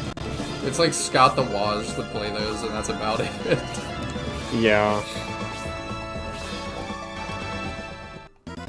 It's not Garfield, it's Gar Edge. Gar Edge, I don't even know how to say it. Oh, my bad. The totally original character, Gar Edge, who hates Tuesdays. I think each special attack ups crit by 10%, but it could be a bit lower. Okay. Oh, there's the Protect Ring. Okay, yeah, we want that. Come here, you.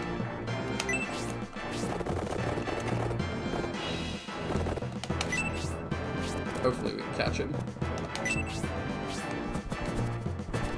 Yeah, it looks like they mainly used to make games back in, you know, the retro era, and now they sometimes release pretty bad-looking mobile games. And they claim this,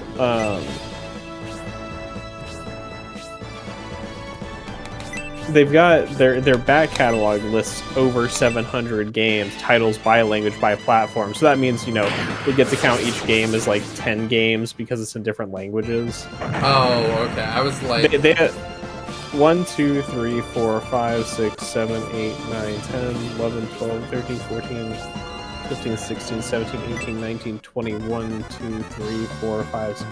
They have Alien Syndrome on here 26 times because they have it for multiple platforms and multiple languages per platform. I think Bobby Bearing also has a similar number of entries. So I would guess it's more like... you know, divide 700 by 20, so it's more like 35 games. Of varying degrees of quality. Yeah. And they're mostly... it looks like they're primarily a ZX Spectrum and Amiga developer. And C64, potentially. Wow. But, like, primarily stuff that nobody has anymore. Yeah, I would definitely confuse, what's it called? Soul Calibur being affiliated with that. And then beyond that, it's been mostly phone games. Joy. Remember They have a when we game for PC called Racers. Do you remember when we were excited about phone games?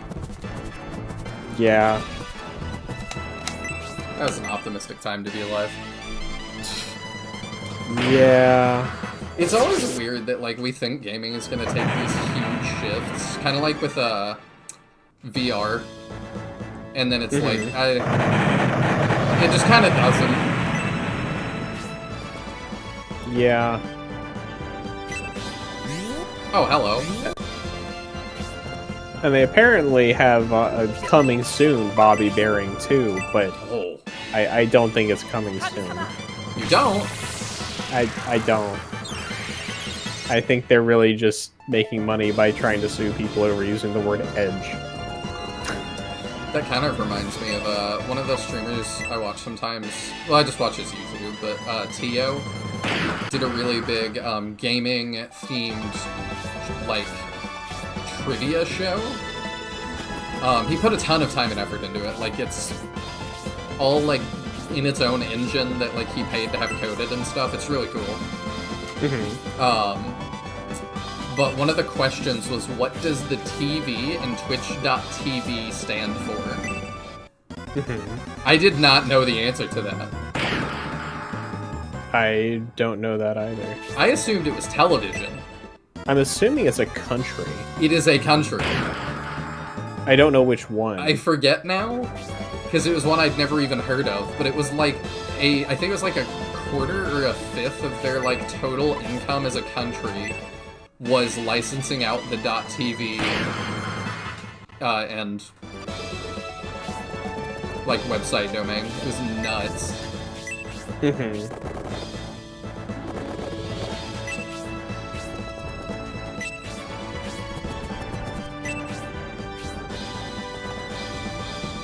There's a few domains like that.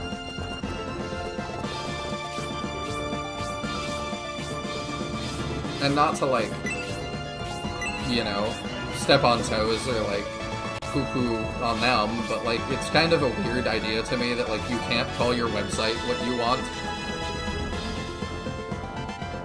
What do you mean? That like if I want to call something TV, I would have to go through them. That just kind of feels silly.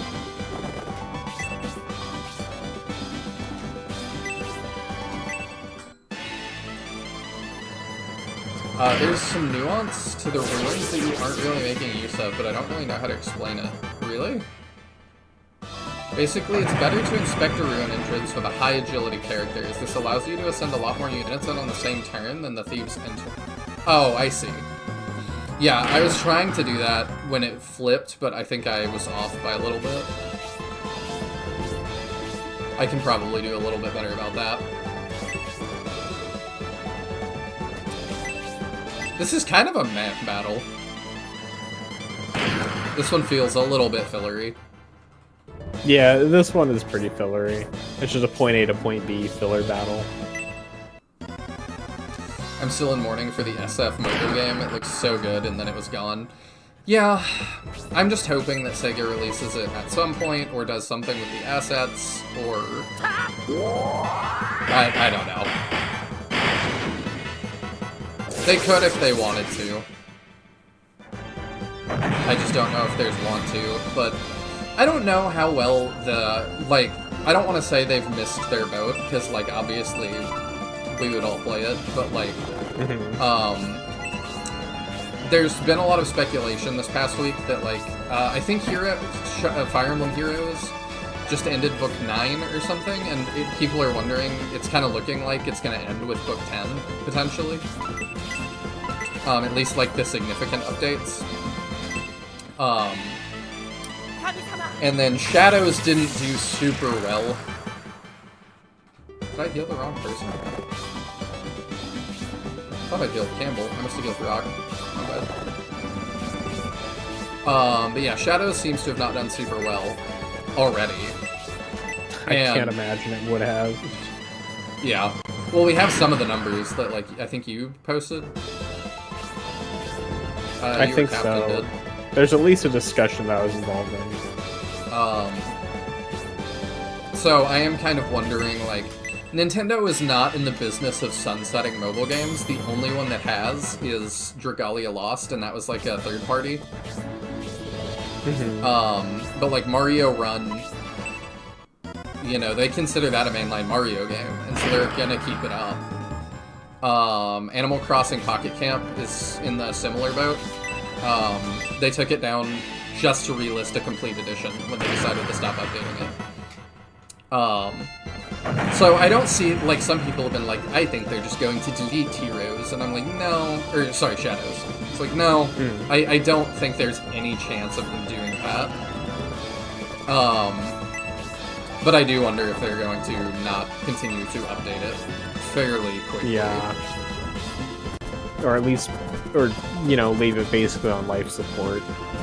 Minimal updates. Just to, like, keep people who are invested engaged enough to make some money, but... I don't know. They might just pull out, because, like, you know, games mostly just have fall off, and it's like they're not starting high enough that I think it would be worth. Because I ran the numbers, and it was like, what, like 1,000 people would have bought the season pass, maybe?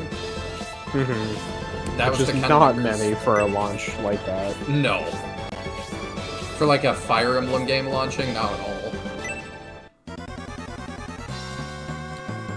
So, I'm not sure it would be monetarily viable to continue to produce that without working on something else.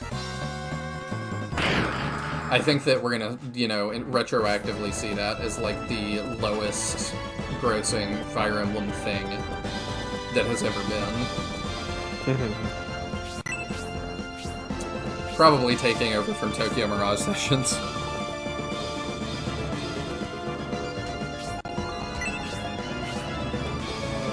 Let's see. I might just... Let's just heal him to make sure he doesn't die. Yes, this is probably the most forgettable battle in this scenario. Okay, that makes me feel better.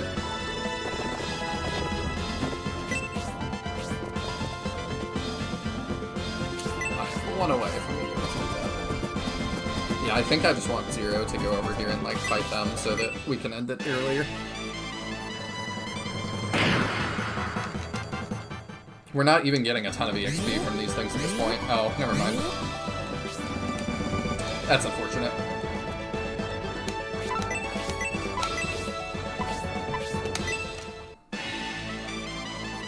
But yeah, I don't know if I could see them putting out like Shadows Complete Edition with such little content. Like that would be really wonky to do. I mean, the game is basically complete when you download it. There's so little to get. Yeah. And like the entire motivator of gameplay is to basically unlock the medals to like unlock all the characters, because you're not even rolling for characters like a traditional gacha or anything. True. So like if you just had all that out of the box, why are you even playing? I mean, that seems to be what people are asking. I'm very curious what the numbers are going to be for who, like, how many people actually finish Book 2.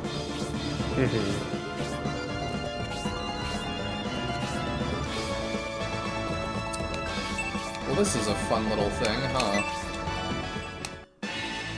I guess this is not unlike the road to Monarena. Just being stuck on this one little bridge. Yeah. Yeah, I really can't get around to do too much. Zero is getting paralyzed and stuff. I'll send him back. Do we have detox? Yeah, we do. But yeah, so I'm not sure. It's like, if I was Sega, if I was gonna bring something back, I probably would want to do it in a grand way, and I'm not sure that they're gonna see a mobile game like that as a grand thing right now. That could also be total hot coke from me. Yeah. But that would kind of be my thought if Heroes is winding down. I don't know how the other ones are doing. I don't know how, I haven't heard about Langrisser Mobile in a long time. Sega's also been doing a release of action figures from various Genesis titles, so they haven't completely forgotten things. Well, a lot of them they're getting new games as well. I do wish they would have, like, maybe been a little bit closer to release on those. Because it does feel a little bit underwhelming that, like, they did that really awesome trailer. And then, you know, the attitude was kind of Sega's back, baby. And I'm like, that's awesome. And then from that, I think we've seen Ninja Gaiden, and that's it. Or not Ninja Gaiden, Shinobi. And it's like, I don't know. I wish we saw a little bit more, a little bit quicker. But I know game dev takes a while. No, it happens. With Coward AI, you can... I saw that's been a big controversy in the new COD. Oh. Yeah, there's like a lot of like AI-generated imagery and stuff like that. Oh, right, with the... whatever those tag card things are. Regardless of your stance on AI, they're pretty ugly. They are, and like... They look much worse than the ones historically appearing in the series. I'm also like a lot less anti-AI than I know a lot of you are, but I'm like... Activision should not be using AI art assets. A company with as much money as they have to get actual good artists. Uh-huh. Yeah. That's my exact thought. Like, yeah, of all things, COD is short on profit. Yeah. Ridiculous. I did think it was interesting, though. I saw somebody post that, like, they didn't know that going in, and then that was, like, a refundable offense to them. And I think they had, like, 10 or 15 hours in COD. And they were like, well, you know, I shot my refund request over to Steam because I don't lose anything by doing so. And when they, you know, the drop down for why, they said, I don't remember what drop down it was, but it was like, there are AI art assets that were not disclosed, and I don't appreciate that being in the game. And they said Steam granted it. So they were like, well... To Steam, at least. Well, technically, not disclosing that AI is used in the game is against Steam terms of service. Yes, it is.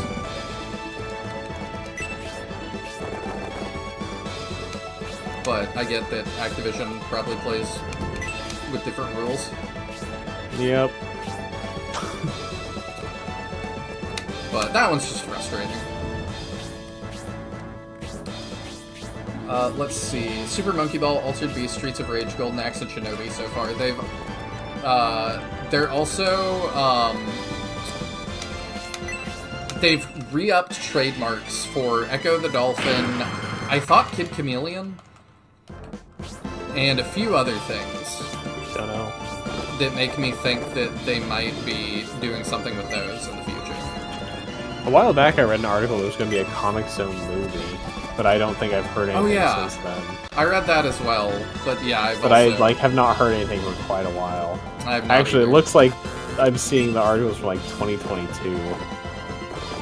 So that I don't think I've heard anything, so... May have been cancelled, maybe on the back burner, or it might just be there's not somebody waiting to report on the Comic Zone movie every step of the way.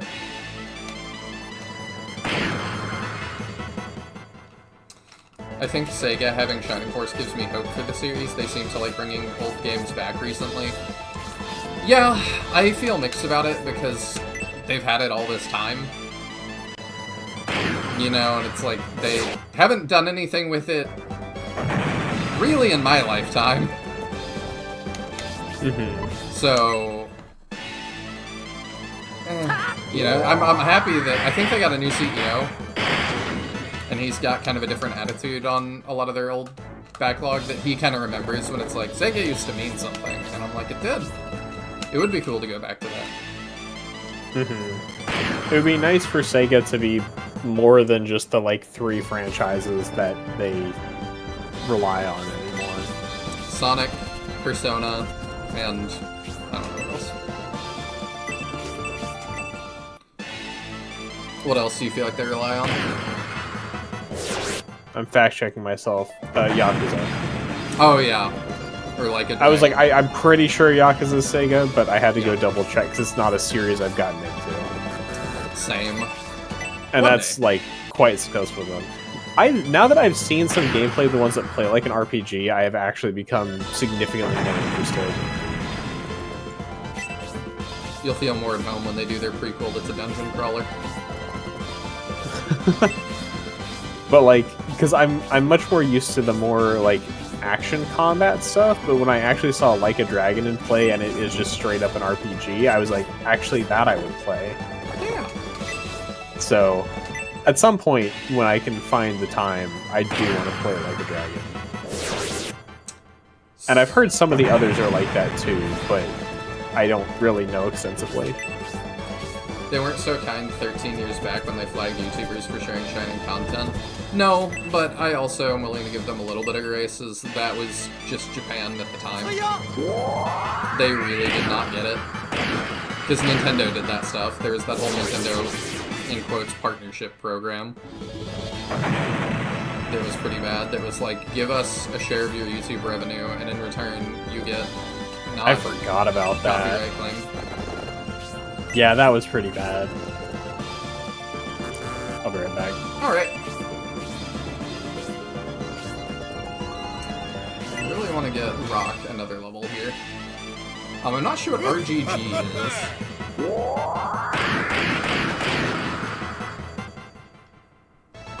Let's be honest, Sega was just Sonic and letting Atlas do their thing. It's been that way for a little while.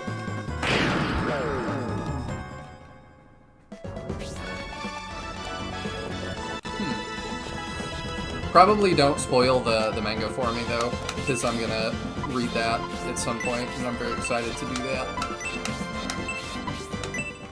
I don't really want to know what happens in it.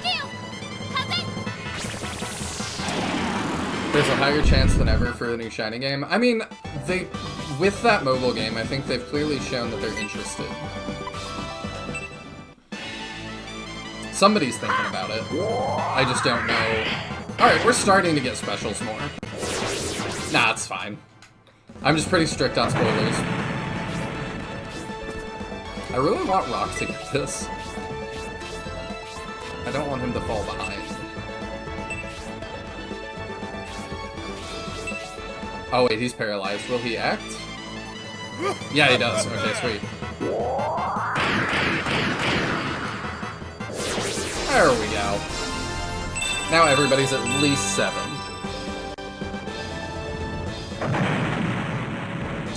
Have played every Like a Dragon and Yakuza title, at least a little. Can recommend all of them. Ooh. RGG Studios is the one behind Yakuza, Super Monkey Ball, and others. I picked up the newest Monkey Ball, actually. I think I got it for like $10. It's on my shelf over there, and I played it. I brought it out at a game night with friends that like are not super video game people. It was like, I've got a friend group IRL that like we do Mario Party and kind of stuff like that. But I pulled out Monkey Ball and we did that, and that was funny. It was like, what is this? It's just as those Republican soldiers were saying. The beasts have grown vicious and strong, almost as if the bonds on them have been loosened. I wonder if the statue is okay. My favorite statue. The Elbasam statue, you know the one. So you sense it, Prince Medion. I feel the weakening of Elbasam's protection here as well. What could possibly weaken Elbasam's power, Grantak? It's difficult to tell, but Elbasam's influence has definitely been weakened. I can taste it in the air. Maybe I'm just thick-skinned, but I don't feel anything. If Elbasam's influence is waning, does that mean something is wrong in Elbasam Village? That may be it. Something may have happened in Elbasam and we're feeling it. If something has weakened Elbasam's protection, it would have to be far more serious than a regional problem like the war between the Empire and the Republic. I agree. We should go see what it is. Well, there's little time to talk of this matter now. We must focus on supporting the Synbios army. Am I going to be whisked off to that battle now? Yep, seems like it.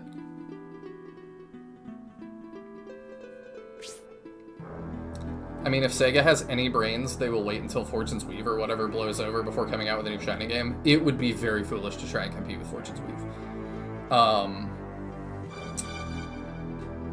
I don't know how early we are going to see one. I wouldn't even worry about that. Because they're going to announce anything before they, you know, put it out. So, like, what would I expect first? Yeah, the way they're doing things, I would expect some kind of announcement and, like, hype campaign. So, we'll see. I don't know. I would think more about them competing with the thing after Fortune's Weave. But they're in position to ambush the Symbios army. When the Symbios army arrives, they'll likely see nothing out of the ordinary. Faced with this ambush, even the most cautious general could be caught unawares. It's a lot of guys. Isn't that General Garzel? So ambush is his strategy. How cowardly. And General Edmund as well. I can't believe a general so respected and trusted by the citizens of the Republic would betray his country. You and me both. That Birdman appears to be a scout. The Symbios army must be approaching. Are they not going to show the Symbios army because they're worried that I picked different characters? Oh, there he is. Oh, I guess they just aren't going to show all of them. Oh no! King Benetrim and the Symbios army are walking right into the trap! Listen up, Edmund army! The Symbios army and King Benetrim have arrived. Get to your positions and prepare for battle. Is this going to be like a whole battle that we didn't see? That we were just unawares? This historic battle is upon us. This is our opportunity to bring real change to Aspidian. When King Benetrim and the Symbios army reach the middle of the bridge, our collective attack will seal their fates. I'm afraid we'll have to stop your little schemes. What? The Imperial Army? What are you doing here? Could ask you that same question. So, you were in Rhineside. If you know about our plans, then we can't let you live. We need to silence that Imperial Army first. Don't allow a single one to escape. We must defeat the Edmund army, Merion. We can't just let such a treacherous plot succeed. I agree. To battle! We must protect King Benetrim and thwart their plans. From what I can see of the topography, we should divide our force into two, rather than trying to head through the center. Ooh, I like things like that. That might catch them off guard. Your orders, Prince Merion?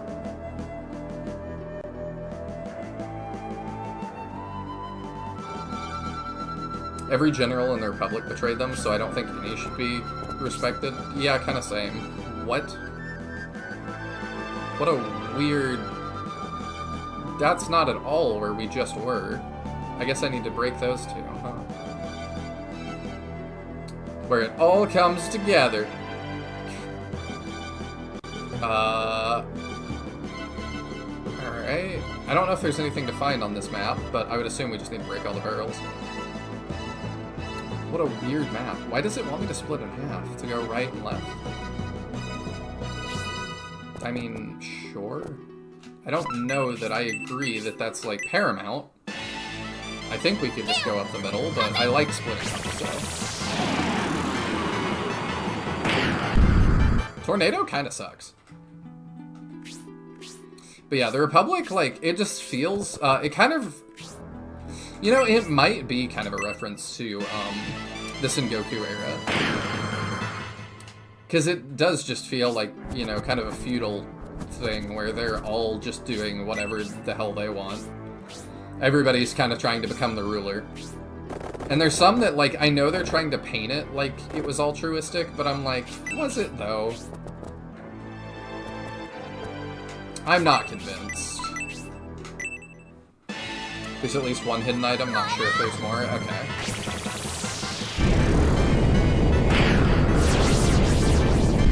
I appreciate the heads up.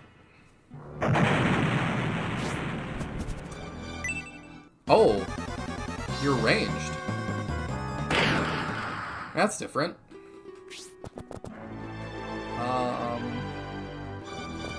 are you still paralyzed?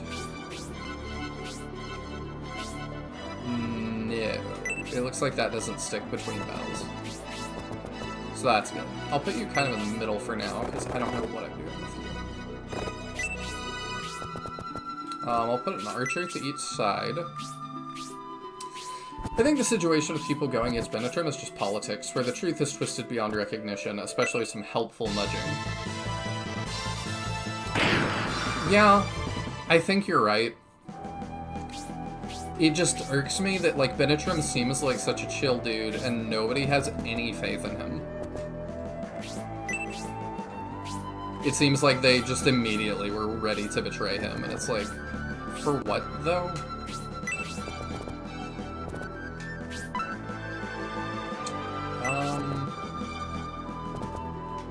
Yeah, I think I'm okay with her tornadoing that guy. It should do extra damage, I think.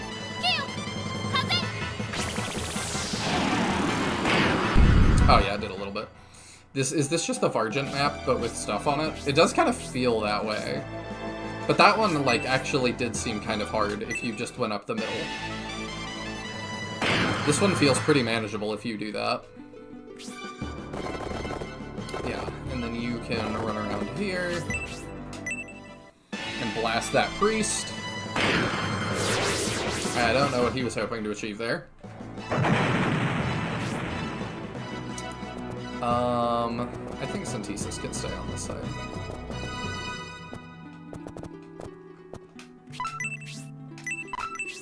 Burn it with fire. I like the design of this map more, though. Anything that has me split up my units and stuff and like make a decision like that, I like. I'm back. Welcome back. All you've really missed is me saying, do I really need to split up here? Because it doesn't feel like it. Yeah. This one does not seem very tough.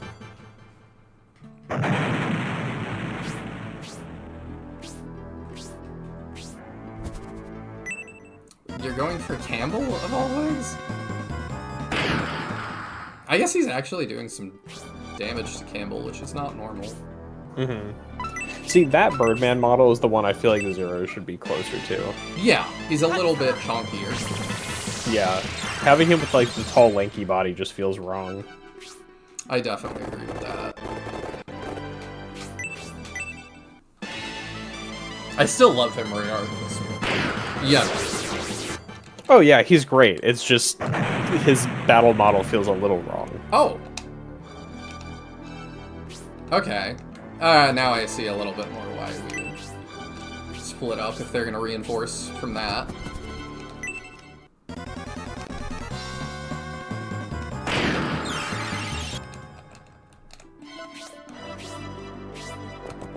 Oh, and there are 3 items on this map. Oh, thank you. I assume all in barrels. 2 are in barrels. Ooh. 1 is not. Okay, so there is a search for this. It's not a huge miss if you miss it, but it is there. Okay. The birds are in leotards. Weird. Are they? I didn't notice.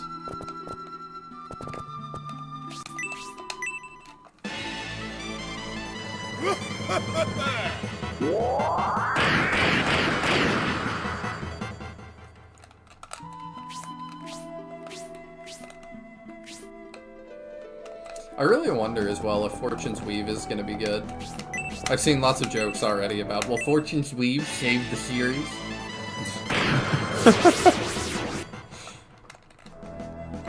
It feels Which like... makes no sense, because the series is in a good place, all things considered. Yeah. It's in a much healthier place than it's been in the past. Did we just lose Zero?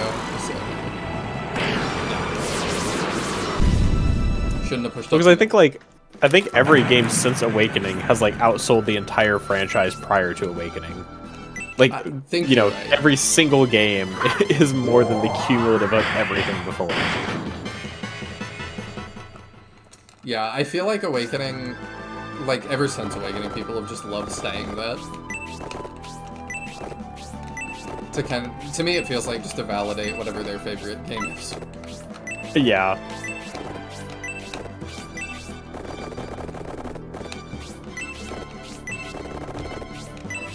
I mean, I do think in a factual sense, Yes, Awakening did, but as we've discussed ad nauseum on this channel, a lot of it comes down to the fact they marketed it and like actually promoted it. Yeah. And I feel like they're doing that now with Kirby as well. It feels like Kirby's had a really weird resurgence. Well, Kirby, I feel like was also just kind of had very few releases for a little while. Yeah. But it is in a bit of resurgence, you're right. We can run down here and help. Why is it weird? Tight clothing does it flap around and cause drag while flying. Lightweight leotards make a ton of sense for a fighting bird. I think it's just weird to think about them in clothes outside of like armor.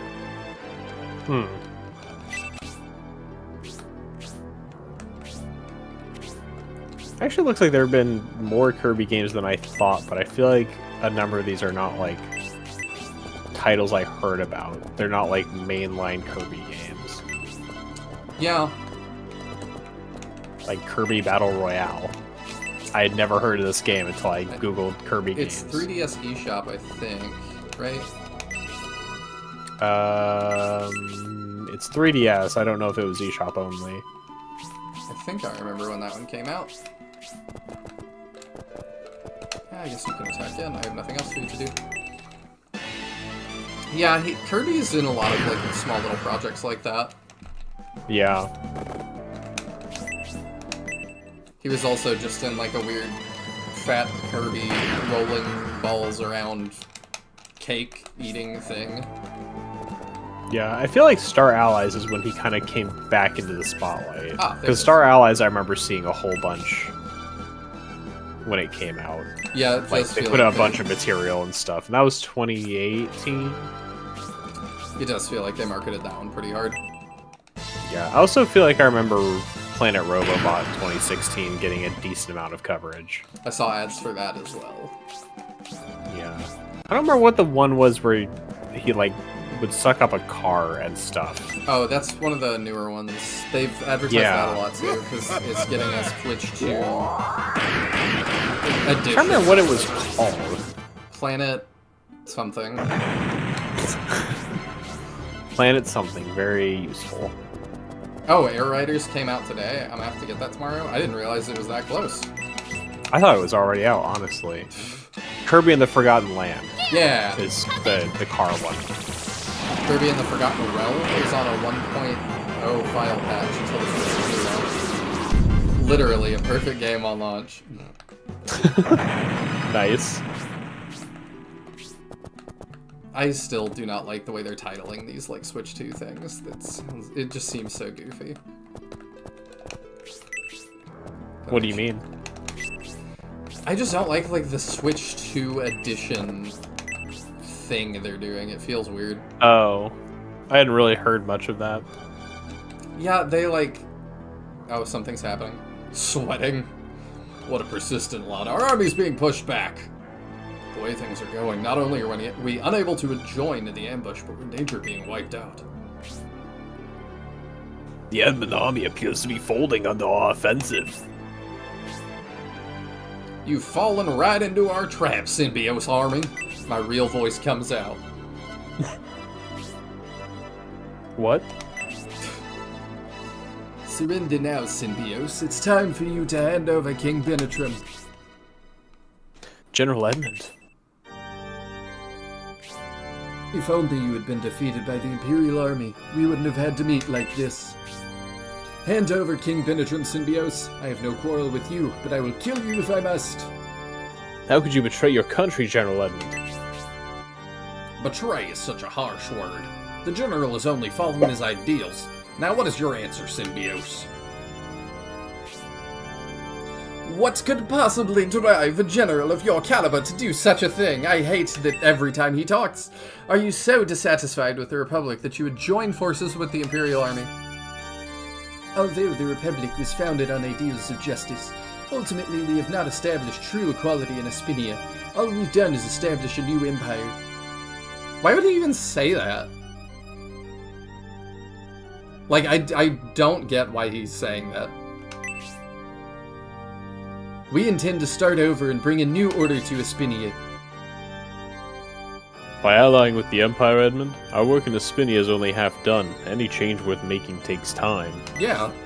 If I remember correctly, I feel like his, like, I don't know what the right word is, but his domain His is, fief. like, lower. His fief is lower in rank than the others, and that's probably why he'd be upset about not having true equality.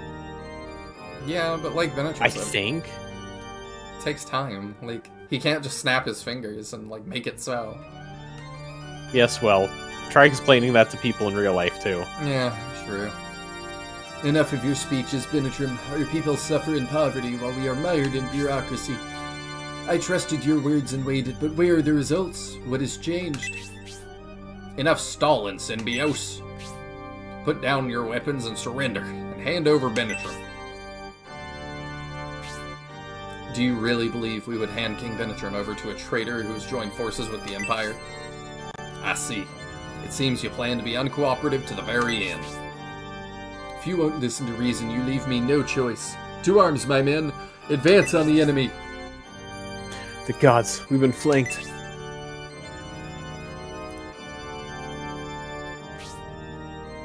What? What's this, General Edmund? Wait, what's wrong? Men, cut off the Synbios army's retreat! Look there, they finally arrived. Now our victory is secure. Huh? What's wrong, Edmund? Something's not right. My force is larger than that. Where are the rest? Avast, ye mateys!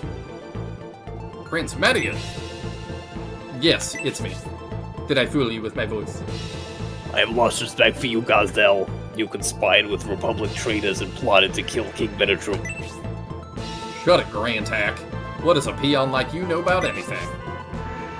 If this is an example of the fine standards of the Imperial Knights you prate about, I want to learn nothing of them. And you, Campbell, once I crush the Synbios army, I'll have your bones set in the foundations of our ideal nation. You there. Attack the Synbios force. The rest of you, go after the Median army. We appreciate your help, Prince Medion. They've lost their momentum, Synbios. Seize this opportunity. So you're the famous Prince Median. You've embarrassed us, Prince Median. We'll use all this humiliation to fuel our victory in this, your final battle. It looks like we managed to put a halt to their plans, but there are enemies remaining. Let's launch an all-out attack, Prince Medion. What are we doing here with the map? And why are we playing Sleepy Time music? I don't know. That's... Oh, we're not changing the map? Okay. No, it's just a scene that happens in the middle of the battle, I guess. That's a little bit weird. I don't really understand this battle, like, why it looks like this, because that's just not at all what the overworld looked like. If it's the Three Houses people, I have faith because Three Hopes was a vast improvement over Three Houses, so Fortune's Weave will hopefully be an improvement on Three Houses. I mean, I don't know, I haven't played Three Hopes yet. I probably will do that before Fortune's Weave. So that I have, like, some bearing on the story of that world beyond Three Houses. But I don't know.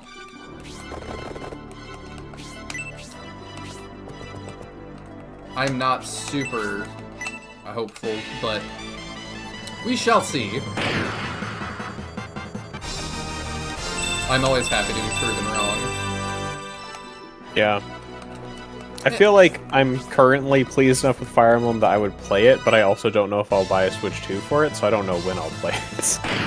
Yeah, I will, but I have no idea when that's gonna financially make sense for me or anything like that. Yeah, because I don't know how much a Switch 2 is right now, I don't either. but looks like it's A lot. $450, and it's like, so if I'm buying a Switch just to play that, that's a $500+ game, and I'm not spending $500 on one game. No. I know I'll do more with a Switch 2 than that, so I'm a little more willing. But There's nothing else that's really selling me on the console right now. I'm still not happy So- with the keycard situation, and there's a lot of games that I would be interested in playing on it that, because of the keycard thing, I probably would not play on it. Mm-hmm.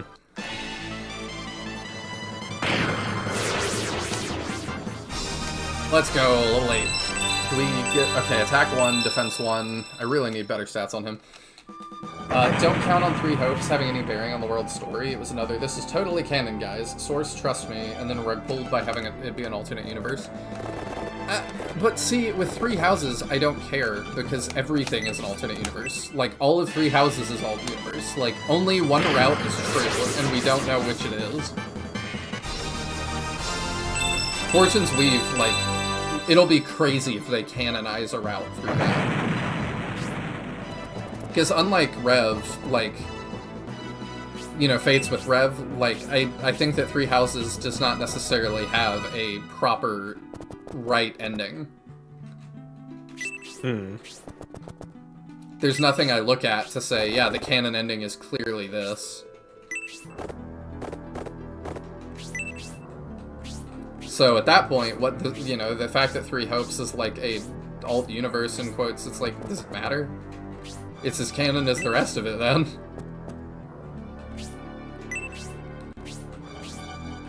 Do you have a take on that, Taya? I mean, I still haven't played Three Houses, so I don't feel like I can have a take on it. Like, I have not seen the endings to be able to say if anything feels like the ending to me. I mean, I've seen all but one of them, and maybe, you know, the church route will be that to me, but from what I've heard, it isn't. Yeah, I feel like I am so out of touch with Three Houses that I can't really say anything valid. I see what you mean. It's why I try to be very cagey with my opinions on games until I play them, because I don't feel like I have like a right to judge them entirely until I've either played it or like watched 100% of it. That's very fair. And totally outside the norm. That's why I played Shining Force 2, so I could say how bad it is. I do feel like in our culture, everybody wants you to have an opinion on everything, and it's not, like, a lot of times it's not, like, acceptable to even go, I really don't know enough to, like, have an opinion that should matter, so, Like, a lot of times I'll say, like, from what I know of it, I'm not into it, but, you know, I try to always qualify it with that, like, I'm not really qualified to have an opinion on this at this point. Which to me is totally fine. When It's how, like, I'll say, like, the new Pokemon games don't appeal to me, and I think they look pretty bad, but I also haven't played them, so I can't definitively say, like, they're bad games, but I can say it looks questionable. I mean, if it's anything like the Legends Arceus, which I played all of, it's like, it looks not good, and it plays like a tech demo. So I'm like, objectively, is it good? No. Would I have fun? Yeah, probably. Like, I had fun with Legends Arceus, and it's like, was that a good game? Not particularly. Not really, Yeah. but... I feel like I find ZA, at least visually, even less appealing, just because the entire game is just that same city. Like, there's no other landscapes to see or variation there. That was quite a choice. And that to me is just like, sorry, like, at least part of the interest to me in Pokemon games is going to different places and finding different Pokemon there, and not just being in one city all game. Yeah. Oh.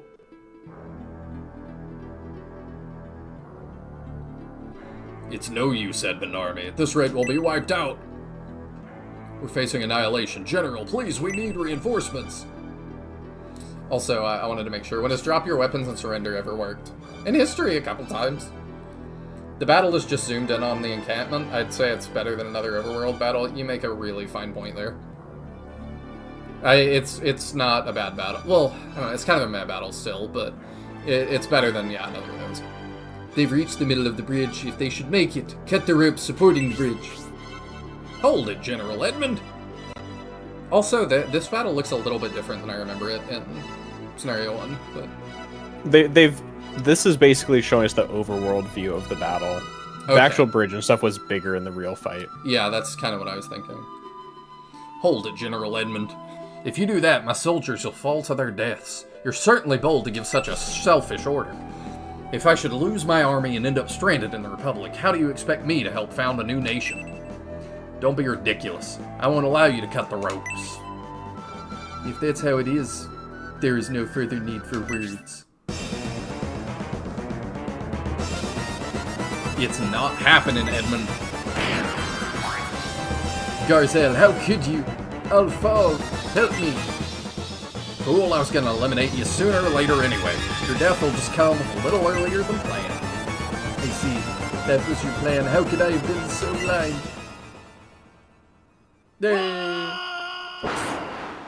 I love that can scream they use. One problem down. The Symbiosis army is next. I suppose it's time I took a personal hand in this. Damned Empire set us up. Surrender, Edmund Army. Your general's been defeated. You have no reason to fight to the death. If I win, I can be the king of this new nation. After joining forces to defeat our common foe, I suppose when we're no longer needed, you'll just throw us into the canal as well. Of course not. Prince Medion would never do such a thing. We've seen the Empire's treachery, yet now we're expected to trust you. Fight on! Even if we're defeated in battle, we'll take the enemy with us in memory of our general. Oh, the breakup. Hey, Griff. Did you find the Godchild? Not yet! Maybe one day. Kinda reminds me of Oddeye, a little bit. But then again, everything does. I look around and all I see is Oddeye.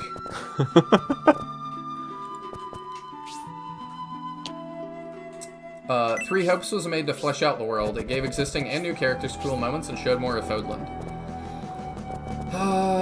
Yeah. I don't know. I still do not have high hopes. Okay, you can get that last one. The Toxic Romance. At least it sounds more like water this time. It actually does. Alright, there's the healing drop. I guess we can ditch a medical herb for that. We need to re-up on healing drops after we used all of them in that harbor fight. What will you drop for the healing drop? Oh, that's the next song my band's coming out with. How dare you spoil it. In the video, we like dance around like Oompa Loompas and chant that over and over. I thought that was the debut single for Crazy People Luxembourg. Oh, I'm starting to get it crossed in my brain. It might not be a good idea to put Median this far forward, but I'm gonna do it anyway. Oh, he's just gonna get the kill here, so it's fine. Let's go. Is that exactly 20? Oh, 23. Okay. It's like, that was probably close. At least it sounds more like... Oh, wait, I already read that. Do I think she can live? Yeah, they can probably. All the three of them can do that. Oh, wow, they're really behind if even she's one shot. These three kind of feel like the Scrub Squad right now. Which three? The three over here, the two archers and Hazuki. Part of it's that Hazuki never really got good for me. Yeah. Her defense is not really there. Her spell is not really good. I don't know what the rest of her spell list looks like. Tornado is just not doing great here.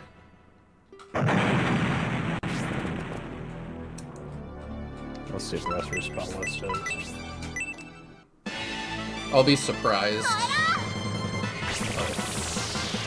Oh, I might have. There's some good stuff in there, I will say. She does actually gain some merit spellcasting wise. Okay. But A quick chicken. Let's go. although it's a little rough because her spells don't really open up until she's promoted. We're gonna. Although I guess you're not far off from promotion at this point, so. We're gonna promote everybody anyway, because now that I know they have different portraits and stuff, I want to see them all. Yeah. Plus, I mean, you're not ready to, like, be having to cut down your force yet, so you'll be using her anyway. No, and you've told me that they have, Zero's availability is not great. And I guess that makes sense, because he goes back to Symbios a couple times. Yeah, like you've already experienced, it's like you get him, he's in one battle, and then he disappears for a battle, and it's part of what really hurt my opinion of him, because I thought he was awesome and I liked using him, and then I lost access to him too many times and was like, this sucks. He just fell off super hard because I couldn't get him experience when he's not with the Force. Yeah, that makes a lot of sense. We'll see if that lowers his... It probably will lower him, like, on the eventual Scenario 2 tier list. Yeah, that's what I was saying, like, I use him in the end game, but that's really because I did grinding at the Trial of Heroes to get him functional. And then once he was functional, I liked him, but, like, he spent most of the scenario honestly not useful. And who knows, maybe he'll be better for you, because you also had some characters turn out better than mine did, so maybe you'll just get, like, great stat RNG, and he'll just actually be incredible anyway. But I had a really hard time making use of him as time went on. It's just that I'm incredible. Skill. You see, it's your fault Frank is not super viable. I really wanted him to be good. I had to rank him low, though, because it was like, for all the help I gave him, he really did just really turn out mid. It's pretty sad that I feel like Beastmen and Shining Force pretty much always universally turn out to not be good. Like, mid-tier at best. I feel like Xylo's good, and then it was just downhill from there. Xylo's really good until he promotes, and then if you put in the time to finally build him back up, he can be good again, but the promotion fall-off for him is so bad. Yeah. Which, granted, it's because of it being, you know, the Shining Force 1 problem with promotion, but it still really is like, I'll field Xylo until it's time for promotion, and then I replace him with somebody else, basically. Interesting. I pretty much always keep him. I basically never see Wolfbear and Xylo on my force. I think we can let Campbell initiate. I was trying to decide who was going to do that. Because I feel like the thing that makes Xylo special is that at least you can grind and get him usable, and there's some characters that really, like Blue, that it's like, if you're not grinding, sorry, I meant you can truck on and get him usable. If you're not grinding, you really cannot get Blue to, like, a really usable state. I know y'all have told me that a couple of y'all have done it, but, like, Soul Steal? I feel like one thing that hampers any character that takes special babying in Shining Force 1 for me is that Arthur is an auto-use for me, and I'm already feeding him extra kills because I don't egress grind. So anybody else who's going to need extra effort is competing with my favorite character in Shining Force 1 for that extra experience. And I never use Arthur. Yeah, I use Arthur every time, and I love Arthur, so, like, unless he's really taken off, by the time I get a character who needs extra effort, I'm usually just not putting that extra effort in. That makes sense. I think the other thing is that, like, soon after Xylo, like, in Chapter 4... Chapter 4 is, I think, the single largest set of new characters you get, like, after Chapter 1. Oh, that was no damage. This guy sucks. Yeah. Wow. I think you're also getting you were also getting, I think, +5 defense for being adjacent to Rock, because you have a friendship level and Warriors grant defense. Oh. So, it does help. Yeah. Because Chapter 4 gives you Kokichi, Vankar, Gunts, Domingo. I feel like I'm forgetting one more, but maybe I'm not. You get Yogurt. Pele right before Chapter 4, Yogurt. So it's like 6 units. Pretty much all of which are ready to go on your force immediately. And that usually, to me, is like, okay, I've got people to replace Xylo. Oh, first time we see this. Nice. Yeah, Yogurt is I think we saw that in Scenario 1. Yeah, I think it's the same as some of the other ninjas. Healing drop. She's got a lot of useful stuff, actually. Okay. We dropped the In clue. general, specials are based on weapon type and then sometimes vary by class. Individual characters don't have their own specials, Okay. unless they're totally unique characters. Prince Medion, and your allies, words can't express the debt we owe you, or our gratitude. That feels like a really awkward way to phrase that, but sure. The feeling is mutual. Because of the message from Lord Symbios, we were able to properly choose our course of action. Yeah, we're kind of talking like robots right now. Must you go, Zero? Zero is one of the only ones who can fly. Once he's gone, our battles will be more difficult. Oh yeah, I remember them saying that. Zero, it's nice to know that people can rely on you. My dear sister. Khan just lurking back there. But you have your own duty, starting with the restoration of order in the Republic. It isn't vital that you go with us, Zero. You're not that useful. If you can be of assistance to Prince Medion, we would be happy to let you go. I don't want him either.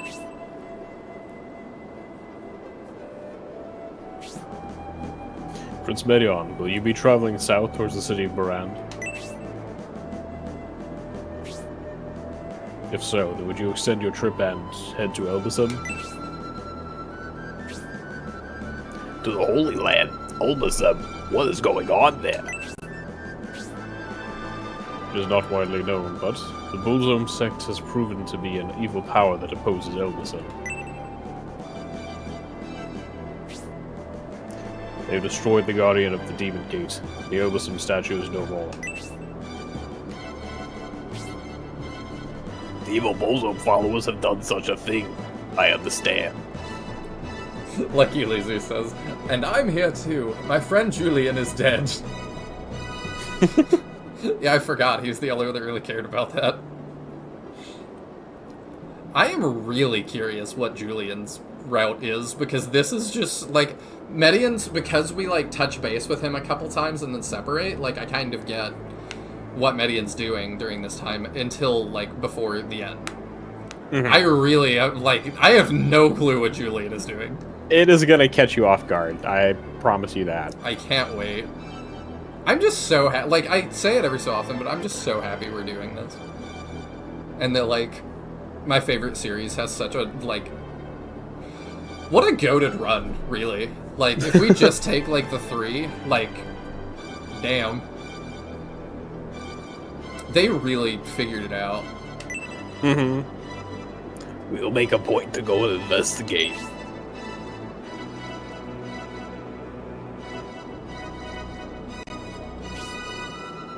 What will you do, Khan? Do you intend to join Prince Medion and head to Elbasum? No, I will leave them the Pokeball, and I work. That small little laugh. I worry about Elbasum, and I wish very much to return, but I have a duty which takes me elsewhere. Care to enlighten us? We pray for your success in battle, Prince Medion. You're the one chance for peace between our countries. Lord knows it can't be me. Please take care of yourself. We will hurry south beyond the mountains to the capital of Barand. Away we go! See ya, Zero. Once the Symbios army crosses the suspension bridge, they won't have much farther to go to reach the capital Aspia. I always dreamed of traveling and going on adventures, but I would have been happy with just a little bit, you know? Oh, I'm so jealous of Zero. He's heading to his home country. Are you feeling homesick? That's quite true. Even after they arrived in Espinia, I doubt they'll have time to enjoy it. To think we might be the more fortunate ones, why must their hardships continue? The Republic's economy is on the verge of total collapse. Did we ever learn what Khan's duty was? He said he was tracking down a demon or something, and then we never saw that fulfilled. I'm assuming we will in part 3. While the war with the Empire obviously plays a part, The economic strife within the country is horrendous. It's a battle many times fiercer with a greater hardship than facing powerful enemies on the battlefield. I've always thought the Republic's ideal of equality was very appealing, but they suffer as well, just in different ways. It's like life. It's about time we got moving.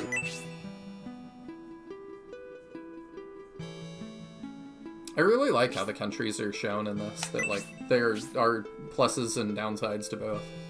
Mm-hmm. To Barand, and on the other side of that mountain range to meet General Rogan. Huzzah! The battles in that chapter were a little bit rougher. Mm-hmm. Imperial General Garzel and Republican General Edmund allied to capture King Benetrim, but the Median and Synbios forces thwarted them. The Median army heads to Barand, where General Rogan awaits, but they must pass through the Elven Forest. Chapter 2, The Plans of Traitors. I think that part of that was rougher because it was a lot of retreading, I think. Mm-hmm. Like, that was a lot of the same. Why does the font look like that? That is odd. Yeah, things are about to start deviating a lot more. Khan was looking for a key that will save the world, which is presumably related to a boy in a monk's robe, from what we've heard. Oh, that's right. Thank you, yeah. Mm-hmm. That's even on our little chart. It is. I'm just dumb.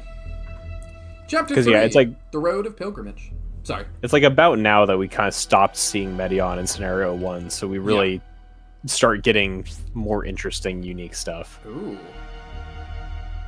This is a very Halloween-y color palette.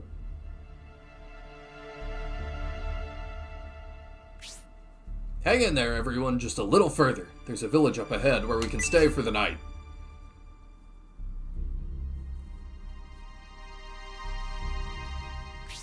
Since we left the Synbios army at the suspension bridge, we haven't had a chance to rest. There sure are a lot of undead around here. I wonder why. Maybe it's because you didn't kill enough in Shining the Holy Ark.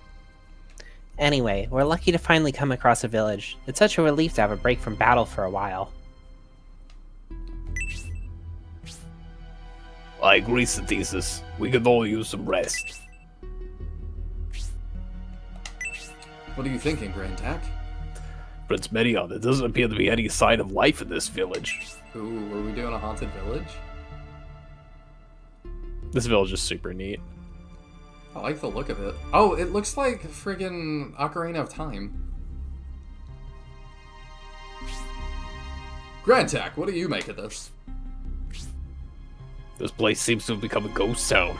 Something isn't right. Grantak, please don't talk like that. You're giving me the creeps. You're afraid, Synthesis? I guess you have a feminine side after all. Haha, Synthesis may not like it, but continuing on tonight is not in the cards. Let's rest here.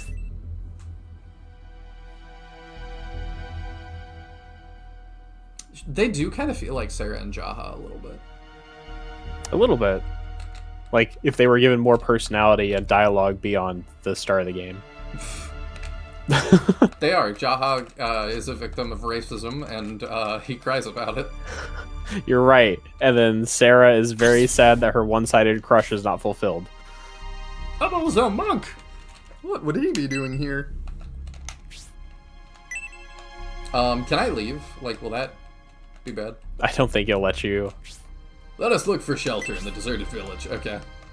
Chapter breaks are pretty strict in Shining Force 3, like in Yeah. Shining Force 1. I think I was this guy. I don't even remember who this is, so sure. Or wait, did we... Actually, no, I think we split the High Priests 2 and 2. And I had Fiale and Desharen. Oh, yeah. Not Desharen. I can't remember. Either way, you're this guy. Okay. Wandering around a lifeless village in the middle of the night. Who does that? Very suspicious.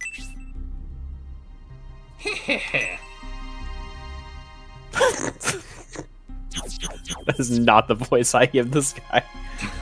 I don't know what I'm giving him, and I can't see him.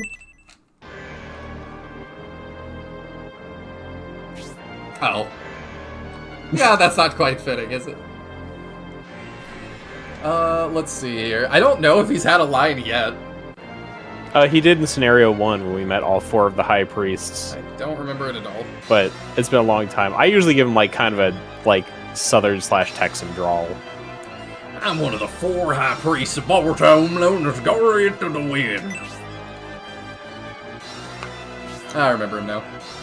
What did the Bolzome sect do in here? Don't tell me you are the villagers. Oh, let me see real quick. Yes, the Empire is mostly evil, and the Republic has a great ruler but stupid generals. I don't know if I feel like the Empire is mostly evil. It just is the, because Domeric doesn't seem that bad. It seems like Arrogant is kind of the source of a lot of our problems. Domeric's pretty bad. I the I just last haven't seen that. cutscene of Scenario 1, he was pretty ruthless. I mean, he was waging war against us, but I didn't fully get why. Was it just to retake the Republic? In general, yes. But if I remember correctly, there's a line during that last cutscene where he was saying something to Medion about, like, he has to kill Sybios if he ever wants to, like, see his mother again, threat kind of thing. Oh. Well... Like, Campbell and Medion were fighting us under duress mhm. from Domeric threatening them in that cutscene. I understand that, but also, like, he's the king and he must be obeyed. If he's got the wrong idea, like, he should listen to Medion, but I don't know if that reflects totally poorly on him as a ruler. I just don't have all the info yet, but I assume I will at the end. To me, the most... It also is that, like, the Empire is having lots of issues, but for all of Scenario 1, pretty much, Domeric is MIA. So I feel like it's Arrogant and Majoron that are running things. And they seem to be the flaws. Because my view of him right now is kind of like, in Gundam, a lot of people view Zeon as evil, which is like kind of the underdog faction. And I'm like, I don't think that Zeon is necessarily evil. I think that their ruling leader, Girin, is evil. But there's lots of people... Well, and I was just saying that Domeric is evil, and now you're saying that he's not. What I'm saying is that Girin is... His father is kind of a figurehead, but he's really MIA and stuff. Girin is kind of like an Arrogant figure or a Majoron figure. I'll also say Majoron from the cutscenes at the beginning of this scenario did not come across as evil. He didn't come across as anything, really, to me. I really don't have a grasp on Majoron yet. I don't know where I'm gonna see him. To catch up on chat, though, Undead hanging out more than usual, like it's just a little worse than a normal Tuesday in Undead Land. Yeah, it is kind of a weird comment.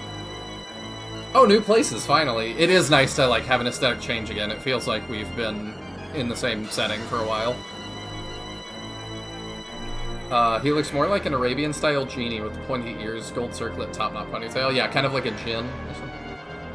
His name is literally Dominate. Fair. I don't know. How dare you disrespect our priest? Since your prince is lower class by birth, I guess we should expect as much from his minions. Must we teach you some manners? T-posing on him. We're priests. Our role is to provide guidance. What makes you think we would harm the people of this village? I don't know, like everything. You attacked Saraband and used the commotion as cover to abduct our emperor. Are these not the deeds of the Bolzone sect? Who has witnessed such acts? We did. We didn't witness the abduction, but when we saw the masked monks planting gunpowder before the explosions, they attacked us. I'm sorry to hear about what happened. What leads you to believe the Bolzone sect was responsible for these events? I did not expect him to play it this way. King Banatram told us the 4 Bolzone high priests abducted the Emperor and escaped by ship. Oh, don't tell me an Imperial Prince believes a story told by the king of his enemy. You deny this, so King Bantram's story is a lie? Ooh. It's kind of you to be so understanding. I did not expect this outcome. I've come to Stump Village looking for someone, but as you can see, there's no one here. I'm quite puzzled myself. What makes you think the person you're looking for is in this small village? Whom do you seek? I suppose it wouldn't hurt to ask. Looking for a boy with silver hair, about 12 years old. By any chance, have you seen him? He escaped this island. That's quite a hot topic, and I really need to get him back. No, I'm afraid we haven't seen him. I see. Well, then we have no reason to linger here. Wait, who is this boy, and why are you looking for him? His name is Gracia. He's a descendant of the Innovators. Oh, okay. Is it the first time we've heard the Innovators come up in this? No. In this game, yes. Yeah. In all of 3 or just scenario 2? I think in all of 3, this is the first time the Innovators are mentioned. Wow.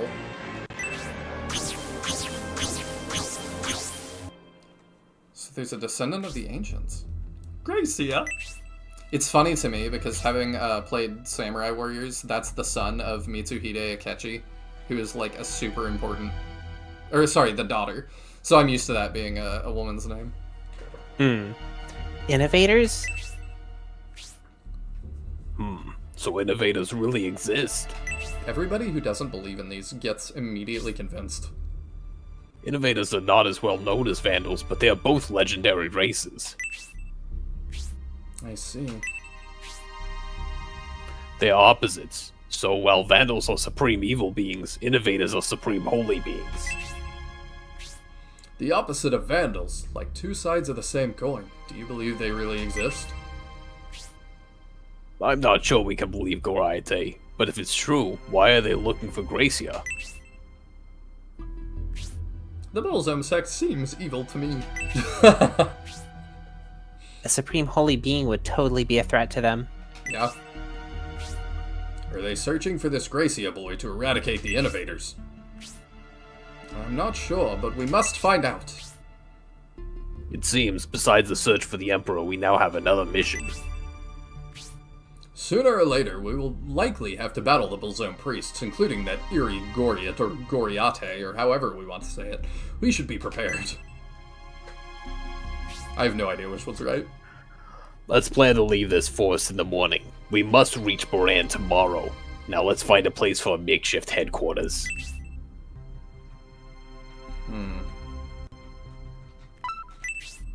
What an interesting little village. Also, the frame rate, I feel like, has gone up. Well, without the animated water and stuff, probably. I wonder if that works in real life. The frame rate goes up when you get rid of a bunch of people. I'm sleepy. Can we call it a day and find a place to set up headquarters? Oh, I can't go in anywhere? Not most places. Ah, Gracia, the pink-haired goth chick roaming around feudal Japan punching samurai. Oh, I hope there wasn't more to find there. I don't think there's anything you can miss. Okay. What a great morning. The air is really fresh in this forest. Nice bird.midi there.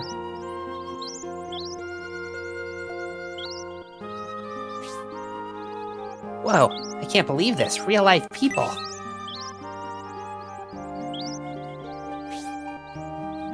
Hello there. Und Hansel, are you seeing this witch?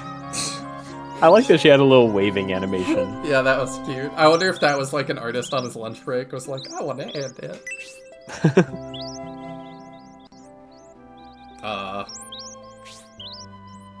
And how come there were no villagers when we arrived last night? And now...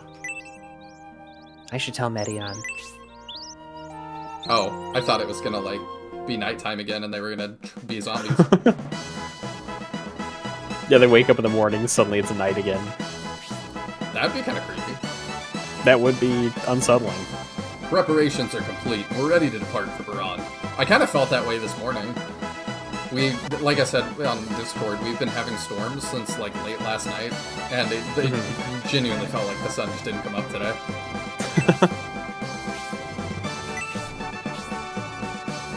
If we hurry, we can make it to Boran before nightfall. I hope we'll be able to meet with General Rogan.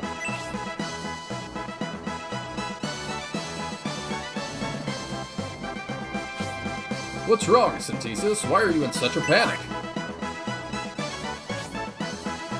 No need to worry. Even if we didn't know where you were, we wouldn't leave without you. Now hurry and get ready to leave.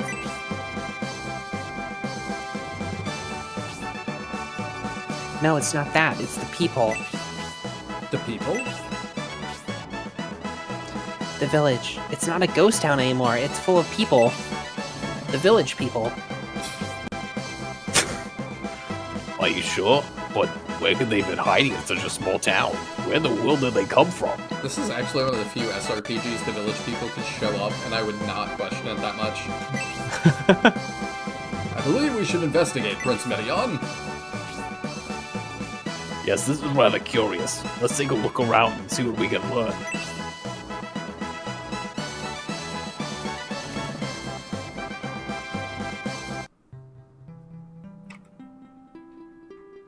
Oh, I wanted to talk to my army, though.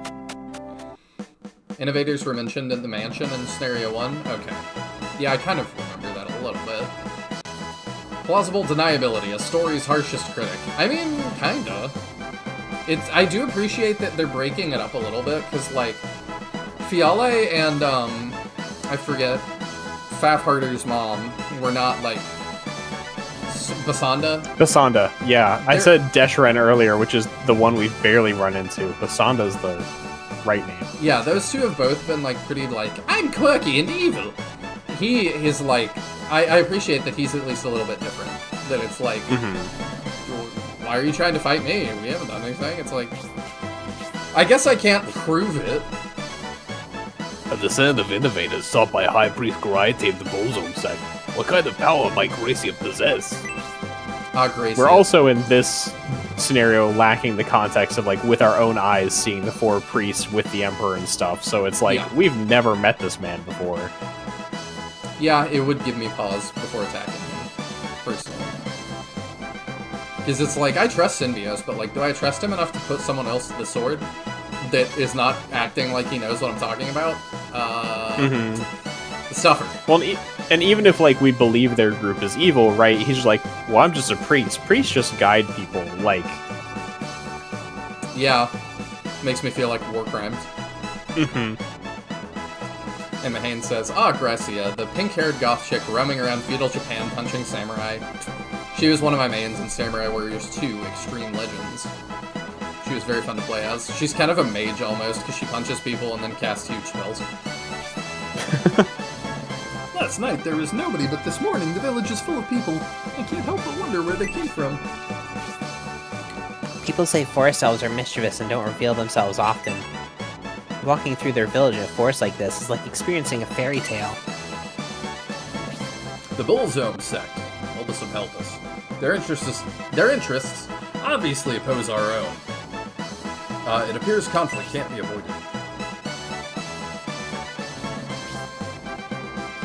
I suspect powerful beasts await us on the way to Baran. We must be ready.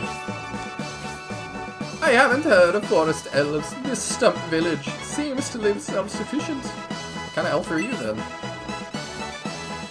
An urban elf. Since leaving Balsamo, we've been sidetracked constantly. It'll be nice to reach Baran to get some decent food. Stump Village is removed from civilization. Reminds me a lot of my hometown. I really feel comfortable here. I don't trust this for a second. Oh, he has lines now.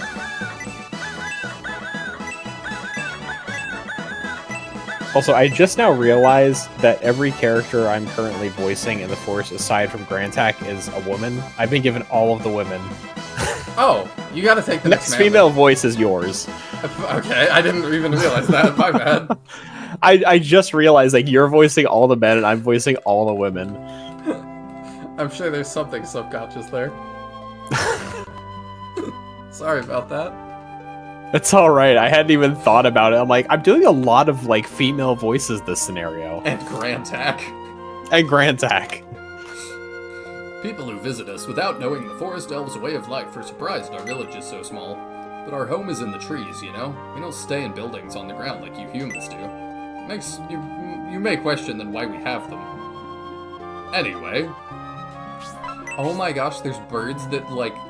There's bird physics, Taya. There are bird physics. The fish swim away when you approach them. We've broke new ground. Fairy tales portray forest elven girls as mischievous, but that's not true at all. We're romantic and dream of meeting a prince and getting married. I guess Well, most... you've run step down. Yeah. I guess most city dwellers, like yourselves, don't know that elves live in the trees. That girl with you was really shocked when she first spotted us. That girl that was just here was funny. She looked at us as if that we were ghosts or something and then ran back inside, all flustered. Is this your church? Theodrin, you're a fine lady and dragonborn. I'm still a little disappointed that Grantak's not playable. Yeah. Whoa, it's moldy inside.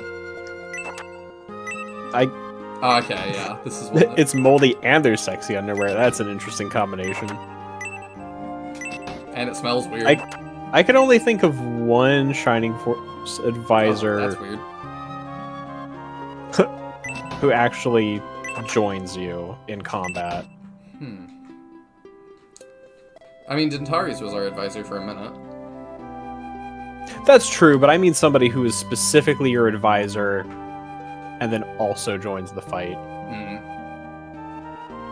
But that is true, you're right. Basanda was quirky and evil, but also a mom, so she's probably good. I don't know if that's how that works. Bird physics, Eldar, Finding, and Zero are eyeing you with disappointment. They don't run away when I approach them. Forest elf weapons. Ideal weapons for elves are light and compact. This allows them to move about the forest without degrading agility or causing fatigue. Is this their weapon dealer? Oh. That's weird that they just gave him elf ears. Yeah, it is very strange. It's hard to make a living selling weapons here in Stump. The villagers don't upgrade their weapons much, and travelers tend to overlook us since we're so secluded. Healing drop. Okay. So there is one haggle at the... Oh, not a haggle, a deal, sorry. And there's... I don't 1, think we need 2, that, 3, do we? 4, 5, 6, 7... There's 8 items you can find aside from the one you just did, currently. Okay. Is Synthesis using rods? That's a good question. I don't know. You'd have to check her inventory. Wooden rod, yeah. Yes, Okay, so she is. we can upgrade her here.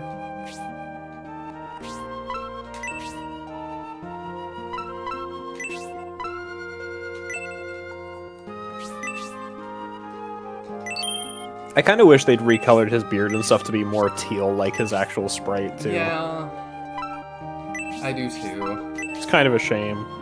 Trust me, you need the bronze rod because it has Dispel.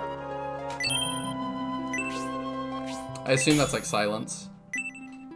Yeah, Dispel's been silenced since Shining Force 1. Okay. It might have even been that since Shining the Darkness, but I haven't played Shining the Darkness. That could be really useful. We still don't have a weapon upgrade for Medion? Nah, it takes a bit. That's kind of crazy. There are Power Spears, though. There are. They're not quite as, like, huge an upgrade as they were in Shining Force 1, but... Is a Power Axe better than what Rock currently has? I don't remember what he's using. Yes. It is.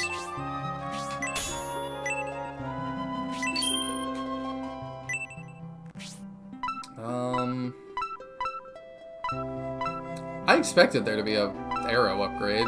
That's kind of disappointing. Oh, there's a shuriken upgrade, I guess. Is the Steel Arrow not an upgrade? I don't think so. I think it's what we're using. Yeah. Do we have, are both of our archers using arrows? I think so. Because Waltz, I thought, usually starts with quarrels. We could switch her back. Yeah, I'm good with that. Yeah, I think she starts with quarrel proficiency. My bad, I didn't mean to swap it. No, she's got a quarrel now, I think. I Oh, think that's okay. what she's using.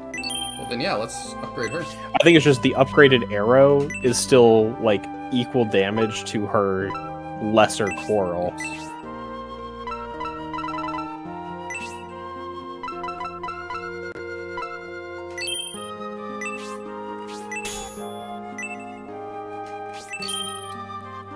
and then we can get a new, I actually am using the shurikens a little bit.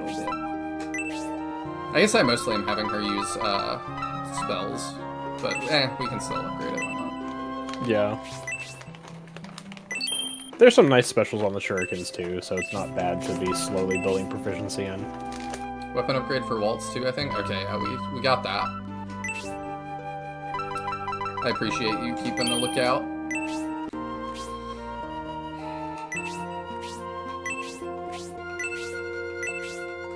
There we go. That just looks wrong. It does, kind of.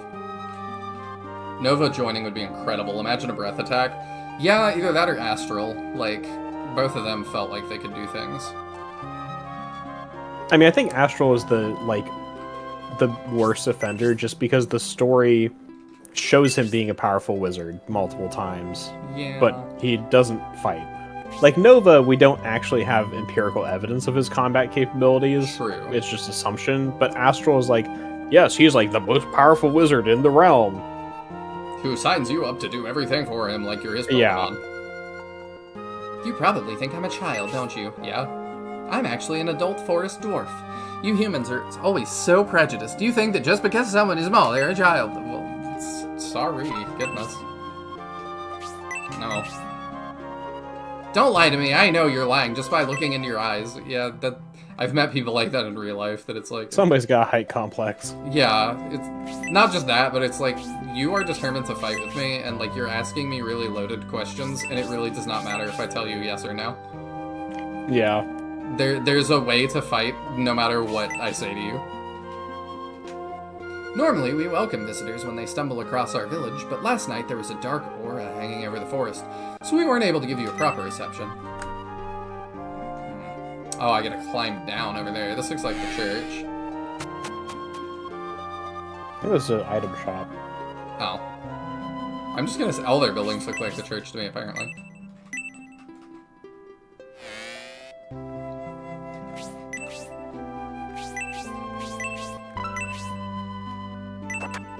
Oh, some sweet snacks.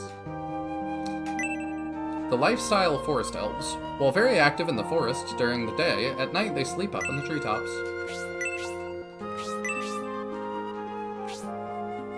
She looks a little more natural. Did they add the flower to her hair? Yeah, I don't think that's normally there. Okay. Although this is a forest elf shop, I don't sell anything strange or out of the ordinary. Take your time and buy whatever you like. Well, why You not? don't sell anything strange or out of the ordinary. Let's see your haggles then. Oh, does she have a haggle? Oh. She's got 2. That's Well, then. unusual. Whoops. Who do we want to give that to? Somebody who you're willing to have take hits and be able to counter. Probably Hazuki. Because I think you can only counter with a melee weapon, so Waltz isn't going to be able to counter anyway. How does it feel? We'll give it a couple days. Give it a to couple break. days to break in.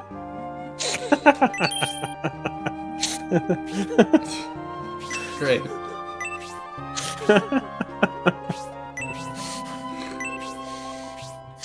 The like, do you want to equip it right away? Just means like you're standing right there behind the counter while she puts them on. I'm not Right sure in the she middle had of the any on shop. before. I mean, if we're going period accurate, probably not. But that's aside from the point. Astral is like Boo Saga Goku. He could put in work, but he just leaves it to the kids. Yeah. I don't feel like Goku is quite as guilty, though, of like sending Gohan out as his Pokemon. Like, I think Gohan in the Cell Saga genuinely surpasses him for a little bit, and then he at least does pull his weight in the Boo Saga eventually.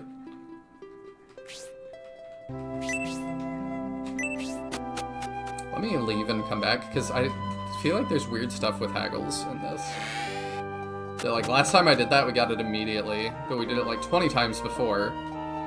And didn't. Yeah. But I don't know, it could just be the RNG.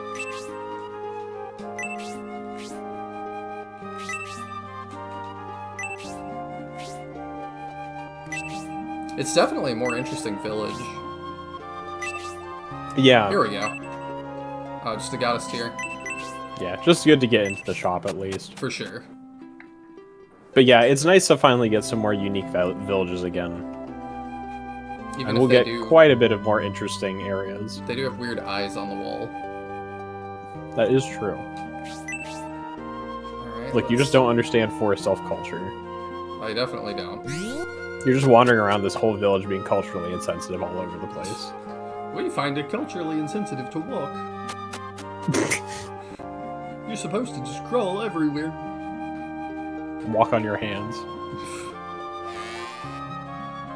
This is cool. How to save a maiden who has eaten a poisoned apple. If you don't find a prince on a white horse to kiss her, she won't wake up. Cute. The Tale of the Seven Dwarves. One day, when they returned home from working in the mines, there was a princess asleep in one of their beds. Oh. Stump Village doesn't really have a village chief. Instead, David, who lives up on the skywalk, takes care of the village as a sort of leader. David is an excellent ranger. He watches over the whole forest and doesn't allow anyone to cause trouble. Sounds like somebody I need to deprive you of and take him with me. Right? I do that and I don't think about things. Yes.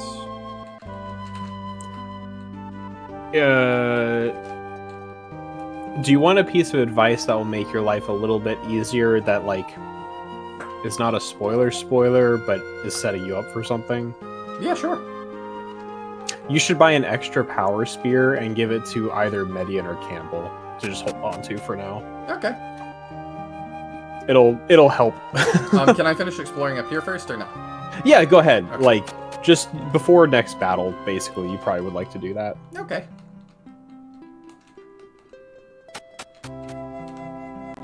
I'm always worried I'm going to get sucked into a cutscene or something.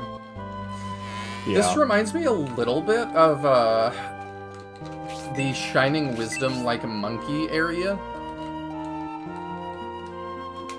I'm not familiar with it.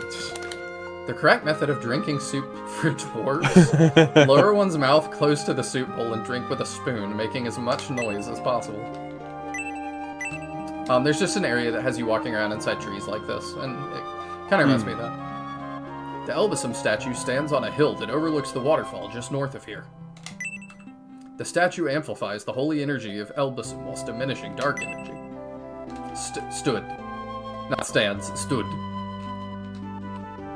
We Forest Elves have a close relationship with Elbasum. Our leader David actually used to visit the Elbasum Temple.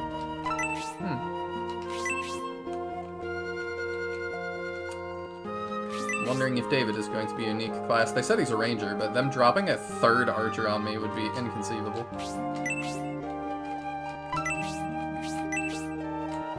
Well, this is No quite comment. suspicious.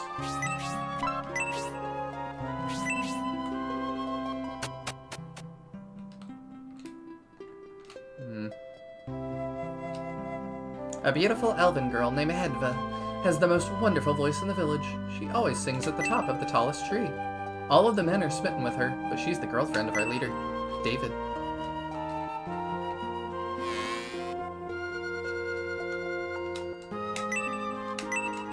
I was gonna say, like, you know, technically, I don't think any scenario gives you more than 2 of any class, but technically, Bernard and Waltz are different classes.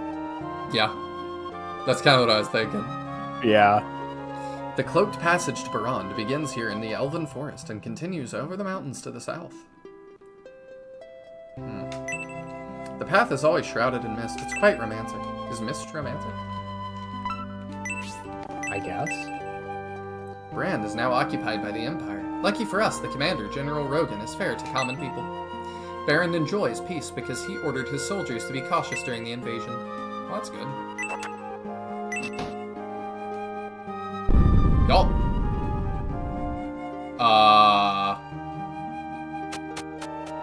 Oh! Well, that's not... I just was going to look at it. Well, now you're in it. That kind of startled me.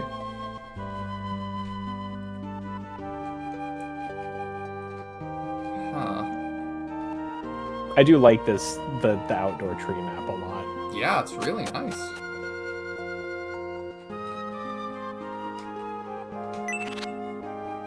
Light of hope? What is that? Hold on to this like your life depends on it. Okay. It's a healing rain for MP. Oh, There's like 4 across all 3 games, I believe. okay.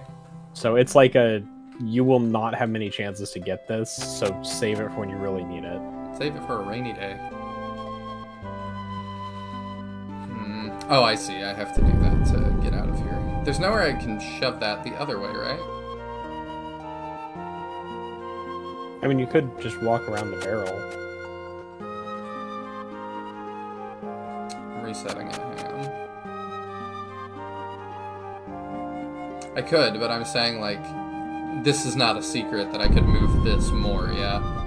Oh, I don't believe so, no.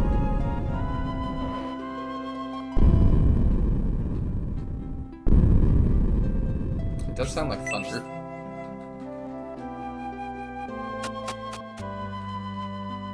Gohan being 11 years old at the time while Goku and Cell were fighting all out, he was able to keep up, meaning he was just slightly weaker then or on par with Goku and Cell. Yeah, with Super Saiyan 2, I do think he was stronger.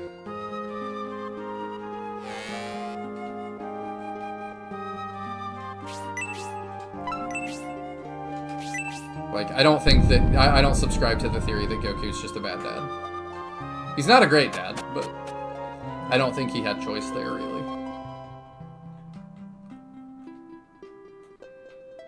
This is crazy. I wonder if I can see anything out in the distance. No, it doesn't seem like it. I wonder if there's anything else on the Saturn that is even close to as ambitious as this.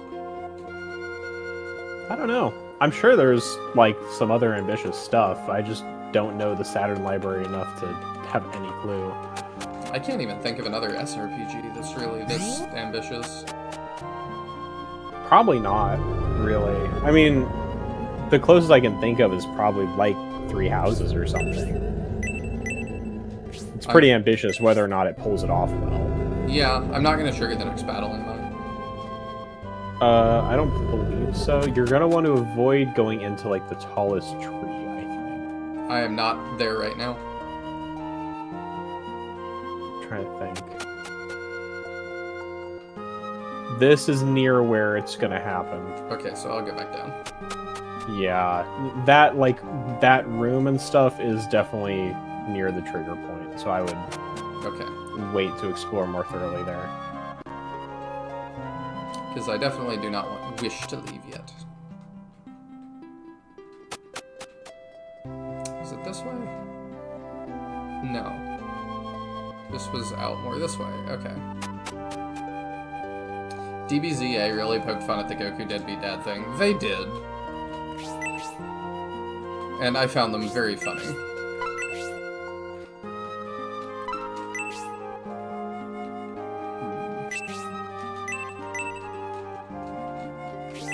It's also weird to me how much, like, Toei and the voice actors get, like, so upset about it. The eerie aura felt here last night disrupted the forest elf's magical barrier. I imagine that's how you were able to find and enter this village. Due to bad weather this year, Miranda is experiencing a food shortage. It seems like everybody is. Fortunately, we're surrounded by abundant plant life. Due to the fruits of the forest, we're never short of food. What I'm saying is we eat the elk. I think it's very sad that people go to war over food or conflicting ideals. It's difficult for us to understand why things like that happen. My, I believe you're the first people from outside the forest to ever visit my bar. I bet you have many interesting stories of the outside world to tell. Sure do. Bye. Oh, I see. Oops. No, I see there's a way in there. You gotta have secrets back here. How dwarves dine. First is beer, then wine. As long as there's bread and soup, the meal is fine. Cute. They really like, I'm sure you have stories to tell by... just brings me back to the resurrection talk. The number of HQ conversations... Well, you can do those first. Even if we meet people from outside the forest, we never invite them to this village. We forest elves are a reserved and shy race. I guess that's why we don't seek relations with outsiders.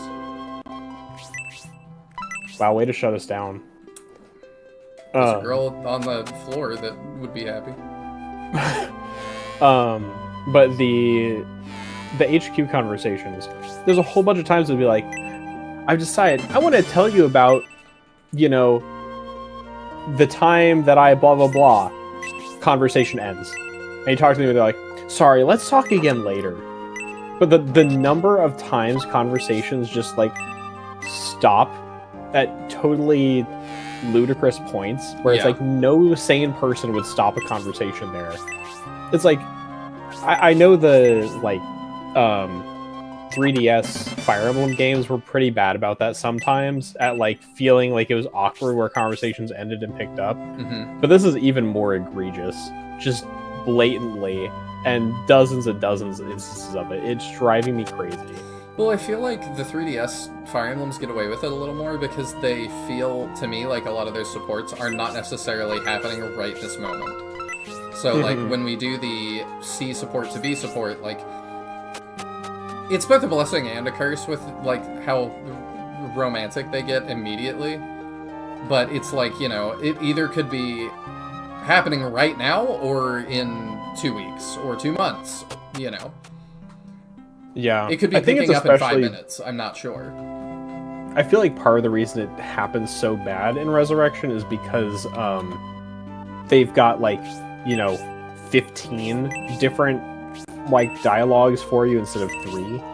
Yeah. So they're just, like, instead of having enough interesting things to write, they just cut them off at stupid places to make more conversation instances out of it.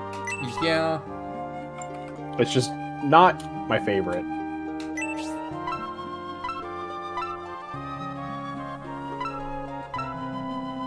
Yeah, I remember playing back when I was playing that game as a kid. Even I was like, "This feels weird." I'll give that to Ryudo.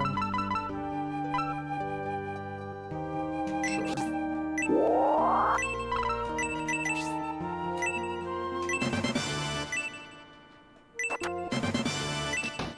Also, the fact that it's not lost on me that the 6 dwarves are here. This is super weird. It's very odd. Achoo! My nose is sensitive to dust, so now everyone calls me Sneezy. We forest dwarfs don't care for cleaning, so the house is always full of dust and I never stop sneezing. Oh, the other one is on the 4th floor, huh? See, this is actually why we never got Scenario 2 and 3 in the West, is because Disney copyright would have made this impossible. Due to the evil aura in the air last night, we had to spend it quietly. We usually head to the bar at nightfall and cause a clamor. It's a party every night. Hi-ho, hi-ho, la. This is the home of the cheerful forest dwarves. One of the 7 of us isn't here. He only left a little while ago, though, so you may see him around. Yeah, this is really weird. Dwarves fight. Imagine if you recruited one of the 7 dwarves. No. I don't want to. Dwarves find, extract, and craft various ores, gems, and precious metals. However, it's not that simple. Finding sources to extract is difficult, and it takes practice to learn to craft. A while back, a boy came to the village looking for someone. He had a long discussion with David before eventually departing. Oh, well, that's useful. We and the other forest tribes protect this forest so its wild animals can live free and in safety. That's because neither the Empire nor the Republic can reach the interior of this forest to exert their power. Yeah, this is like one of the weirdest things that we've walked into. It's pretty strange. Like, I guess this is like their attempt at more like Shining Force humor, that it's like things just happen. But like, the 7 dwarves just being here, like, it was already weird to see that on the bookshelf. To be like, oh, haha, I see what you're doing. But this, it's like, oh, they're actually just literally here, and his name is Sneezy. Yeah.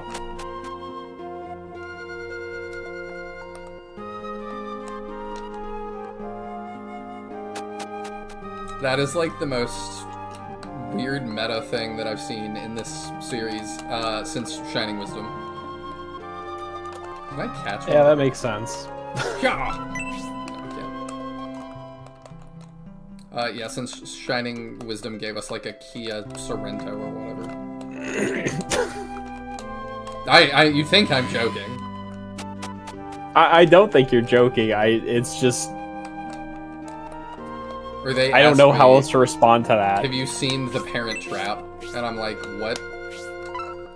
There's no way that's in the Japanese version. No, I've heard the North American translation is like utterly wild, but I've not actually looked into any of it. They actually ask, have you seen the movie The Parent Trap on VHS? And I'm like, what?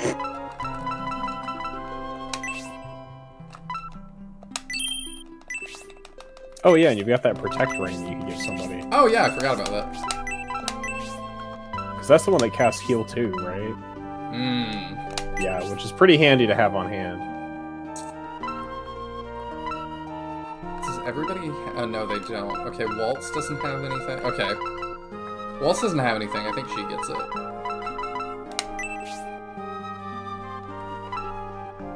I need to deposit that mithril as well, real quick. Okay.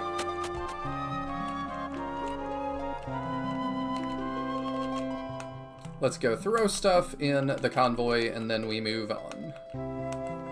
I think this is where it was. Have I found all the things I need to? I haven't thoroughly tracked. I feel like we One have. mithril. Found the life loaf and the light of hope. So there were 2 mithrils. I don't know if you found the second one.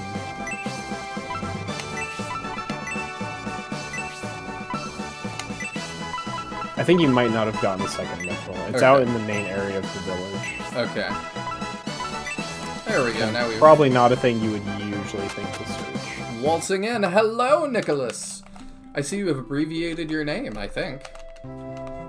Oh yeah, Madrox's that's different than it used to be. Yeah, Madrox's name was not displaying properly. I wonder if you're having the same thing, or... I wonder if it's a YouTube change. Well, because Lol's name has like numbers after it and stuff, which it doesn't usually.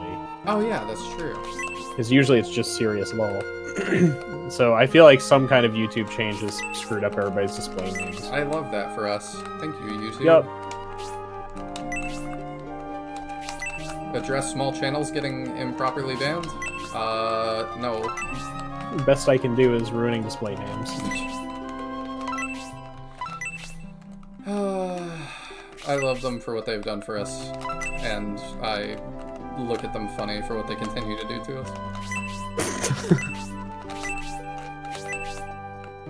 Good night, NPC, guys. I call his name out and he tells me he's going to bed. Oh, there's a fairy powder. Good night, Madrox. So there's one more relevant thing. Hmm. It's possible that you've already gotten it, but I don't think so. You're near it. Is it in a building? No. I said it's out in the main area. I didn't mean to do that. I did not do a thing. They finally went back to using the pseudonym, not the real name. Oh. How weird. Is mine weird? If so, I didn't notice. I'm checking. Yeah, Yours mine... looks- It is. Oh yeah, Because mine is Nihil is here now. weird. Mine's normal, that's just because I made my name my name. I have a much more unique name than yours though, so it was easier for me to get.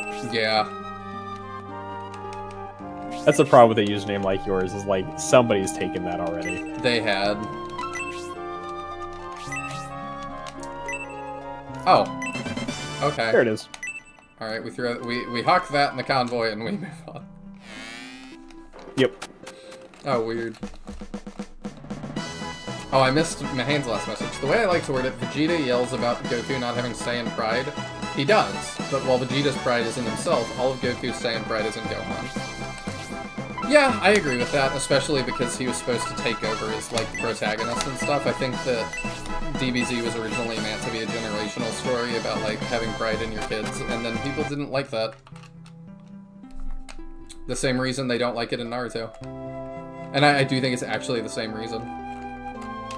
It's kind of funny, I feel like one of the only manga that's managed to do a generational thing and it work out is JoJo.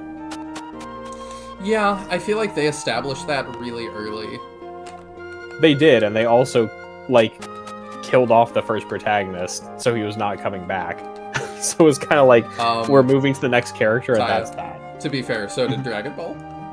Yeah, but in JoJo, people don't come back from the dead. To be fair, we thought they wouldn't either for a minute, and then now death is really more of a suggestion. Also, the second protagonist was just way more fun in JoJo, so, you know. Death is a state of being that can be... That's just true, like, regardless. It's not that people didn't like it. Toriyama found it too difficult to write Gohan as a main character. Really? Is that the reason? I don't like that. That's weird. Enjoy the village. It's a neat one. Thanks, Jack. It has been so far. I've really liked it. Eek! That's kind of funny, too. Goku pretty much just passed the title of main character to Gohan and yeeted Vegeta. Then he came back and took back the title. Yeah, I kind of wish he would have stayed gone. I wonder how it would have looked if he stayed gone. I like the generational sort of stories. And without spoiling it, I know I talk about it a lot because I'm very into it right now, but Gundam also, I think, does the generational thing super well so far. And takes characters you would not expect and has them do things you would not expect. It's very cool. Apparently if you keep trying that door, there's an Easter egg with it. Dang it! Maybe I could still do it, we'll see. A woman screamed from above. What A voice. Hedva. are you? Oh dang, I can't do it now. What is the Easter egg? Hey, who are you? What did you do to her? No, it wasn't us. That shriek sounded like it came from just above us. Oh, you must be the Imperial Army that arrived last night. Is he a satyr? I'm afraid I don't have time to talk at the moment. It sounds like Hedva's in trouble. Wait, do you intend to march up there by yourself? While it's gallant of you to rush to her aid, it's important to assess the situation first. It appears many enemies await above. What is that? This is probably the work of that gang from last night. No matter. If Hedva's in trouble, I will face the lot of them. We'll help you with that. You're offering to help me? But you don't even know me. Are you serious? If you help me keep Hedva safe, I will be in your debt. So from now on, we are allies. David, the Elven Ranger, joins the force. He's an elf? Yeah. Did you see the ears? What a hairy elf. Nonetheless, with so few of us, we can't hope to defeat all those enemies. I think we can. Let's try to stand your ground while I gather the others. Alright, bye, Grand Tack.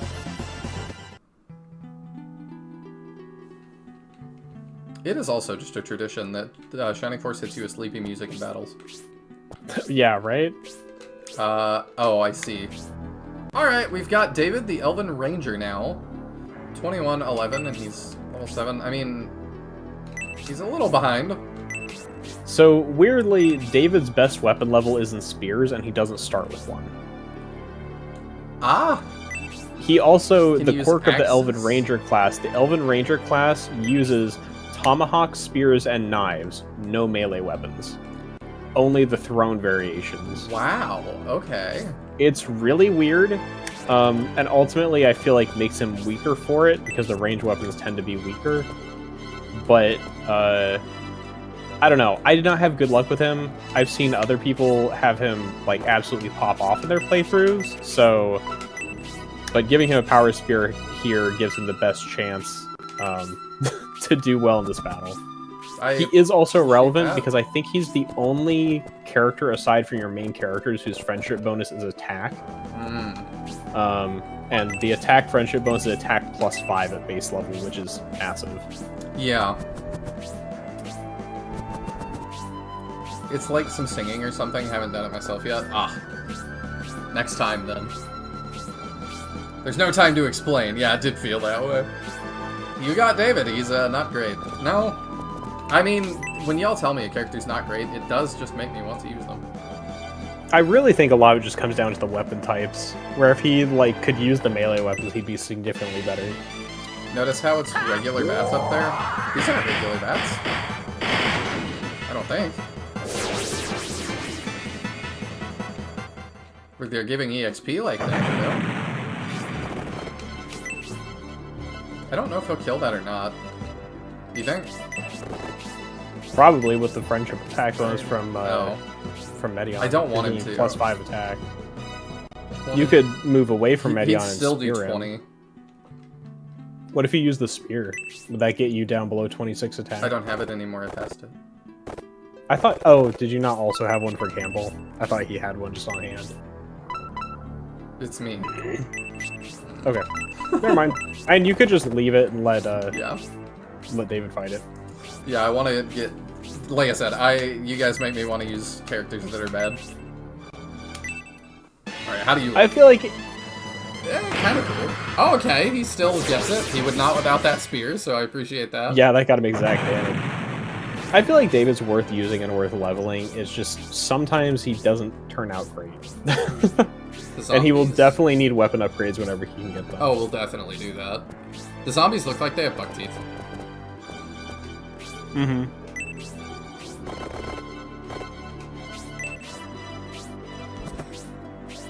The problem is he starts with barely any weapon levels. I see. That's a fun gimmick. I kind of think so.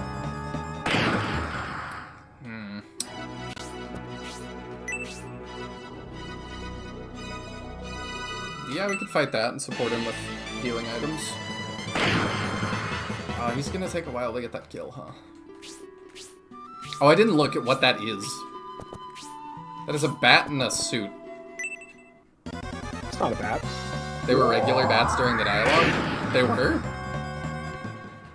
I did think they looked a little different. I just didn't get close enough look during the cutscene. It's like the portrait thing switching on me. Ooh, Yeah. the zombies look good. Yes, the zombies look great in this game. He kind of looks like, I don't know if you've seen that game, Departure? I forget what it is. Deployment? The new superhero game that's... Dispatch? Dispatch, thank you. Yeah, he looks like the character Moist Critical voices. Wolf Baron. Huh. It's Xylo. Yeah. He looks more like a bat. But sure. I like that he's just like... Meh, meh, meh. I'm picturing that he's like barking. 'Cause Yeah. he's excited. You go, whoop, whoop, whoop. You don't die in one more hit, do you? No. No, he takes one more.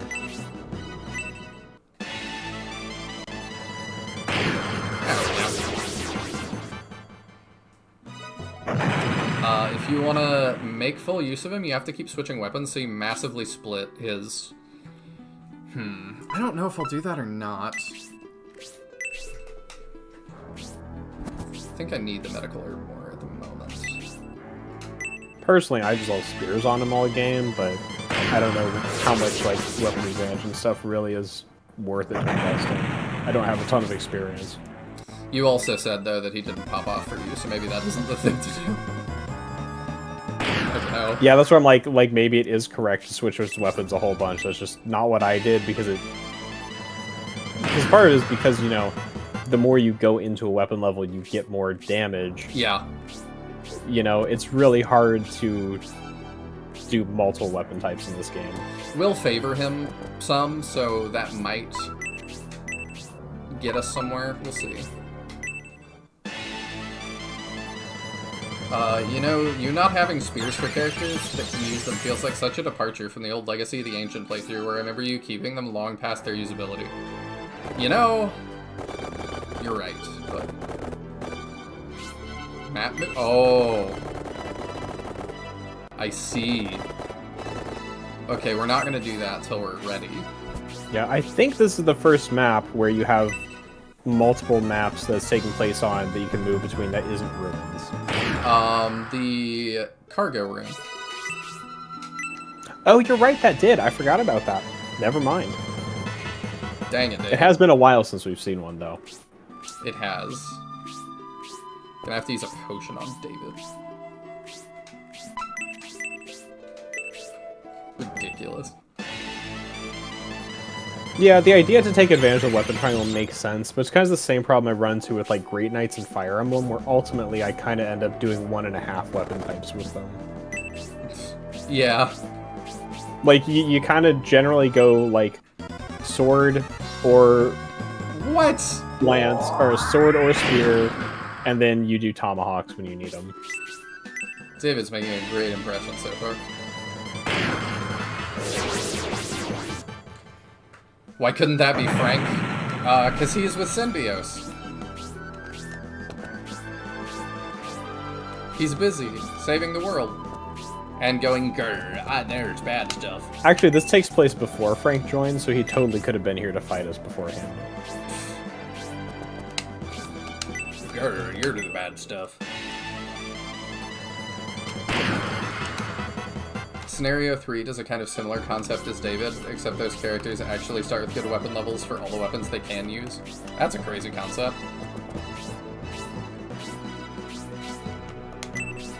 I mean, I'm doing everything I can to get him EXP here to help him out. Mm-hmm. He might needs it. level from this guy. No, he's got to be close though. But now he's super hurt, and I don't have a whole lot more healing for him.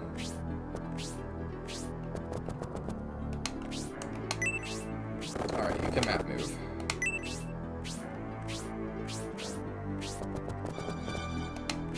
You don't come with a medical... Oh, you do come with a medical herb. Sweet. Alright, use that. Be funny if he leveled up with this.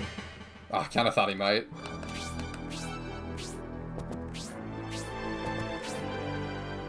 Alright, what are we looking at outside? Interesting.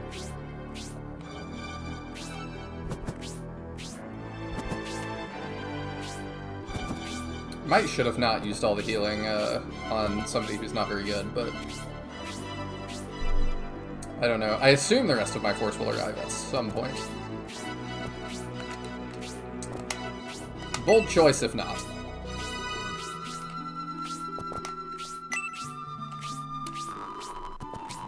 Can speed up a little bit on the enemy turns, because they're not... Oh. That's you. You there, Ty? I guess he stepped away for a sec. Sorry to have kept you waiting, Prince Medion. That's alright, you went and got the reserves.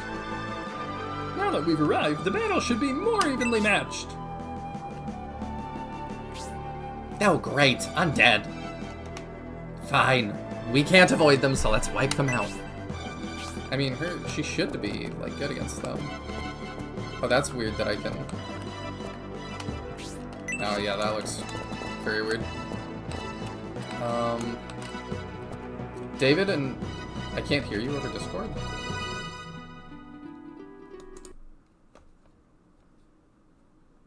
That's bizarre. Let me... Am I still in here? Yeah.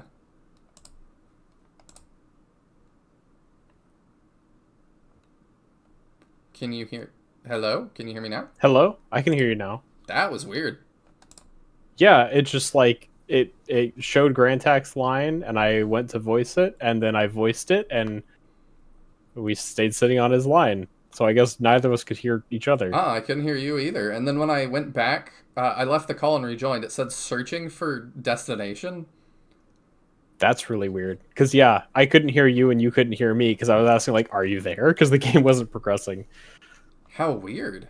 Thanks, Discord. Okay. You know what I can do? I can equip her... I actually can do it for once.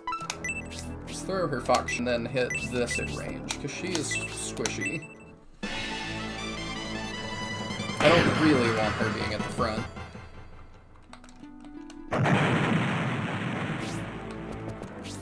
The skeletons just constantly remind me of the medieval guy. Mm-hmm.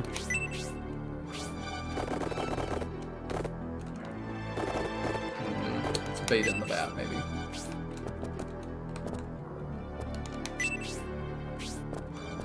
I don't know much about that game, but it's got a very iconic character design. I know nothing about it, other than it came out and there's people that like it.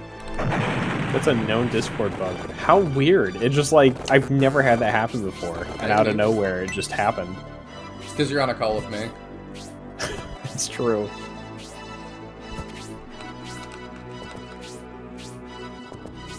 The stream itself has been resilient enough against tech difficulties that it had to happen somewhere else. Yep. Oh! Okay, I can accept ambush spawns from trees and stuff. I guess this is tree. You know what? Never mind. I mean, we are literally in a giant tree. I'm just picturing them falling from the above branches. Oh, he does, special damage. Mm-hmm. The technical difficulties are spreading. We're doomed. It'll probably be fine. I hope.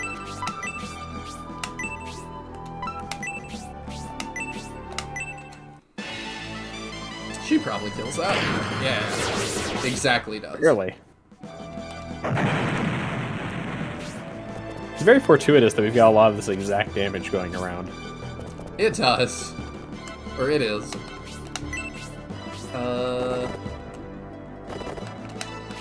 I'll let them fight that, I guess. You can fight the skeleton.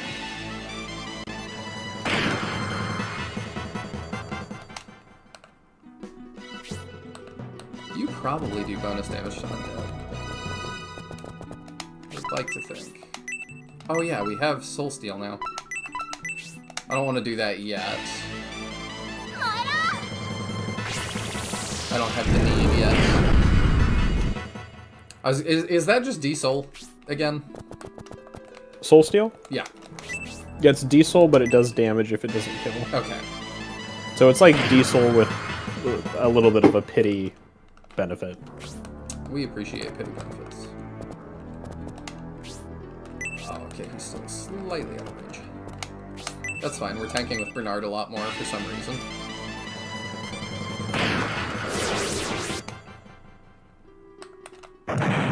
Bernard is surprisingly durable, I found. At least in my experience, he took a lot more punishment than I expected him to. I wonder why. That's also funny to me that means that you put him on and that actually got him hit a bunch too. Was I constantly fishing for hypno arrows? Maybe. I wonder who the most used characters are in SF. Like, there's some probably that... Symbios, Medion, and Julian, if I had to guess. You know what I mean. Yeah, I do. SF1 and 2, I feel like I've got a pretty good grasp on it. I feel like the starting Centaur Knights for each scenario are probably high up there, because even like once you can replace them, they're all pretty good. Yeah, they're just Jagans that never really fell off. Yeah, so I'd be surprised if there were many people who were just benching them. I also feel like your starting mages probably stick with most people. Yeah. Honestly, I feel like the characters that probably get the least usage are a number of the optional characters, not just because people miss them, but because they tend to be more gimmicky and a little more awkward to work around, like Ratchet, for instance. Or Pen. Or Pen. I definitely feel like the Penguins probably have the least usage. Unless people are using them, you know, just kind of for the lols. I would never. Because they're not good. I'm very serious. Serious lols. Try to think who else. Let me look at the Scenario 1 cast again and see. I feel like Frank probably gets little usage because, like, both you and I experienced, he's just not particularly good. But how much just him being a furry wolf man boost him? Because it's got to move him up the charts a little bit. Usually replace the Scenario 3 Starry Night. You're right, I hate the Scenario 3 Starry Night with a passion. He's actually, like, my least favorite character in the game. Okay, I guess I know at least one character we're using. Oh, yeah. Don't worry, you'll probably hate him by the end of this scenario. I know I did. Matt to attack the bat. I got a time crystal or whatever. Rewind. Jenkins really need to go back to point where they do fall off and stop having situations like Marcus, Seth, Frederick, Titanium, Dotari's. I've heard that the Japanese version of FE8 is more difficult enough that you can't just Seth solo it. I don't know like how much that's true, but I recently saw like a post discussing like FE8 maps, and one thing that was brought up is apparently in the Japanese version, it's just like enemy stats are higher and it's difficult enough that Seth can't just solo the game. Alright, what kind of level do we get real quick? HP, attack. As long as we're getting attack, we can keep it Yeah, that's the important moving thing. and grooving. I can get more EXP if we're getting kills. I do feel like Frederick isn't too overpowered. I mean, he's pretty up there. He's good, but I don't feel like he is like Marcus and Seth levels. I do feel like Vander in Engage falls off pretty hard. Yeah, he did not seem great. They did make him pretty susceptible to Jagan sickness. I think it's just that Jagans are supposed to have high bases, low growths. Yeah, and what's his face in Fates? Gunter. Fell off pretty hard too. Gunter fell off Gunter reasonably sucks. hard. Gunter especially sucks in Rev, but in the other routes he also sucks. Yeah, that's true. So, yeah, kinda. So I feel like Frederick is the most recent of the like really strong Jagans we've had, and since then we've had pretty true Jagans. Because Three Houses doesn't really have a Jagan, right? Not really. Because I felt like I'd heard that there's like a character who would make sense as one, but that doesn't actually join you or something. Yeah, Aloy, I think he's a little bit like that. Oh no, they're probably talking about orange hair. I can't remember his name. Yeah, he's almost got like a not Irish, but you know that region historically. Yes. I can't think of the name of the group I'm thinking of, but yeah, he would make sense. But yeah, he might join you in Church Route, but yeah, the others I don't believe he does. What is his name? That's his picture, but what's his name? Frederick has the bonus of having a class change to a wyvern.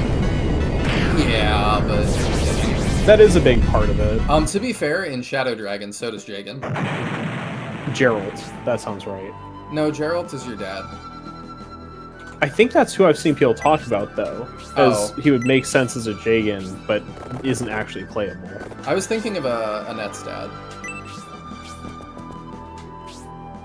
Geralt's definitely the guy I was thinking Okay. of. I don't know who Annette's dad is.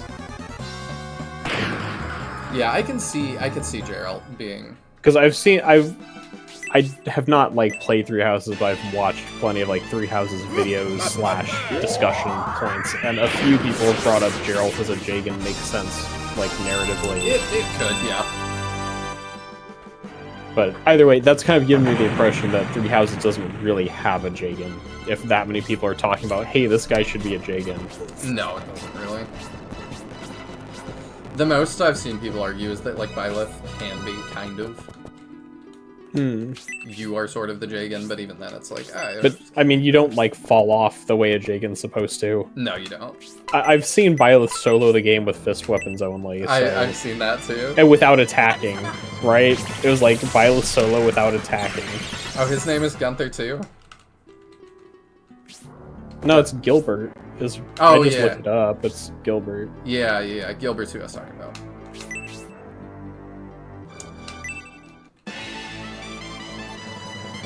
You're probably gonna do like 2. Oh, I thought you would do like 2. Hey, stun palm, cool. I mostly just wanted to get what's it called? Support EXP with people by slapping them with her. Did not think that would do 17. That weapon really made a difference in walls.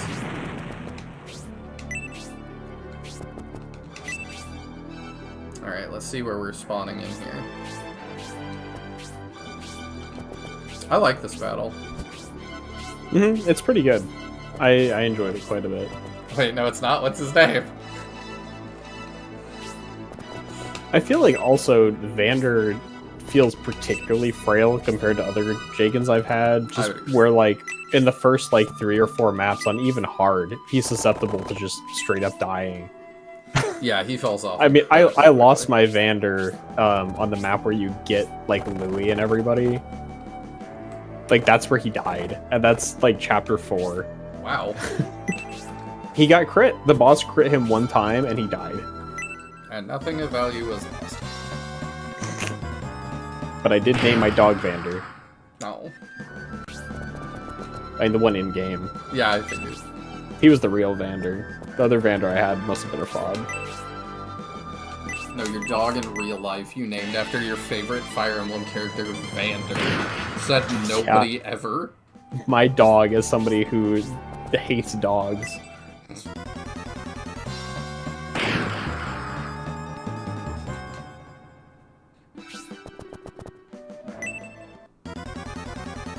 I might have been a little too far this time. He just looks so How many heroic in people- the cave. How many people do you think have named their dog Xylo? It's It's gotta be non-zero, right? more than Vander. After That's fair. Fire Emblem died. Vander's not Jagan, he's just bad. No, he's definitely a Jagan. Yeah, I think so. I get what you mean if you're like, he's bad, so he like isn't fitting of the title, but I But still even- think he's that archetype. Like, on maddening runs, he's a necessity, fulfilling your role as a strong frontlining unit that can take hits the way a Jagan should. Like, I talk to Ellie a lot about engaged theory crafting stuff, and he plays maddening a bunch, and Vander's, like, integral to higher difficulty runs.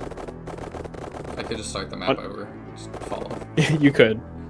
On easier difficulties, you can ignore him more, and he's less, like, fulfilling that Jagan role, but on hard difficulties, he's 100% needed as your Jagan. Well, what can you What can you expect? Vander was 30 years old, he's already 1 foot in the grave. Wasn't he 45? And it was the female old person who was 30-something? I think so. I can't remember her name. Yeah, Vander's 45. What was her name? It was somebody's favorite character. Gertrude. It's not Gertrude. Are you sure? Was it Mahane who really liked I What's Her thought so. Face? She was from Brodia. What's her name? I feel stupid because I like her too, but I can't think of her name off the top of my head. Saphir. That's what it is. Okay. I think Saphir was the one who was like in her 30s. Yeah. Okay, Saphir, she was my favorite character.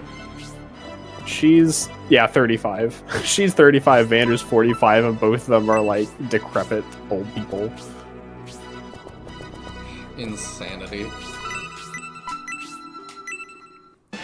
And then the other old guy who's actually old is probably like... He's probably like 35. My wife died a long time ago. I actually think Landon's supposed to be like 70 or something. She died a few years ago. We were 15 then. Lyndon, sorry. Lyndon, biological information. He's 60. Which, you know, for a medieval time period, that would be pretty old. Yeah, I'm fine with that one.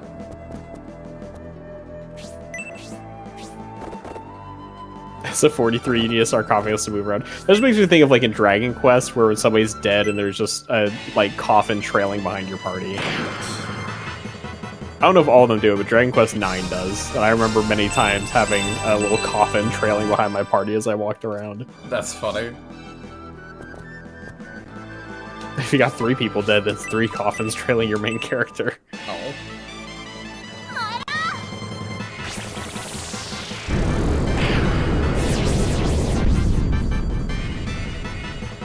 Everybody's leveling now. We're gonna be promoting pretty soon. Mm-hmm. One more battle, I think.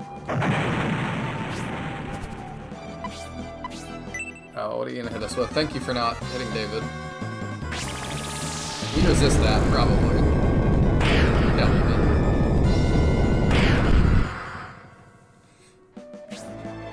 did. Dragon Quest VIII does it as well. Let's go. David learns Sidewinder. Cool, he's starting to learn specials. I'm a little bit bit afraid of this Wolf Baron guy. Okay, he doesn't seem to want to move. We can heal up before we fight him, I suppose.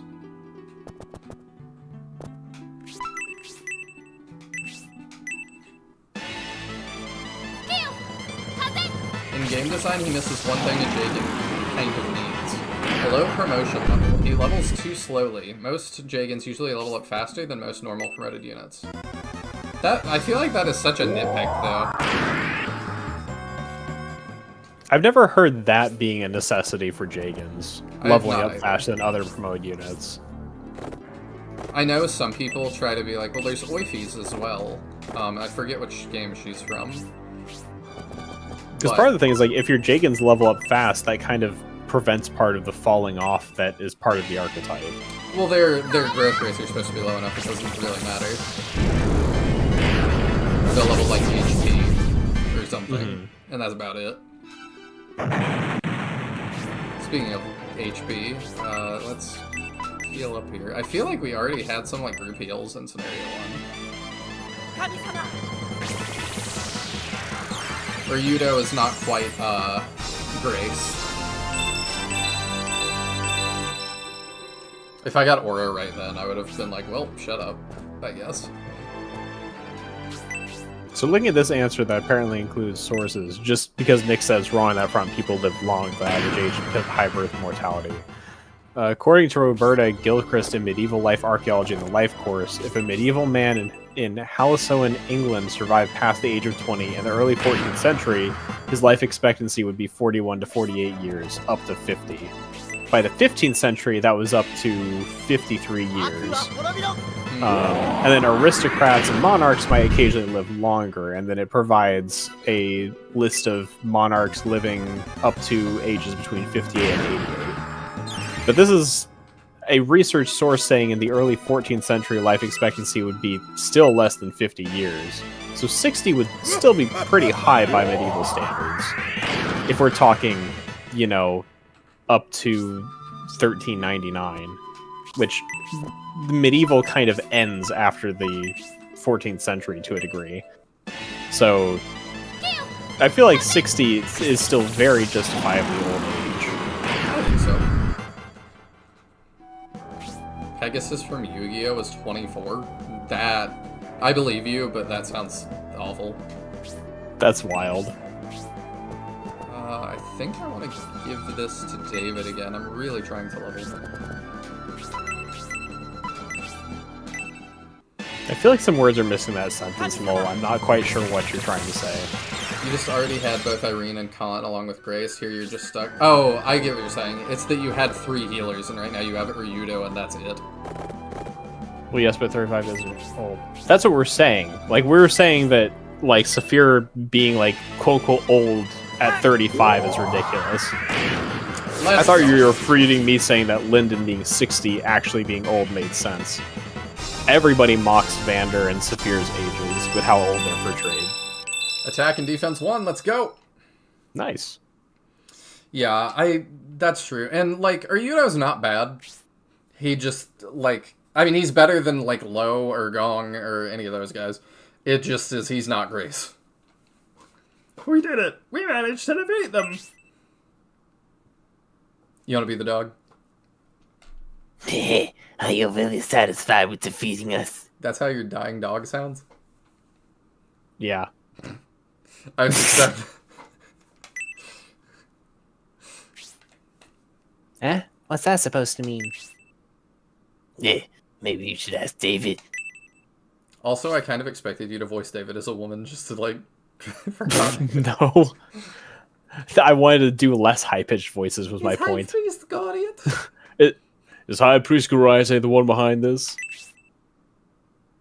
No, Karate left for Estonia.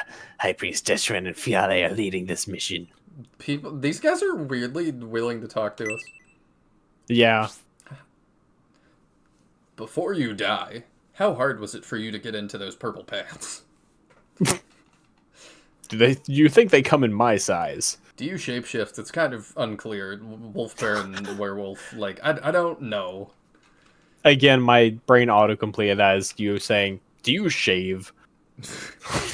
Are you shaved under those pants to make them go on a little easier, and then you just kind of put on these furry slippers to make it, like... Anyway, Desherin and Fiale. Werewolf who waxes his legs. More enemies. High Priestess Destra has no patience for those who won't cooperate, so she has come to twist your arm a bit. She hasn't asked us to do anything. The two High Priests are waiting for you. If you hope to keep the girl alive, you should reconsider your decision. His sick breakdancing move right there. David, you've already spoken with the Bozo High Priest. What is their goal here? They seek to slay Gracia, the godchild of Elbasam. I knew it. Despite much opposition from everyone there, Gracia recently left the Elbasam temple to tend to an important matter. I knew I should have stopped him from leaving. So Gracia left the temple. What's the big deal? Gracia is vital to the Elbasam temple. In his absence, Elbasam's holy influence is significantly weakened.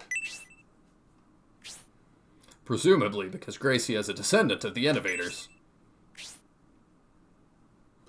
Oh, so you've heard of Gracia's lineage. However, you may not know how uniquely important he is to us here in the Elven Forest. The Elven Forest barrier resonates with Elbasam's holy energy and forms an impenetrable shield. However, since yesterday, Elbasam's power has been dramatically weakened. The Bolzum High Priests were able to breach our barrier and enter the Elven Forest. They demanded I tell them where Gracia was. I see. I can't believe they thought I would. Ha! I told them I didn't know and sent them away. And they just left? Unfortunately, their withdrawal was temporary. They returned with undead minions as something of a demonstration.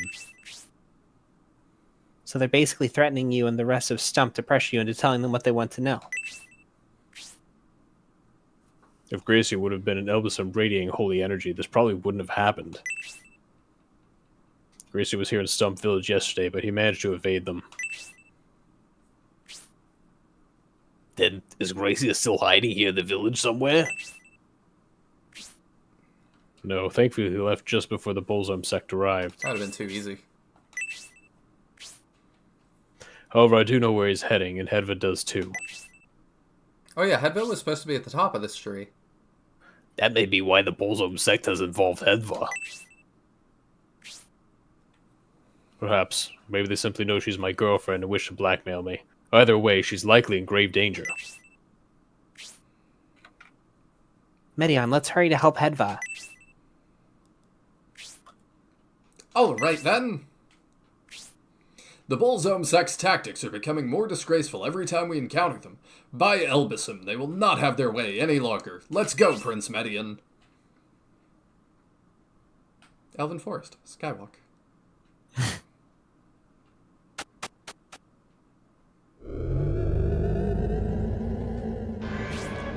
Oh.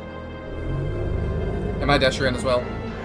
Yeah, because we each took two of the High Priests. My dear, she looks like a corrupted version of another character. I don't know why. Yeah, she kind of does.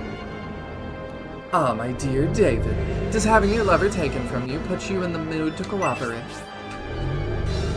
Is that High Priestess Desherin? Why does Synthesis calling the town Stump like that sound like a slur? I know, right? It's weird.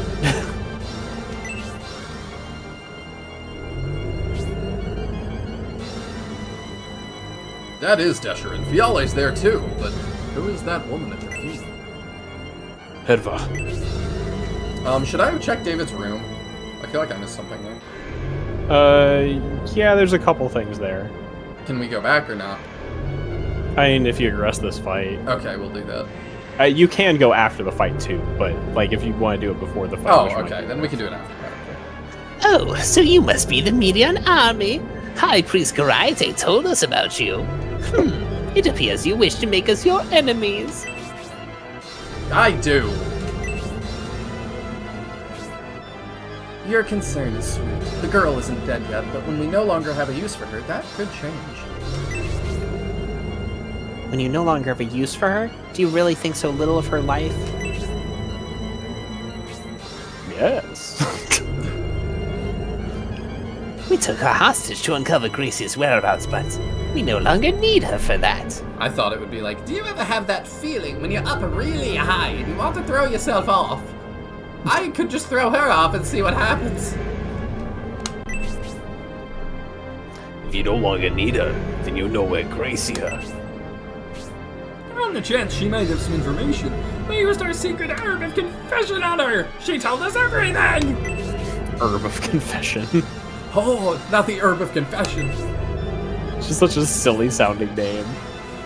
We decided to keep her around so we could punish David for refusing to cooperate.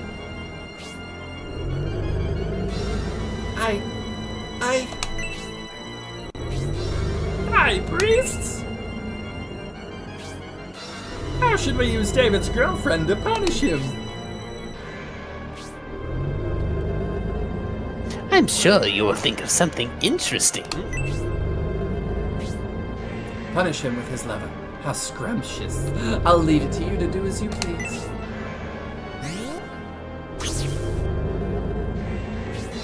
Stand, woman! Damn bozo monks, what are you planning to do with Hedva? I bet you can't wait to find out. This is exciting. Oh, another healer, maybe.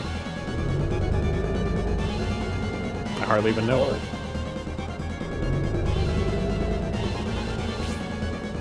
The monk chants a confused spell.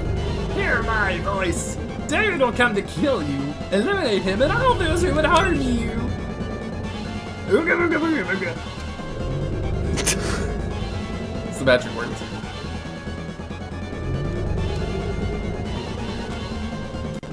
In older patches, Fiale says Julian instead of Gracia. How did they mess that up?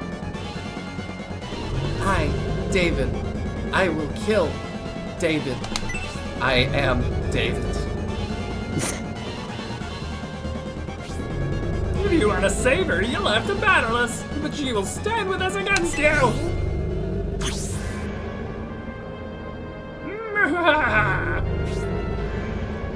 Let us go, Desherin. We must find Gracia. I'm coming, but I hate to miss this little show. We can't afford to disappoint Lord Bolzum and the other high priests. They will see. Come along. I guess this time I'll have to miss the show. As you have heard, Prince Medion, we are going to find Gracia. If it is our fate, we may meet again. Kermit the cultist is back! He's doing his best. What should we do? No matter how much we want to help Hedva, she's been put under a confused spell. There's no time for moaning. We have to help her. No, it's the wind, I think.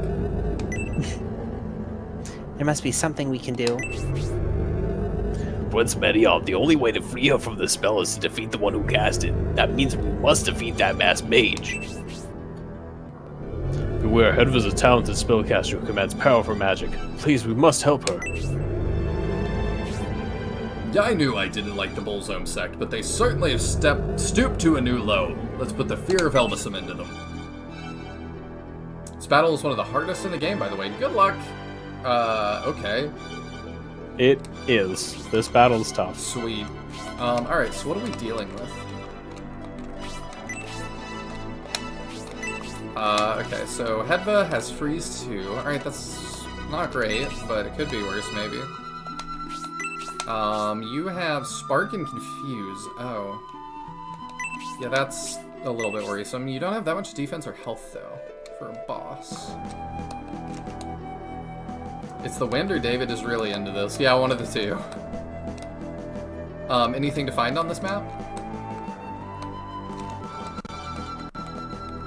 Let me see. No. Okay. There's a very obvious thing that would have consequences here, though. Yeah, killing think her. Smart enough to figure it out. Yeah. I just don't know. I think I don't want another mage. I don't need them. What does Noon say? Spirits, hear me. Spirits, help me. Oh, and she's the character I was talking about that I feel like I've seen more cosplay than any other Shining Force character. I've seen a couple of her, yeah. Now Yeah. that you mention it.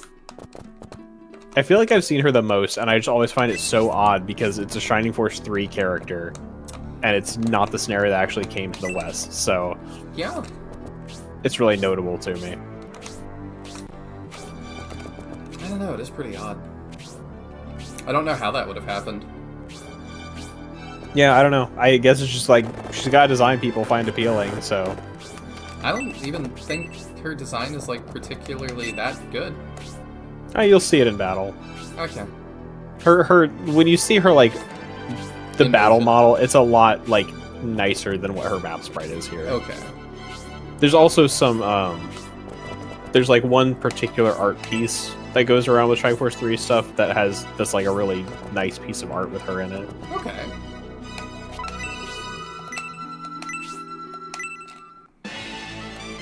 Speaking of the wind,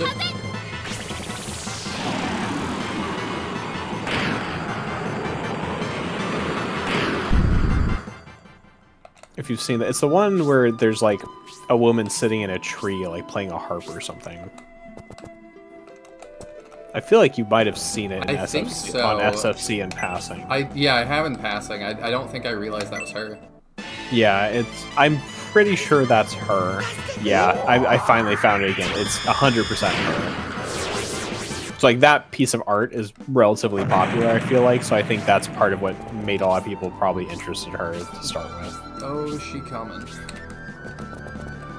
She is kind of terrifying, especially just because you don't want to fight her. Yeah. I'm thinking we pick a sacrifice squad that's going to occupy her time. Also, unlike the Spirial fight, I don't think you have any access to sleep here. Or even could get access to sleep by this point. Obviously, you did the Spirial fight without sleep. But I also just beat an entire map where I didn't harm a single person, so I think that is true. okay. You are uniquely qualified as of an hour ago. Well, more than an hour ago, A but little bit, yeah.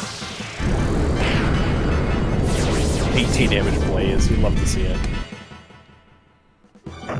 It's particularly a sad scene if she dies. The real problem is making sure nobody counters and kills her in one hit. If she melees an archer, it should be fine. Okay, so yeah, maybe we... That's true. Countering her, Medion in particular is really prone to countering, so I would definitely keep him away. Ah, this is why Serious Soul suggested the Dispel Staff, I see. I might want her attacking, though? I did it without the Dispel Staff, personally. Because, yeah, So, I it's don't- definitely doable without. I don't know, maybe we do just send the archers at her and let her slap them. How long does See ya, Nick. Dispel last? See you, Nick! Have fun at work, That's a I good hope. question.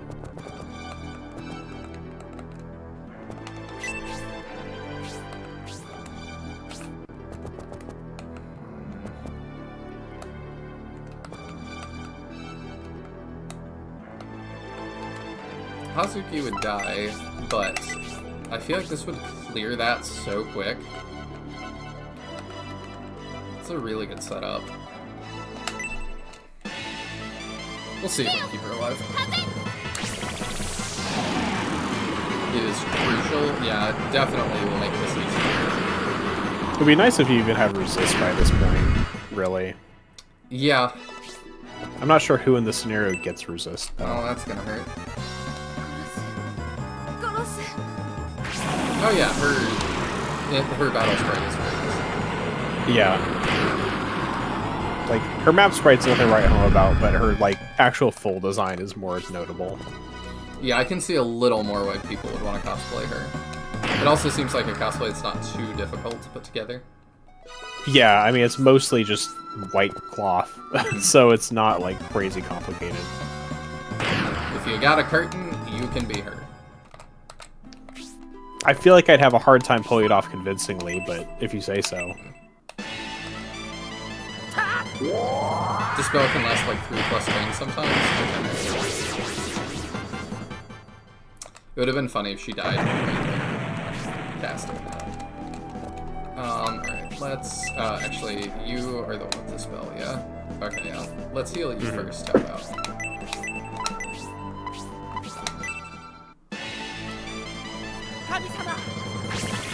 If only we had Aura. I have Aura. Oh, you do? Not in the game, but Oh, gotcha.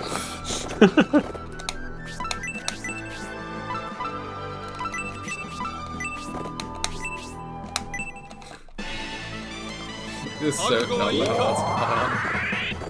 Yeah. Well, I was confused because I think Uryudo does get it, but I was like, I didn't think we had it yet. But if you say so. There we go. And we can put Synthesis in her face so that she maybe slaps Synthesis, because I don't think Synthesis will counter. That was quite a scream. There's no effect. Uh-oh. Rip. David, let's run. Yeah, I think we're just gonna bum rush the end.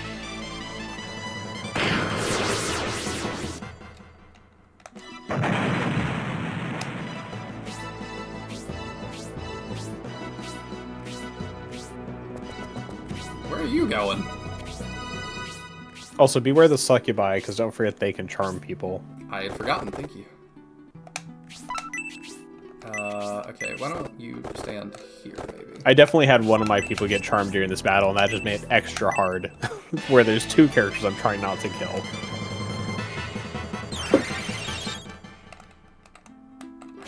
Alright, and then you stand here, and we've got her locked in. This is also the battle where I encountered the Discreed error that froze my game. Dang. You really don't want that when you have this going well, huh?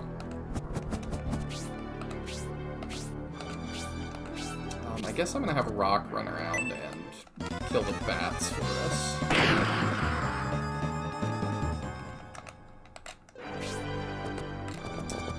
Because I don't really want them messing with my archers. It is an important job that gets very little EXP. Yeah. But I don't think the archers can handle a ton more damage. I guess you can retreat. Oops. Why did you not attack? What? I'm not really sure why that happened. Was it Hazuki? Yeah, Does she have her shuriken equipped? maybe? Is that 2-range only? Yeah. Oh, It's like a bow. well. Alright, well, we got our magic shield, so.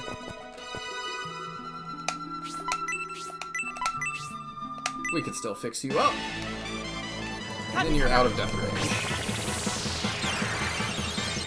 Beautiful. I don't even remember how I fixed it. I think I got the solution from a random YouTube stream. I have definitely had to do that. Ah, okay, that's not bad at all. We can deal with that. Hedva can now use magic. Well, that isn't good. That was good while it lasted. All 2 seconds. Yup. Okay, what is your move? Let's be extra careful. 6. Oh, yeah, it's kind of hard to see, huh? Oh, yeah, I can do that. Okay. Yeah, we will definitely be mindful of that. Maybe that will level us to 9. I think it would be, like, So, kind of neat if the harder difficulties made it so that Dispel Staff wasn't available here. it would. That would be really So, like, interesting. it would add difficulty in a way that's not just numerical, and, like, okay, you can't just turn off her magic. I would like that. I see what they're baiting me into.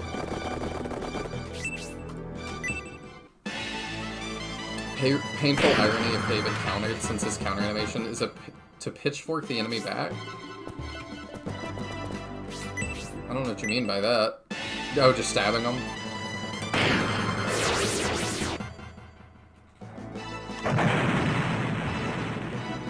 David's get some items out of this. That guy cannot make up his mind. Maybe he's just running and he's just like incidentally here. And he's as upset about it as we are. If I fail the dispel, Bernard would die.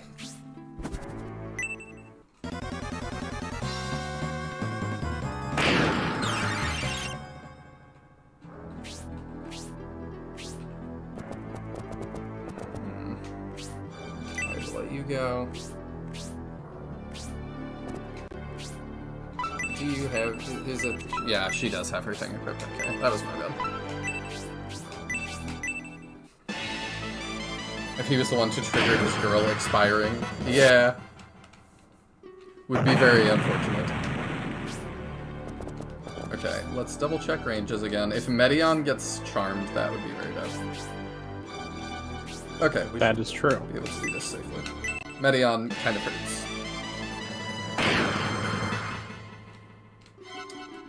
Also, it's interesting that that's a hunter elf that's like fighting us. A traitor to his country. The first we've encountered in this game. No, this got flipped. It's not hunter elf, it's an elf hunter.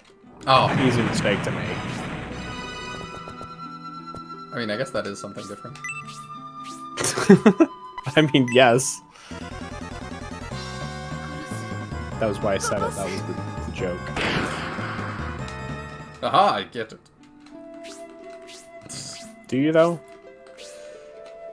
Get what?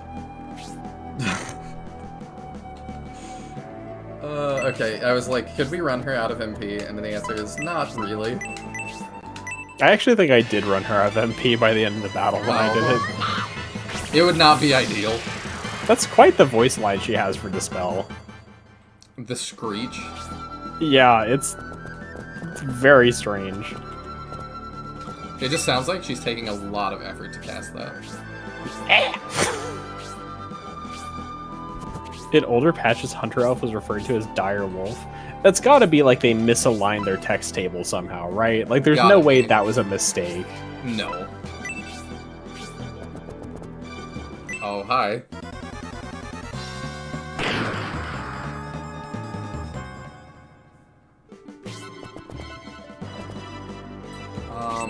Okay, I think we rushed the succubus here.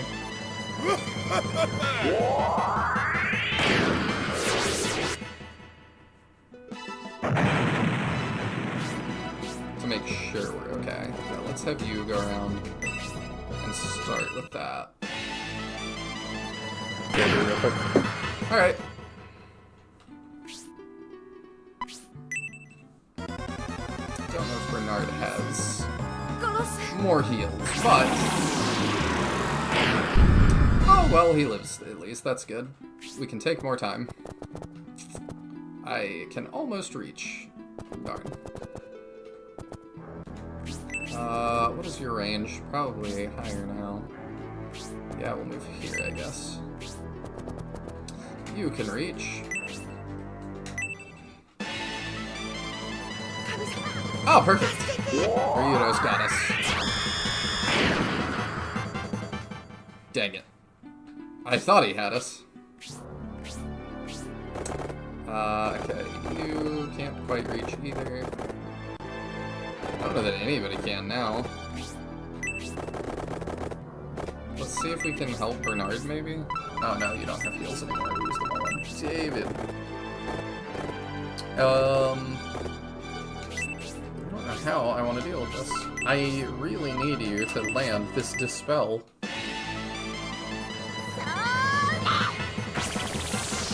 Please. There we go.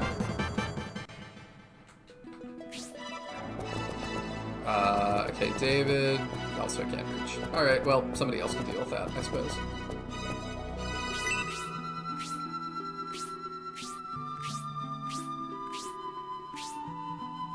They are not being nice to us.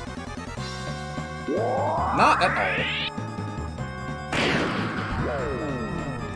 That's not good. I was trying to prevent that. You got anything else? Oh, you do. You do have another heal. Cool.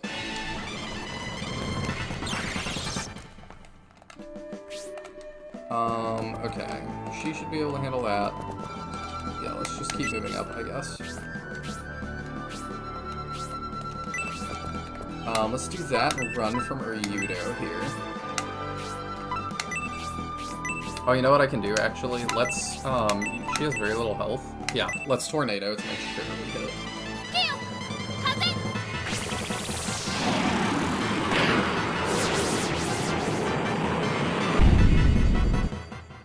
There we go.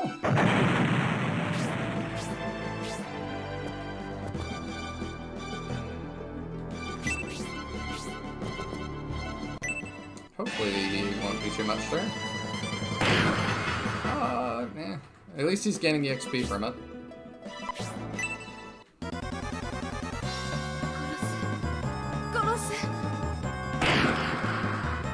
Yeah, we'll occupy Hedva with that for a while. I guess we have Campbell just open this can of worms. I don't like the idea of him getting charmed, but...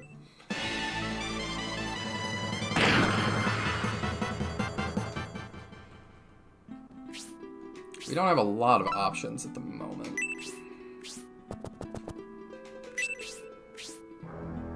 David getting charmed wouldn't be quite so bad. He doesn't do a whole lot. Dang.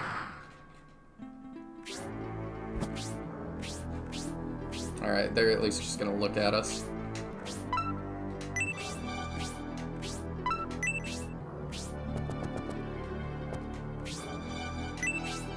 The last choke point is just absolutely brutal. Ah, yeah, that hurts.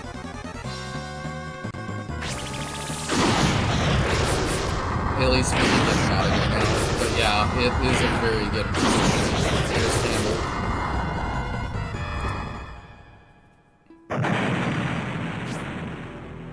Run.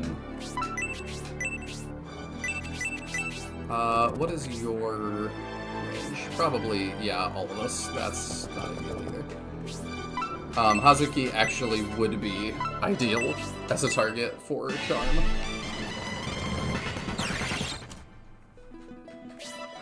Okay, let's have Median come around, and then we've got to get rid of this guy. Oh, is this the boss? Oh, it actually is. Okay, yeah, let's just focus him down. And we win.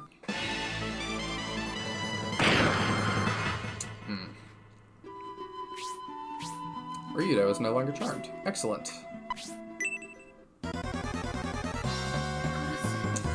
I might be stalling her. And have the others... oh, she can use magic again. Okay, we might... yeah, I think we make our break here.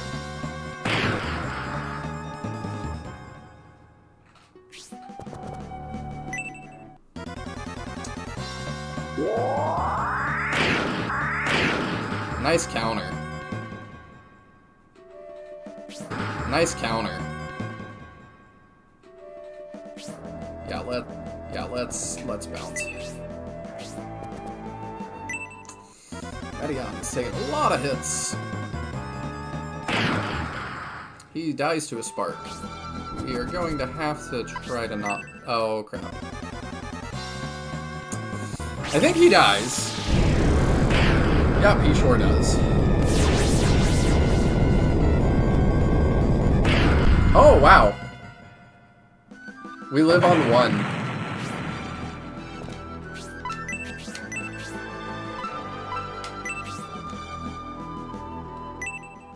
It ain't looking good. But we've gotten out of things that don't look good before. It is a lot of enemies.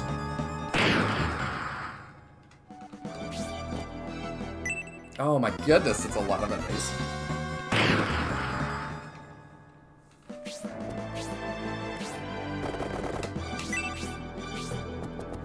Yeah, you stay here and hold her at bay. Wow, yeah, we're dead. We are totally dead on that one. Y'all, we're not kidding.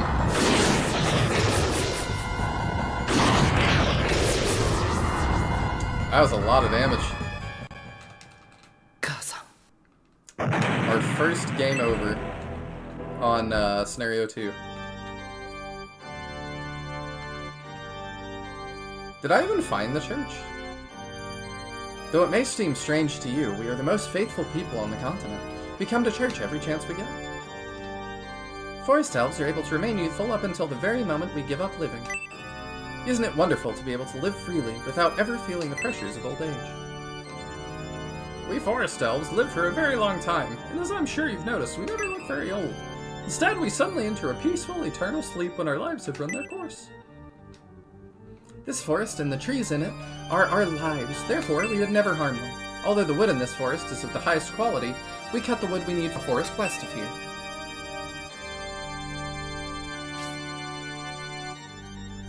We're wigging out pretty bad. Oh no!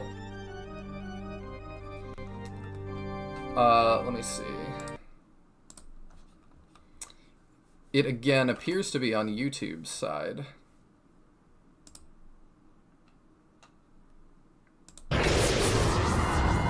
That was a lot of damage. Our first game over.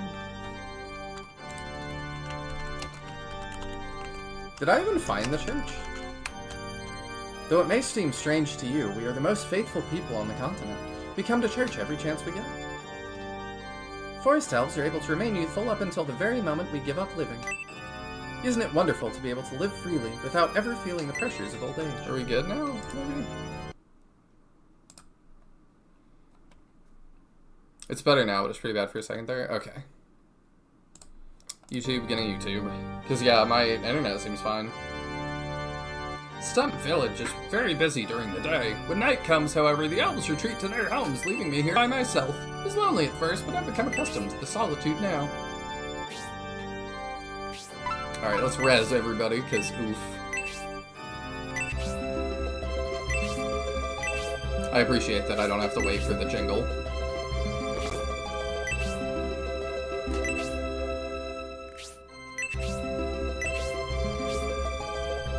I'm pretty sure it's YouTube screwing up since it's both me and lol. Yeah.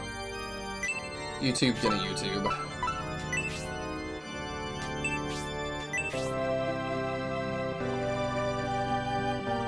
We go restock on healing items. I'm trying to make this the last battle for tonight, I think.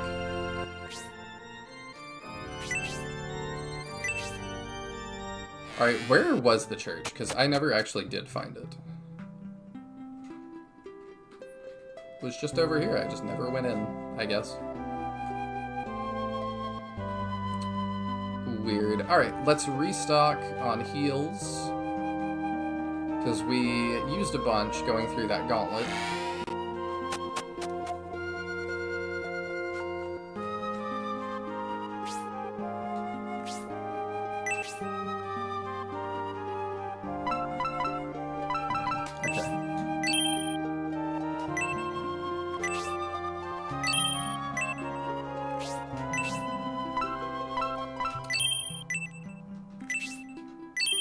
And then after that, we should be able to win.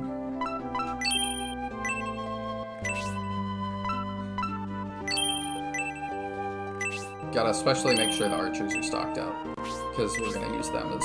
That worked really well, using them that way.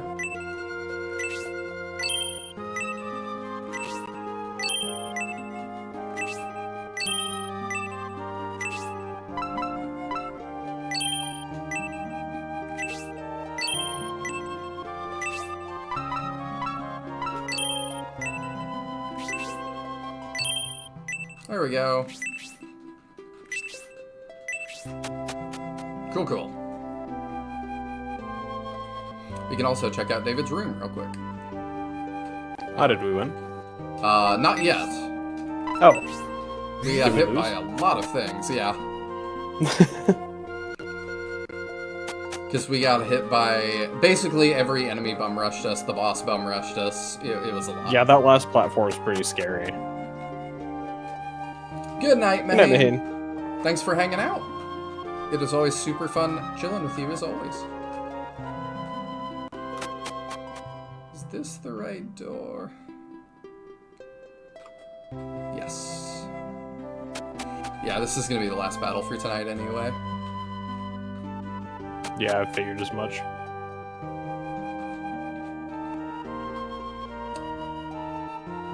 I believe that was our first game over as well of Scenario 2. Oh, really? Not counting Could be. the challenge that we were doing last time. Right. Yeah, because I feel like you've had a pretty easy time up until now, so... I don't... There we go. Median inspects the bookcase. The path through the Elven Forest. So that the nature around Baron is not damaged, we've established a secret passage just for use by forest elves. Ooh. Lowered my quality to 144p. Hopefully that should stop any shenanigans. Oof. That is brutal. I don't know what YouTube is doing tonight. Not well. No. Hopefully it's, they're doing a bunch of maintenance to fix stuff. Okay. He probably doesn't have a thing. Yeah, he doesn't. Alright, he can have the white ring. After promo. Crap. Well, I guess you can just hold it for now. There are candles and a whip. Oh no. That's what the heavy breathing was. Is that one that's set, or was that random? I'm not sure. You can try looking at it again. Oh, okay. It was just, It's just random. I wish they had that actually set. That would feel more serious, Yeah. but Honestly, I only ever checked everything one time, so I never realized that I didn't it either. could be random.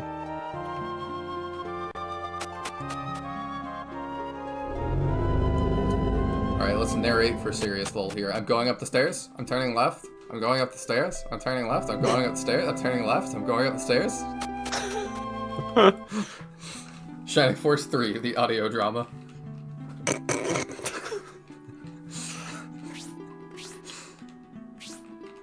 I've seen stuff, like, looking through, the podcasts and stuff. Like, I've seen stuff like that. Really? Yeah, I need to find it, and if it's still up. There was a guy I saw that, like, I've looked for, like, Fire Emblem or Shining Force podcasts, of which there's severely limited amounts. Yeah. It did Yeah, not he's stop. still having issues with it. I hope the Oh, VOD. I've got buffering happening too. Although it stopped pretty quickly. It's good on your end? Yeah, it buffered for a second, but then it was, well, now it's buffering. It is, you are getting intermittent buffering. Is everything looking alright on your end? That's just a YouTube thing, or? No, YouTube is having weird things all the time. We might just pause here tonight then. Yeah, we can pick up with this battle next time if it's just not gonna cooperate. Because, yeah, it says that, like, it's having issues, but like I said, on my end, it's fine. Yeah.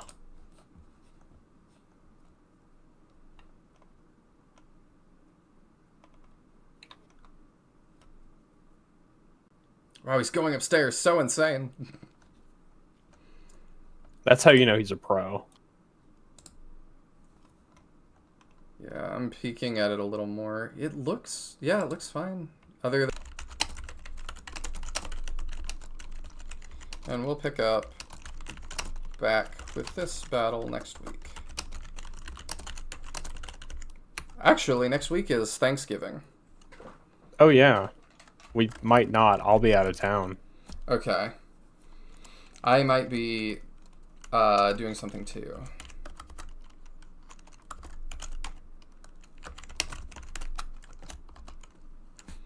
Okay, I put that in chat, so hopefully he can see that at least. Let me just egress real quick and he will save. Mm-hmm.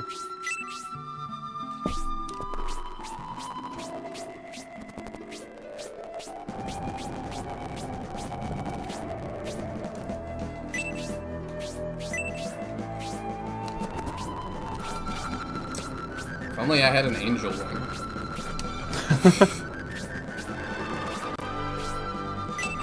Kidding. I do appreciate their commitment to putting that into every game. Yeah. Despite the fact it is wholly unnecessary 95% of the time. Yeah. But the option's there if you ever decide you need it. There we go.